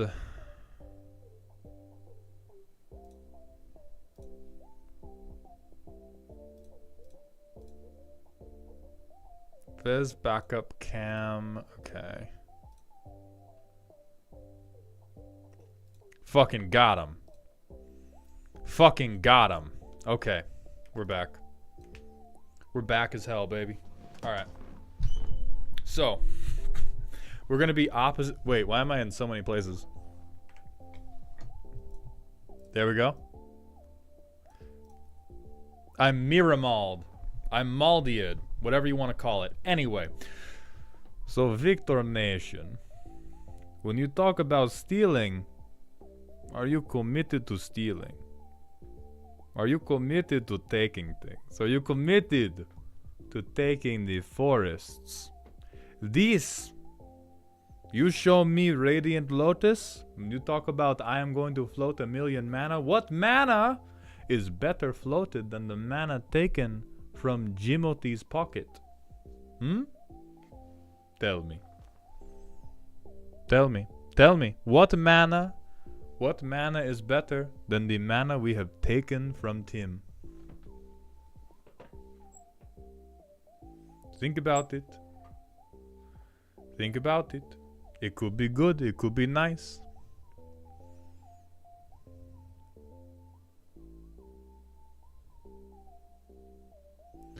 I considered Leshrac, but my concern was that if I played other lands that are stolen and he killed them, then I would also lose those.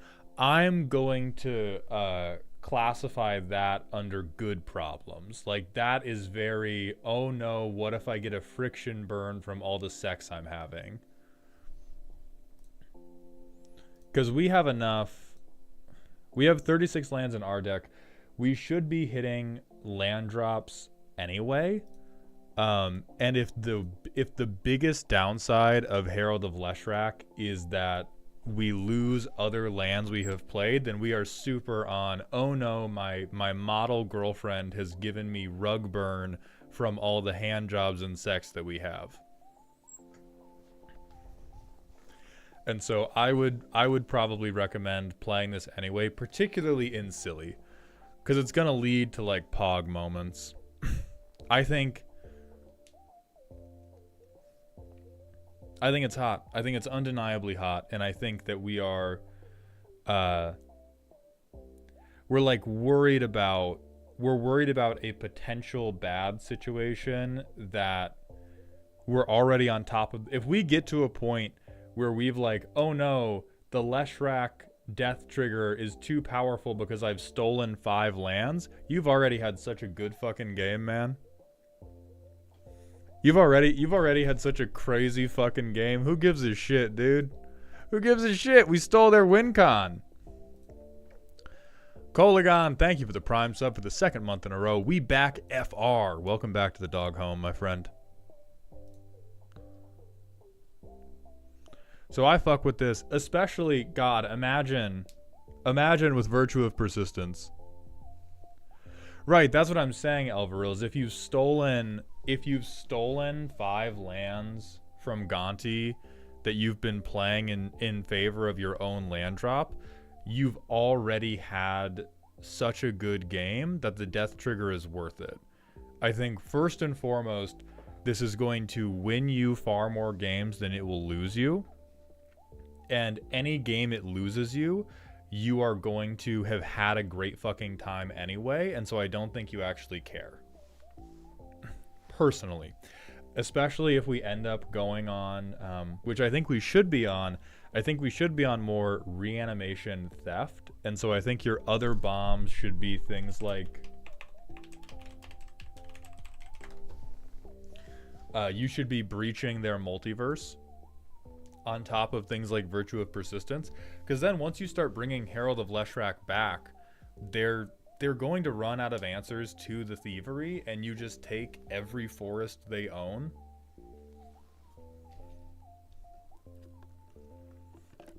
Yeah, who up Rising They Dark Realms? I'm typing the meme instead of the actual card. This one's also probably fine, because the people that answer you are going to answer you with a board wipe. And this is like, hey, I got to 9 mana, dipshit, what are you going to do? There's also great bombs like Mothra.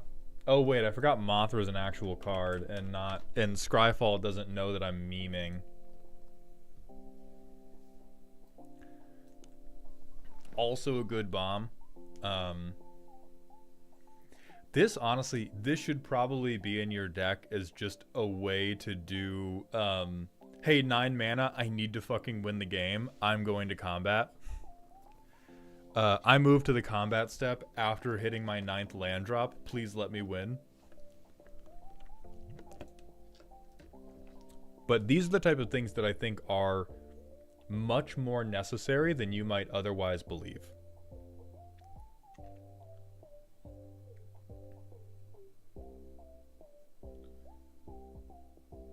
Gift of Doom is crazy work, brother. Gift of Doom is insane.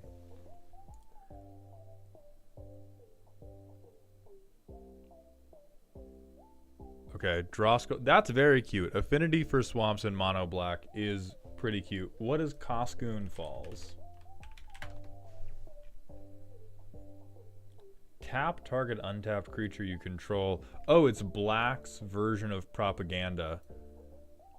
I don't know if that's... I think you should just shoot more people. I think you should just shoot more people in the head when they challenge you.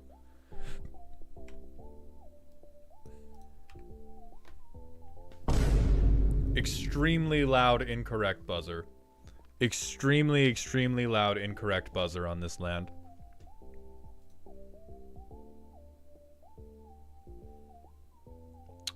We're gonna close Myriad Mauled. We're gonna put me over here.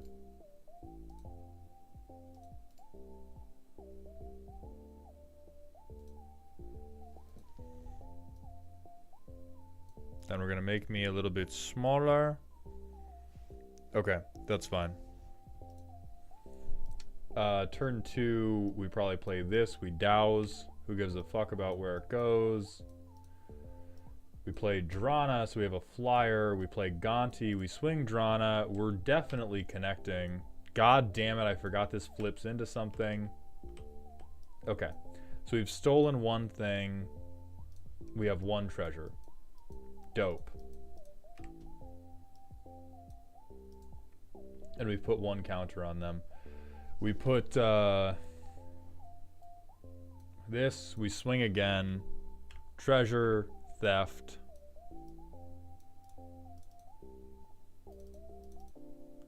Then we hold up Fel the Profane and we shoot somebody in the head. And would we have been able to... I guess we would spend our mana before combat to equip if we got a good dowsing dagger hit.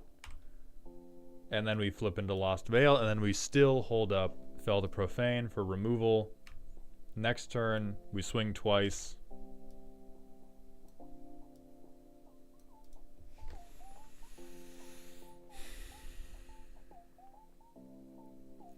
So, in this playtest, I don't like Barbed Servitor. Barbed Servitor is sticking out like a sore thumb to me. Number one, because this, it competes with your commander on curve. Menace is like the weakest type of evasion that you could give in this deck. Flying's good, Shadow's better, unblockable is the best possible thing. But Barbed Servitor, a lot of people, or in my experience, trying to get swings through over the last couple weeks with more combat-based decks, a lot of people will be able to double block a 1/1. And the life loss on dealing Servitor damage is probably not going to be that consequential. People are getting way more into big-assed synergy pieces. So I don't think Barbed Servitor deserves to be here. Having interaction here makes sense. We have to pray to God that we have stolen good cards. And they really don't want, like, yeah, and they're already incentivized to block you. Like, the normal way you get Barbed Servitor through is by saying, like, oh, I'll draw one card, bro, come on. And now it's, if you let this little dipshit through, I'm gonna draw a card, and I'm gonna rob you. And so people are just gonna throw their, like, 0-4 PhD thesis in front of it. We keep going. We get another flying Death Toucher. We play Temple of the False God. And this situation right here is why Radiant Lotus can suck my ass. It's turn 7. We've been hitting land drops. Even if we had missed our land drops, we might have hit land drops from these people. And we have treasure tokens that I've been failing to account for. We have no need. We have no need for $10 million. We need $10 and 1 bag of fertilizer. So I think Radiant Lotus should probably go out for said bag of fertilizer. And then the rest of this game is like, Cabal Coffers, I'm not going to tell you to cut this because it's still a land, but it even more exemplifies why we don't need this like green behavior mana stacking, because we can pay for all of our shit. I don't know what they have in here. Unless it's Crackle with power, we're fine.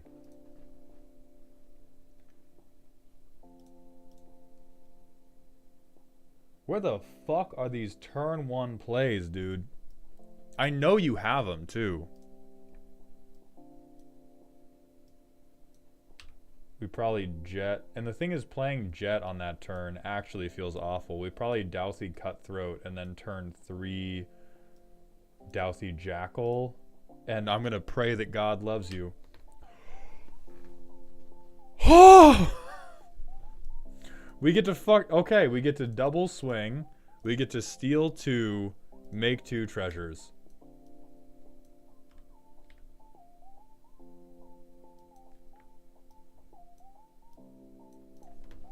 Hot shit. Incredibly hot shit. Ooh, Avatar. I love the Lantern of Insight call out. Hold on.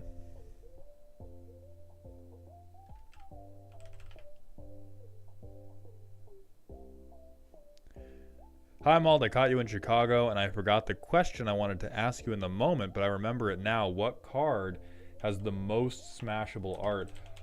I feel like that's a fucking 2,000 way tie. This game has so much different horny art in it. Like,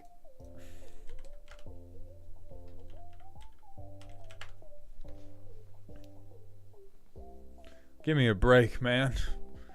Give me a break. Please. Please. Lantern of Insight is funny, but this is... Oh, right. Gonti. Sorry. I was confusing Gonti's effect with Rev, where you get the treasure for hitting. But Rev should be in this fucking deck. Lantern of Insight, though, this is just here as, like, rudeness maxing, rather than an actual good effect for the deck.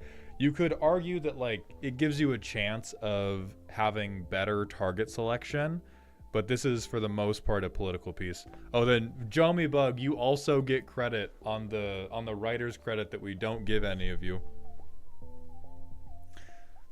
Hot take, Y'shtola is the 3rd hottest cat girl in Final Fantasy XIV.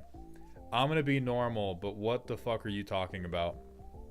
I'm gonna try to be normal, what the fuck do you mean?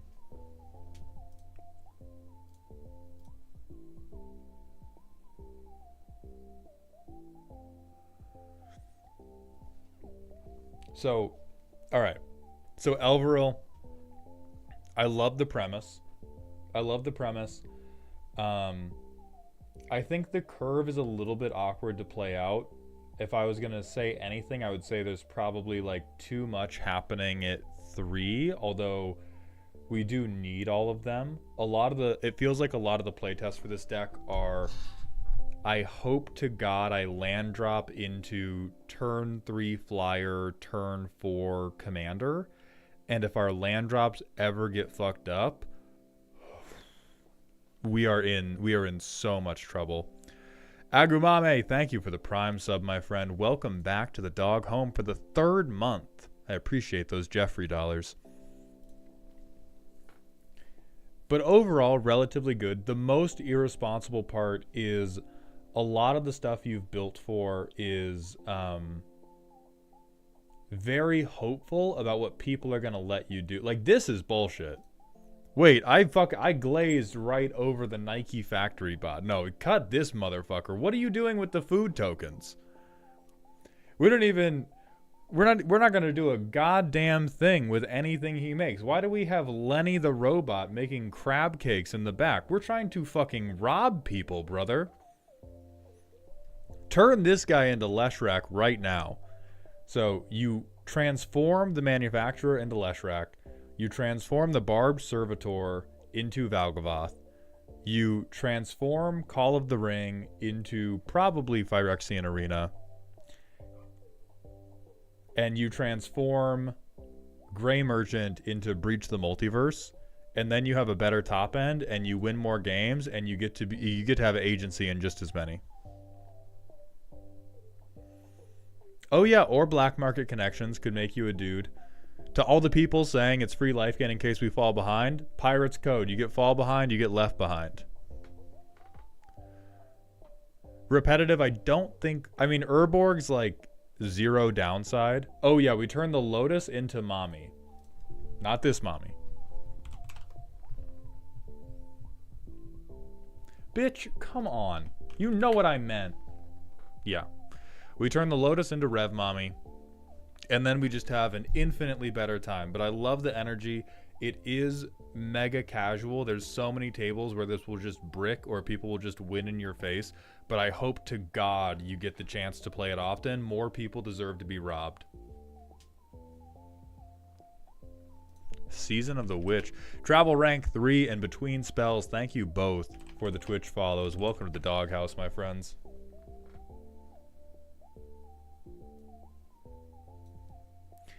At the end of each player's turn, all of his or her untapped creatures that could have attacked but did not are destroyed. No, this is gonna fuck us. We're not good enough at fighting to want this much smoke. Like, we're okay at fighting and we want to tap out, but we are the #1 most common card to be yelling, "Hold me back, bro! Hold me back!" while we absolutely refuse to swing because we will lose our entire board to said swing. So I wouldn't recommend that. It is funny. It is funny, but this is for the, like, bigger, stompier deck that never has to be afraid. This deck is dastardly. We are on some miscreant behavior. I don't think we... Plus, there are a few Death Touchers where we probably in the late game want to hold the Death Touchers back to either keep the Monarch or just de-incentivize the green player from murdering us outright. Ben is fine. Thank you for the 2 months with your Prime sub, my friend. Welcome back to the dog home. I appreciate those Jeffrey dollars. Is no mercy here? I don't think it is. Oh, see, this would be a good hit de-incentivizer. That would be chill as fuck. Yeah, get your get back, bro. I promise I won't do anything. Do not pay attention to the discombobulator.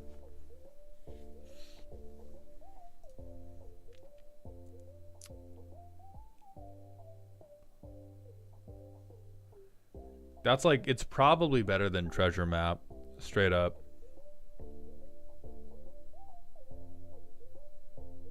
Or than like Sudden Spoiling. Gonti is a soft disincentivizer, but a lot of people will be like, oh my god, a theft player. They're going to tutor the win con out of my deck and onto board for free because I have no idea how theft works. Ah! And then they're going to hit you anyway. So let's... I think this is Greedy Soap Opera. Or maybe Greedy Mechan... I mean, I think it's like... It's mechanically focused around what Gonti is doing. What Gonti is doing is mechanically a mobster soap opera. Gonti's just filming a shot-for-shot remake of The Sopranos. And so you're kind of in the middle here. You're on the way to tuned, but I think we're missing a little bit of unconditional top end, which is a lot more important in decks like this than you think. There's the overwhelming desire to be like, oh, theft will carry me. I promise you, there's a lot of games where it won't, and you're going to feel a lot better having things like Valgavoth or having things like Breach the Multiverse over having things like Gary that are going to do 12 damage and then not win you the game anyway. Yeah, that's right, Repetitive. You need a little unconditional top in your life. You need a little unconditional moppy toppy. from an Elder Moth Demon. All right, we're going to hit one last ad break for the stream, and then Scraw, are you still with us? Peter Zaman 31, thank you for the Twitch follow. Welcome to the doghouse, my friend. So only 90 seconds, because this is the last one we have to do. And then we're going to move on to our boy Scraw. Hello, Scraw. You're about to be on deck. I'm going to take one more pee break, but we'll be right back. Thank you all for your patience.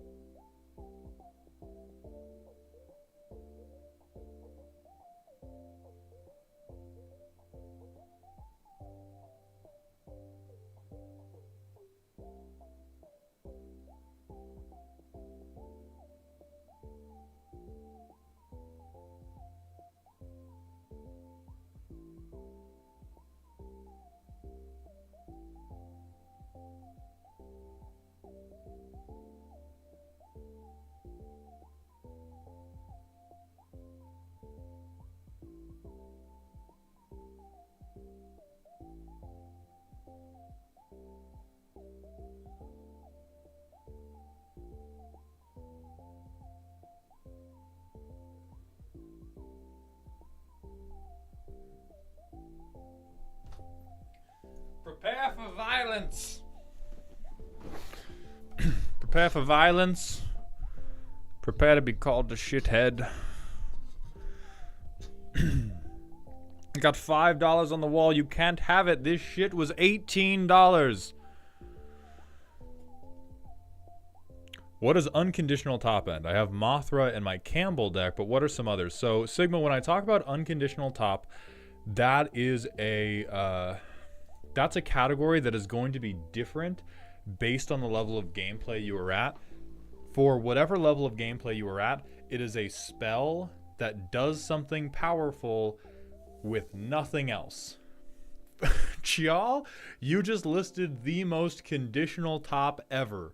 Craterhoof is the girlfriend that will only touch you after you've taken them to the mall, done a bunch of jumping jacks, and impressed all of their friends. Craterhoof is the most conditional top end you can fucking get.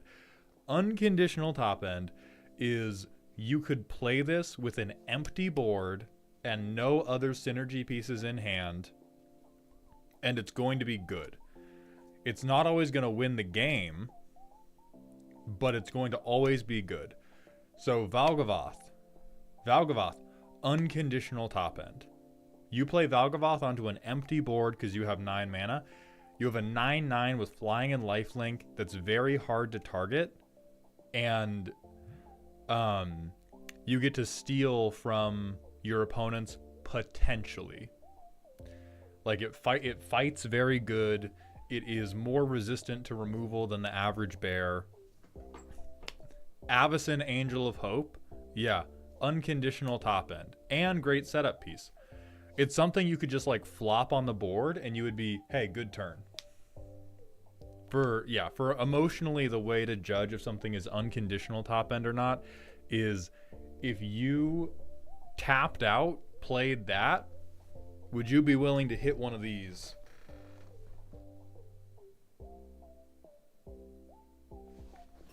If you wouldn't, it's probably not unconditional top end.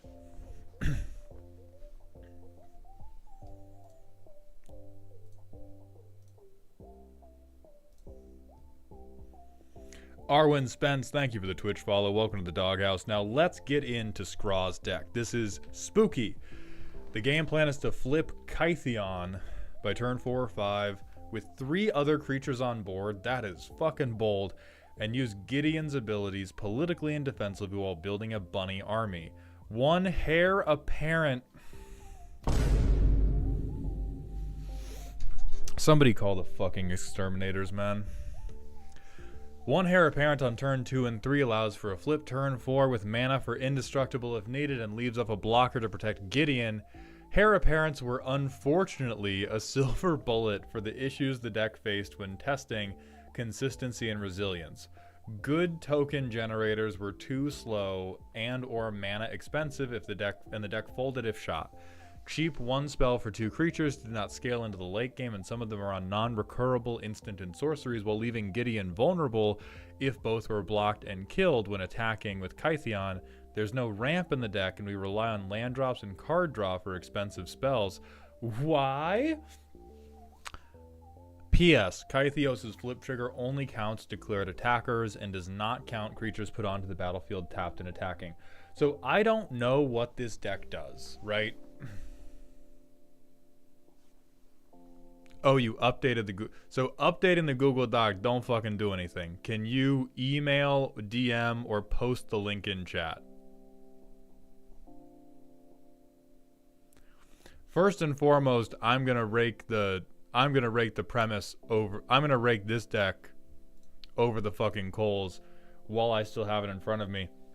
I don't care how hard you think you cooked. I don't give a fuck what the flip side of this creature does. Any spice you put into this list is being devastated by the fact that all I can taste is rabbit dick. This is so... I hate, bro. I hate in my heart. I hate in my heart so deeply anytime I see a goddamn white player that's like, ah. Well, shit, what if I just played more bunnies? Just Sean, thank you for the Twitch follow. Welcome to the doghouse, my friend.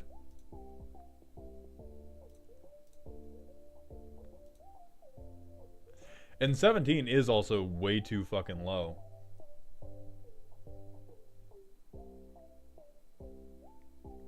And we do all of this just to goad one thing a turn. We're running heir apparents to do what red decks do on accident. You could just play an additional planeswalker and you would convince me to attack Gideon every single turn.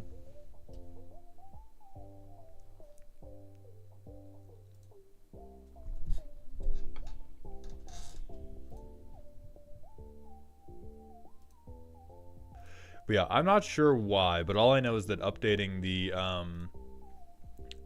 Google Doc is meaningless. You may as well piss into a rainstorm. Oh, that's not Ko-Fi. I mean, maybe I can track it down on my end before Scraw gets back.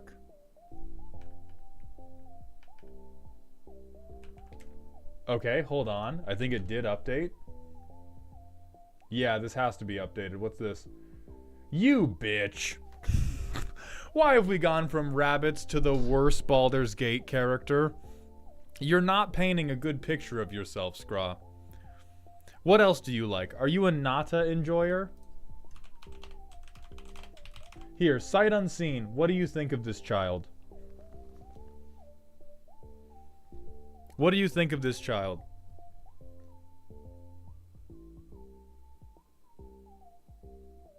I don't care if you've never played Monster Hunter. Soul read. Soul read this child right now. You're on 2 strikes. Yeah, but do you think he's a shitty one? I'm not asking about anything deep. Do you like the child or do you not like the child? Would you allow him to follow you around while you grocery shopped?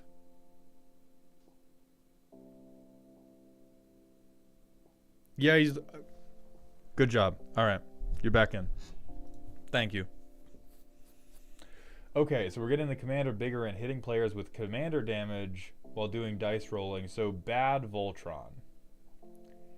Consistently updated and is my favorite deck. As for recommendations, I'm unsure if I should cut for ramp or add ramp.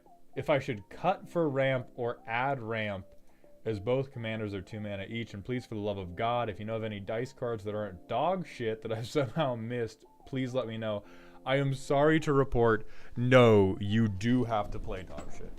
If you are playing dice, the only other option you have is to beg your table to let you play Unfinity cards. This is the worst kind of unblockability I've ever heard of. So we only get to attack. This is a bad Magic strategy and an even worse D&D strategy. We're guaranteeing spread damage because we're going, we have to attack whoever has the most life, and if we're Voltroning, we reduce whoever has the most life. Then we have to attack someone else. So we're like, oh, I just want everyone to die at the exact same time because I hate winning and I just want to look at Will's pretty face for as long as I can. So immediately I hate your choice of background, although it is an appropriate flavor pick. Frank, God, this is such a sick board wipe. I'm sorry, my fault. I did not recognize your game, bro. I did not recognize your game. That is on me. Fraying line is fucking hilarious. Keep doing what you're doing.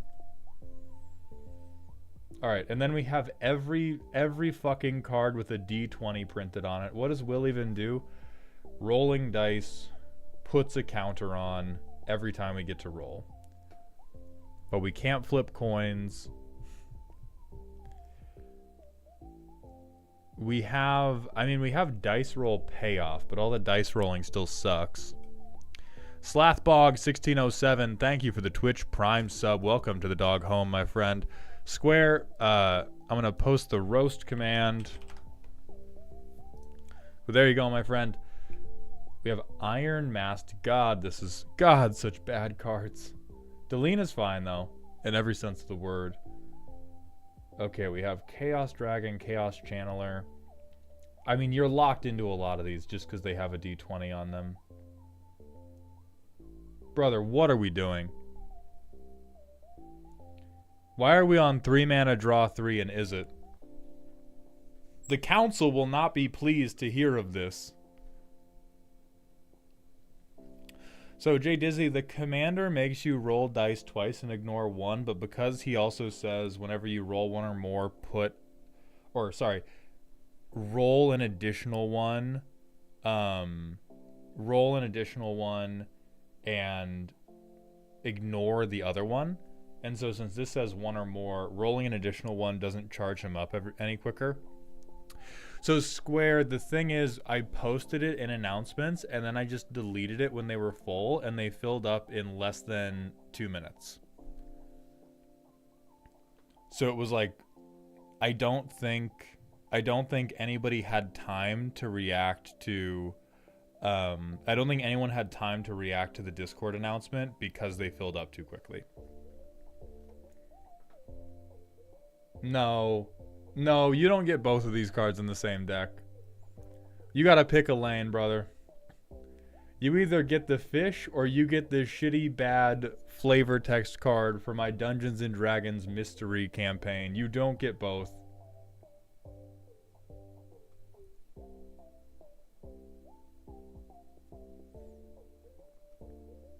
Ant is funny. I think Fury Swarm is funny, but I have no idea how it would be funny in this deck. Maybe if you have like Antagonize or something. What the fuck are we tutoring for? Hold on. What the fuck are we looking for?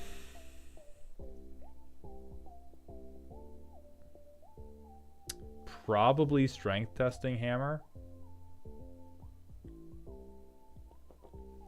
I would imagine just to roll dice or Sword of Hours. Okay, anything that rolls dice. All right, yeah.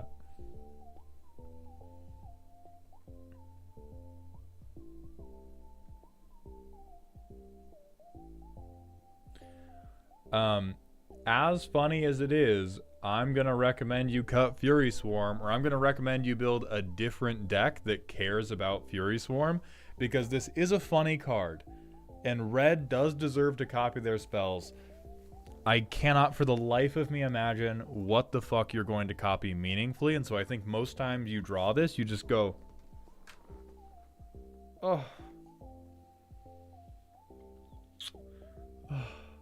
Anyway, I scoop. Square, hate it. So then we have attractions in the sideboard. Protect your Willy. Alright, the tags got me back. The tags got me back in. I think these all make sense.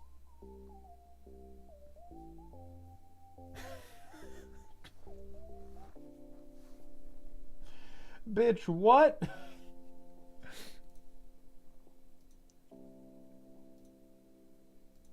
You going to hell. You going to hell. What is bro doing here?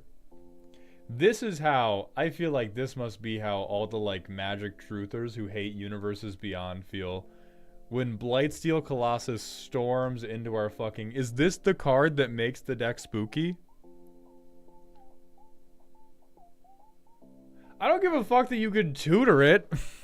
Like, oh, I can cheat it out. That's why the nuclear bomb is in here. What was I supposed to do with all this plutonium?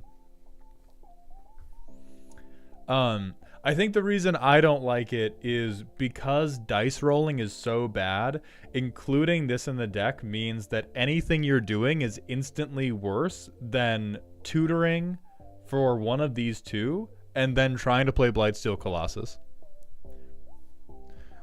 Everything you're doing other than tutoring by Blightsteel Colossus sucks donkey balls. If I roll a 20, I deserve it.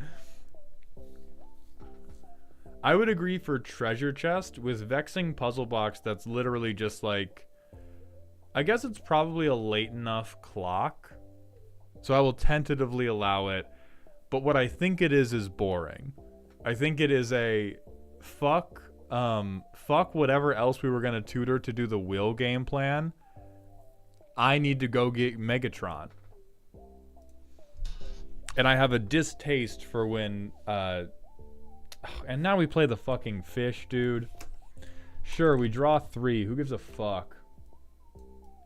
Base to view to include Wild Wasteland. I like that card. Oh, yeah. I'm sure this is in here for Will. I'm sure this is in here for your cool Voltron game plan.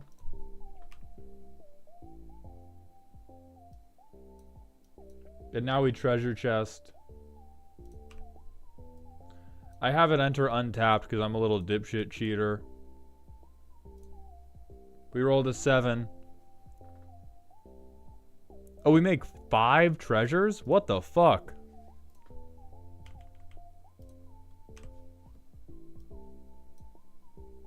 Dude, who even cares what this deck wants to do? Where can I, how can I tutor Blightsteel out?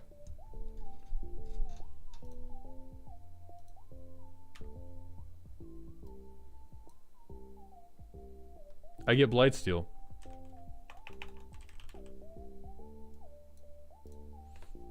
Yeah, right? We have 10 mana? Yeah, who gives a fuck? I get Blightsteel.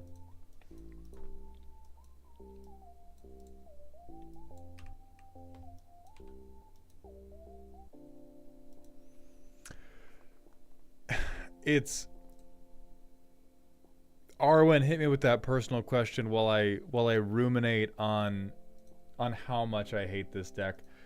No, Fuzzy D, it's not a Voltron list. It's a Blightsteel Colossus list with a random guy who has a sword.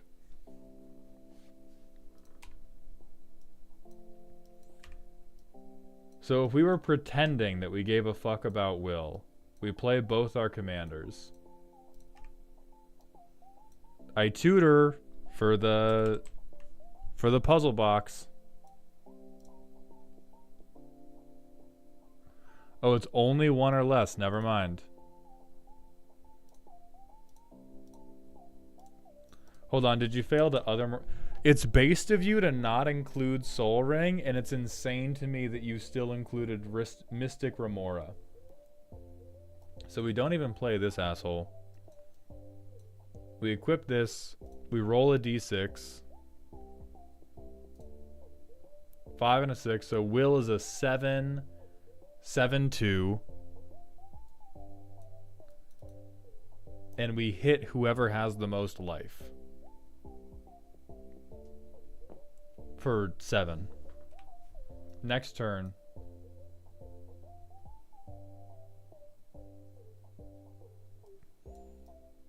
We swords him up again. We swing at whoever else has the most life. We roll 2d6. 6 and a 5. He big. We've rolled 2 dice so far. And then we hit, we deal, we make a 4-4, and we roll 2d20. Rolled a 12. Where's my fucking 20? Rolled a 14. No. We get a 4-4.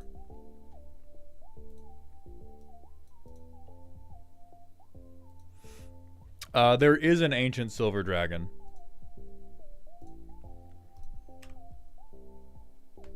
And then I think we would be trinket maging for the strength testing hammers, so we don't even, then we Feywild Trickster, and we keep trying to spread damage. We roll a bunch of dice, who cares? I think the only thing that matters is the d20, which we're not going to crit on because God doesn't love us because we're playing Blightsteel.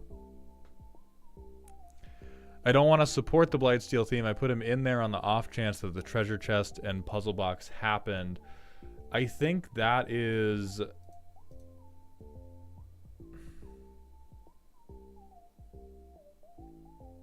So that path makes sense. I think how it plays out does not reflect that. I think with Trinket Mage it's okay.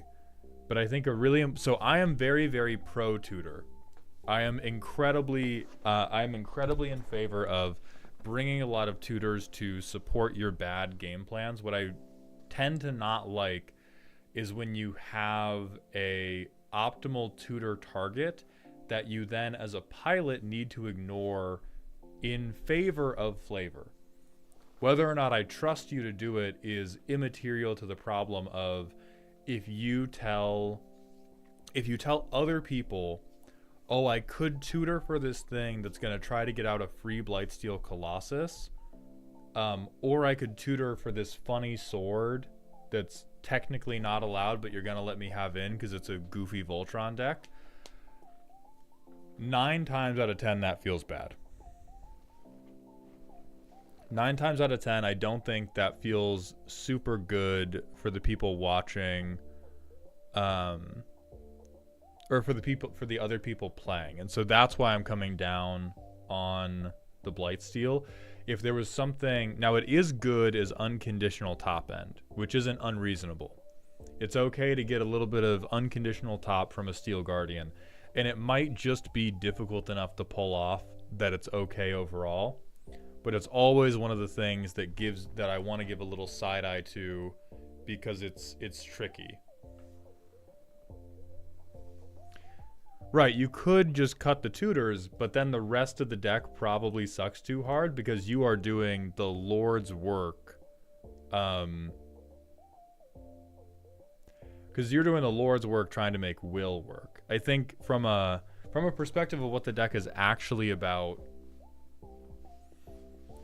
Hey Maud, my daughter is about to fall asleep in my arms here. Think you could give me a quick lullaby to seal the deal. Rock-a-bye Blightsteel in the diz top. When the wind blows, your tutors will rock. Leave behind land drops, forget the words. I don't know the rest of this lullaby. Fuck green. There you go. So what I don't trust from the standpoint of what the deck is actually trying to do is this card looks like it sucks donkey dick. Now I don't know what other backgrounds you could have, and I don't know what other blue backgrounds you could have particularly. because It does make sense for what this deck wants to do. We'll say blue backgrounds.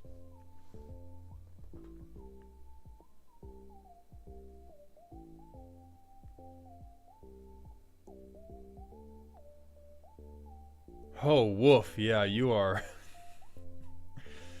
You are hard up for it. Jay Dizzy, thank you for the gifted community sub. Welcome to Dog Heaven. And the Dogfish MTG, thank you for the Twitch follow. Welcome to the Doghouse. Yeah, we can look for a funnier artifact creature than Blightsteel. But honestly, I'll stop focusing on the Blightsteel for now because I don't think it's really that big of a problem. What I don't like from a functional aspect is Sword Coast Sailor's text box forces you to not win the game. That is much more important to making this deck feel bad than I think anything else, because especially with the artifact that you want to tutor for, which is that the Carnival Hammer, you are basically guaranteeing that you never get to hit the same person back to back, and that is tough. That is straight up tough. Shameless charlatan to turn Will into a better creature. We could do that, but at that point, I think being in It, we don't have creatures that we want to copy while still staying in the dice rolling theme.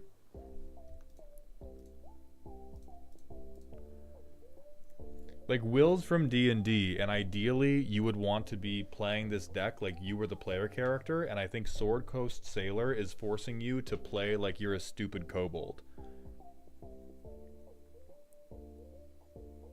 Yeah, I mean, copying Ancient Copper is fine if we ever get the money to do it.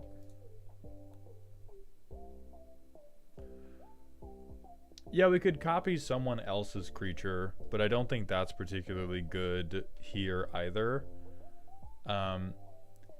We could do Feywild Visitor just for chump blockers, but then we have no unblockability, and a little bit of unblockability is better than no unblockability.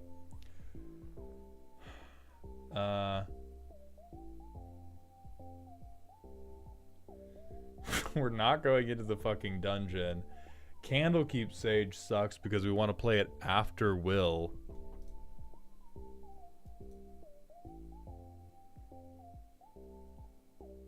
But like, god damn, this shit is bad. Like, if you were doing this, oh,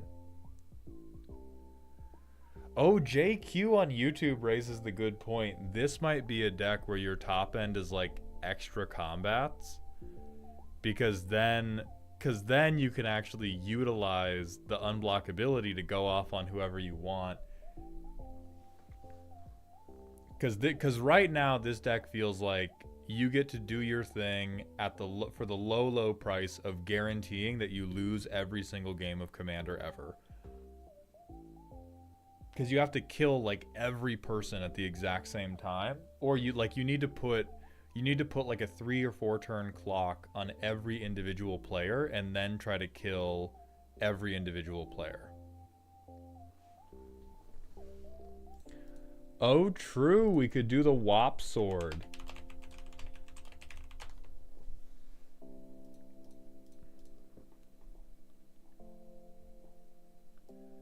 And like, making treasures on combat damage isn't bad. We could copy a lot of our truly dog shit dice rolling spells. So I like Wop Sword. I'm not even convinced we need like the Pixie Guide support, quite honestly. I think we need the chump blockers. I don't think getting advantage on the die roll, I don't think we care about rolling high. I think we just care about rolling. We just want to take fucking game actions. So I would recommend, yeah, I would recommend Wop Sword. I would recommend that we do,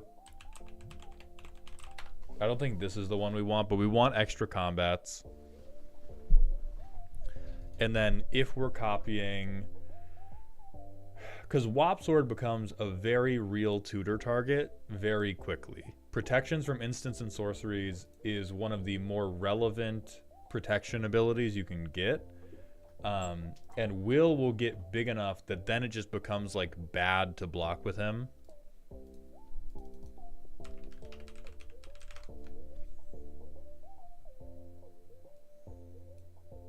Yeah, this is, yeah, yes, yes, repetitive, full throttle, this copied, or even this just hard cast after you have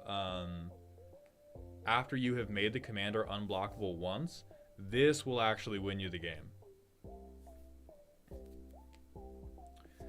Not a flashbang. Not done. That's because we had Savage Beating on screen, and I wanted a Savage Beating reference. Why not Aggravated Assault, though? We probably put Aggravated Assault in 2, but we would prefer Instants and Sorceries because the goal is going to be to strap a Wop Sword on our guy and act like we don't know nobody. And if we do it with Instants and... Fury Storm! It's cool now! It's cool now. Hell yeah! And if we do that, we can begin bringing things like, we can bring like other fair tutors to make the deck a little bit more reliable. Because then we can... Yeah, okay, we've done it. We've done it. We've finally poured a little paprika on this deck. Alright, yeah. I think you for sure go for extra combats. And then it's like, you get a couple hits in, but you kind of chill out before anybody suspects you too heavily, and then you go for extra combats, and then you can use this dipshit copy stuff, and we get the sword of copying stuff.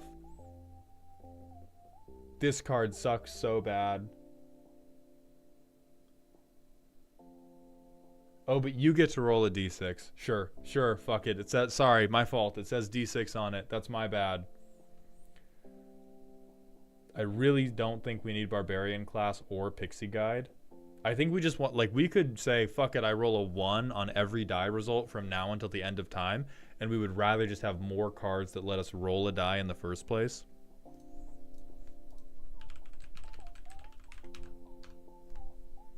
There's Great Train Heist too. This one is a little rougher because it makes tapped treasure tokens. +2, +0, good though. It's okay. Like, I think it's better to have a Sword of Wealth and Power, is the thing. If we're talking about 3 mana for the effect to go off, the only reason it's even remotely playable is because it's your only turn 1 play other than Ponder. Brother, why do you have Lightning Bolt in here? Never mind, you can keep Barbarian class. Get Lightning Bolt the fuck up out of here.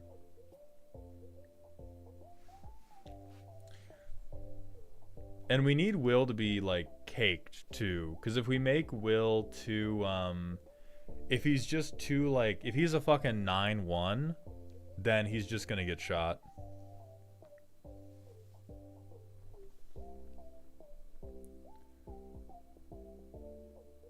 Surveyor Scope, I guess, is fine. I want to shoot small shitters, real. But you gotta understand, a given deck only has a budget for so much goofy bullshit, and you are spending a lot of it on rolling planar die.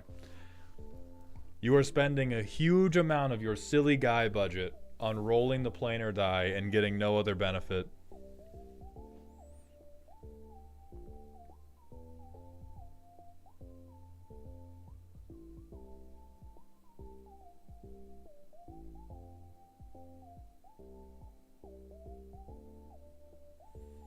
Like, what if you just stabbed the guy? It's, hey, real of you to swap your soul ring out for it. What if, instead of shooting the Birds of Paradise, you killed the motherfucker who cast it?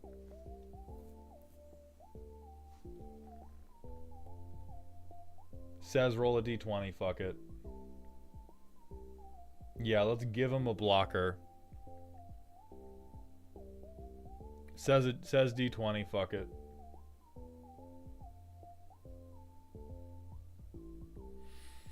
Yeah, this is at least okay as a combat trick to try to win the game with. Clash of Realities could be interesting.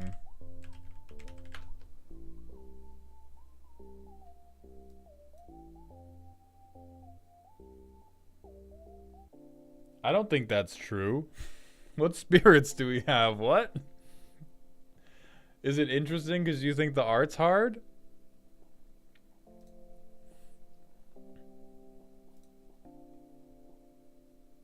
What spirits are we hating on with this card? Anyway, so I almost like this. I think you are currently being crushed under the weight of like 18 different pet cards. Everybody gets a couple pet cards in a Magic deck. You are on some Dr. Doolittle shit with the number of pet cards that you have in this deck. And so I think if we trade out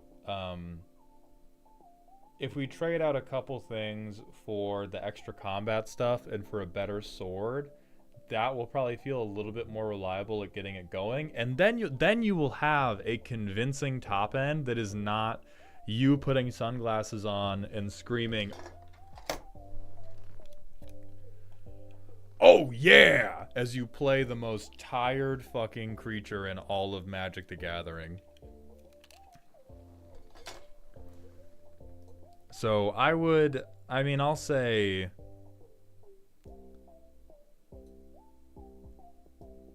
I'm putting you in Chaotic just for the Megatron. I'm putting you in Chaotic just for the Megatron. Someone suggested to replace him with the Juggernaut guy. Who's the Juggernaut guy?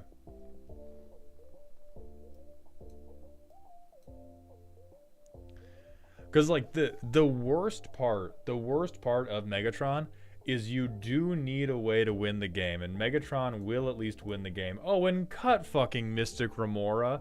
Either cut Mystic Remora or cut Mystery Key, put in Rhystic Study, and stop pretending to be a good person.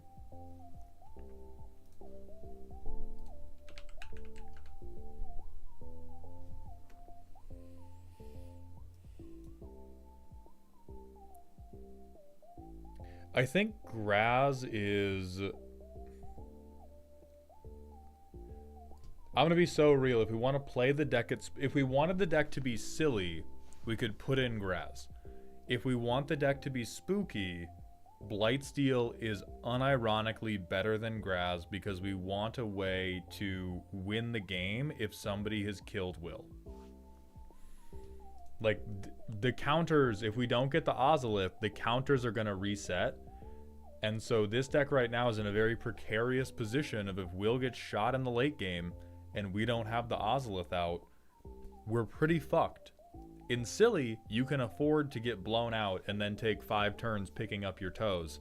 In Spooky, you need to have something to do that you can slam on the table to try to win.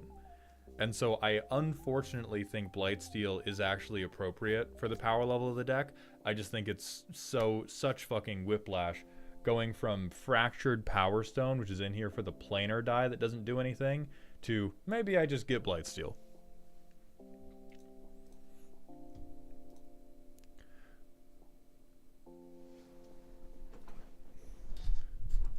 But that's going to be it for now. Scraw, thank you for the submission. I hope you enjoyed, and I hope you have a fun time proxying the recommendations I made for the changes. We're going to find a friend to raid. We will be live again in just about 2 hours playing Monster Hunter with Danny Phantom EXE and my girlfriend Z-Main character.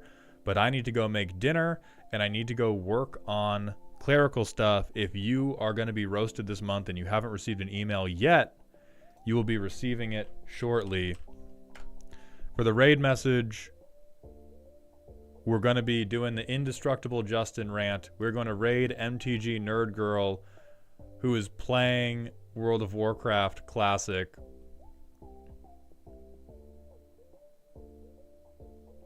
So everybody be kind. I will see you in 2 hours. And other than that, we'll be live again Friday playing League of Legends. So thank you all for coming, for following, for subscribing, and please remember to stay toxic.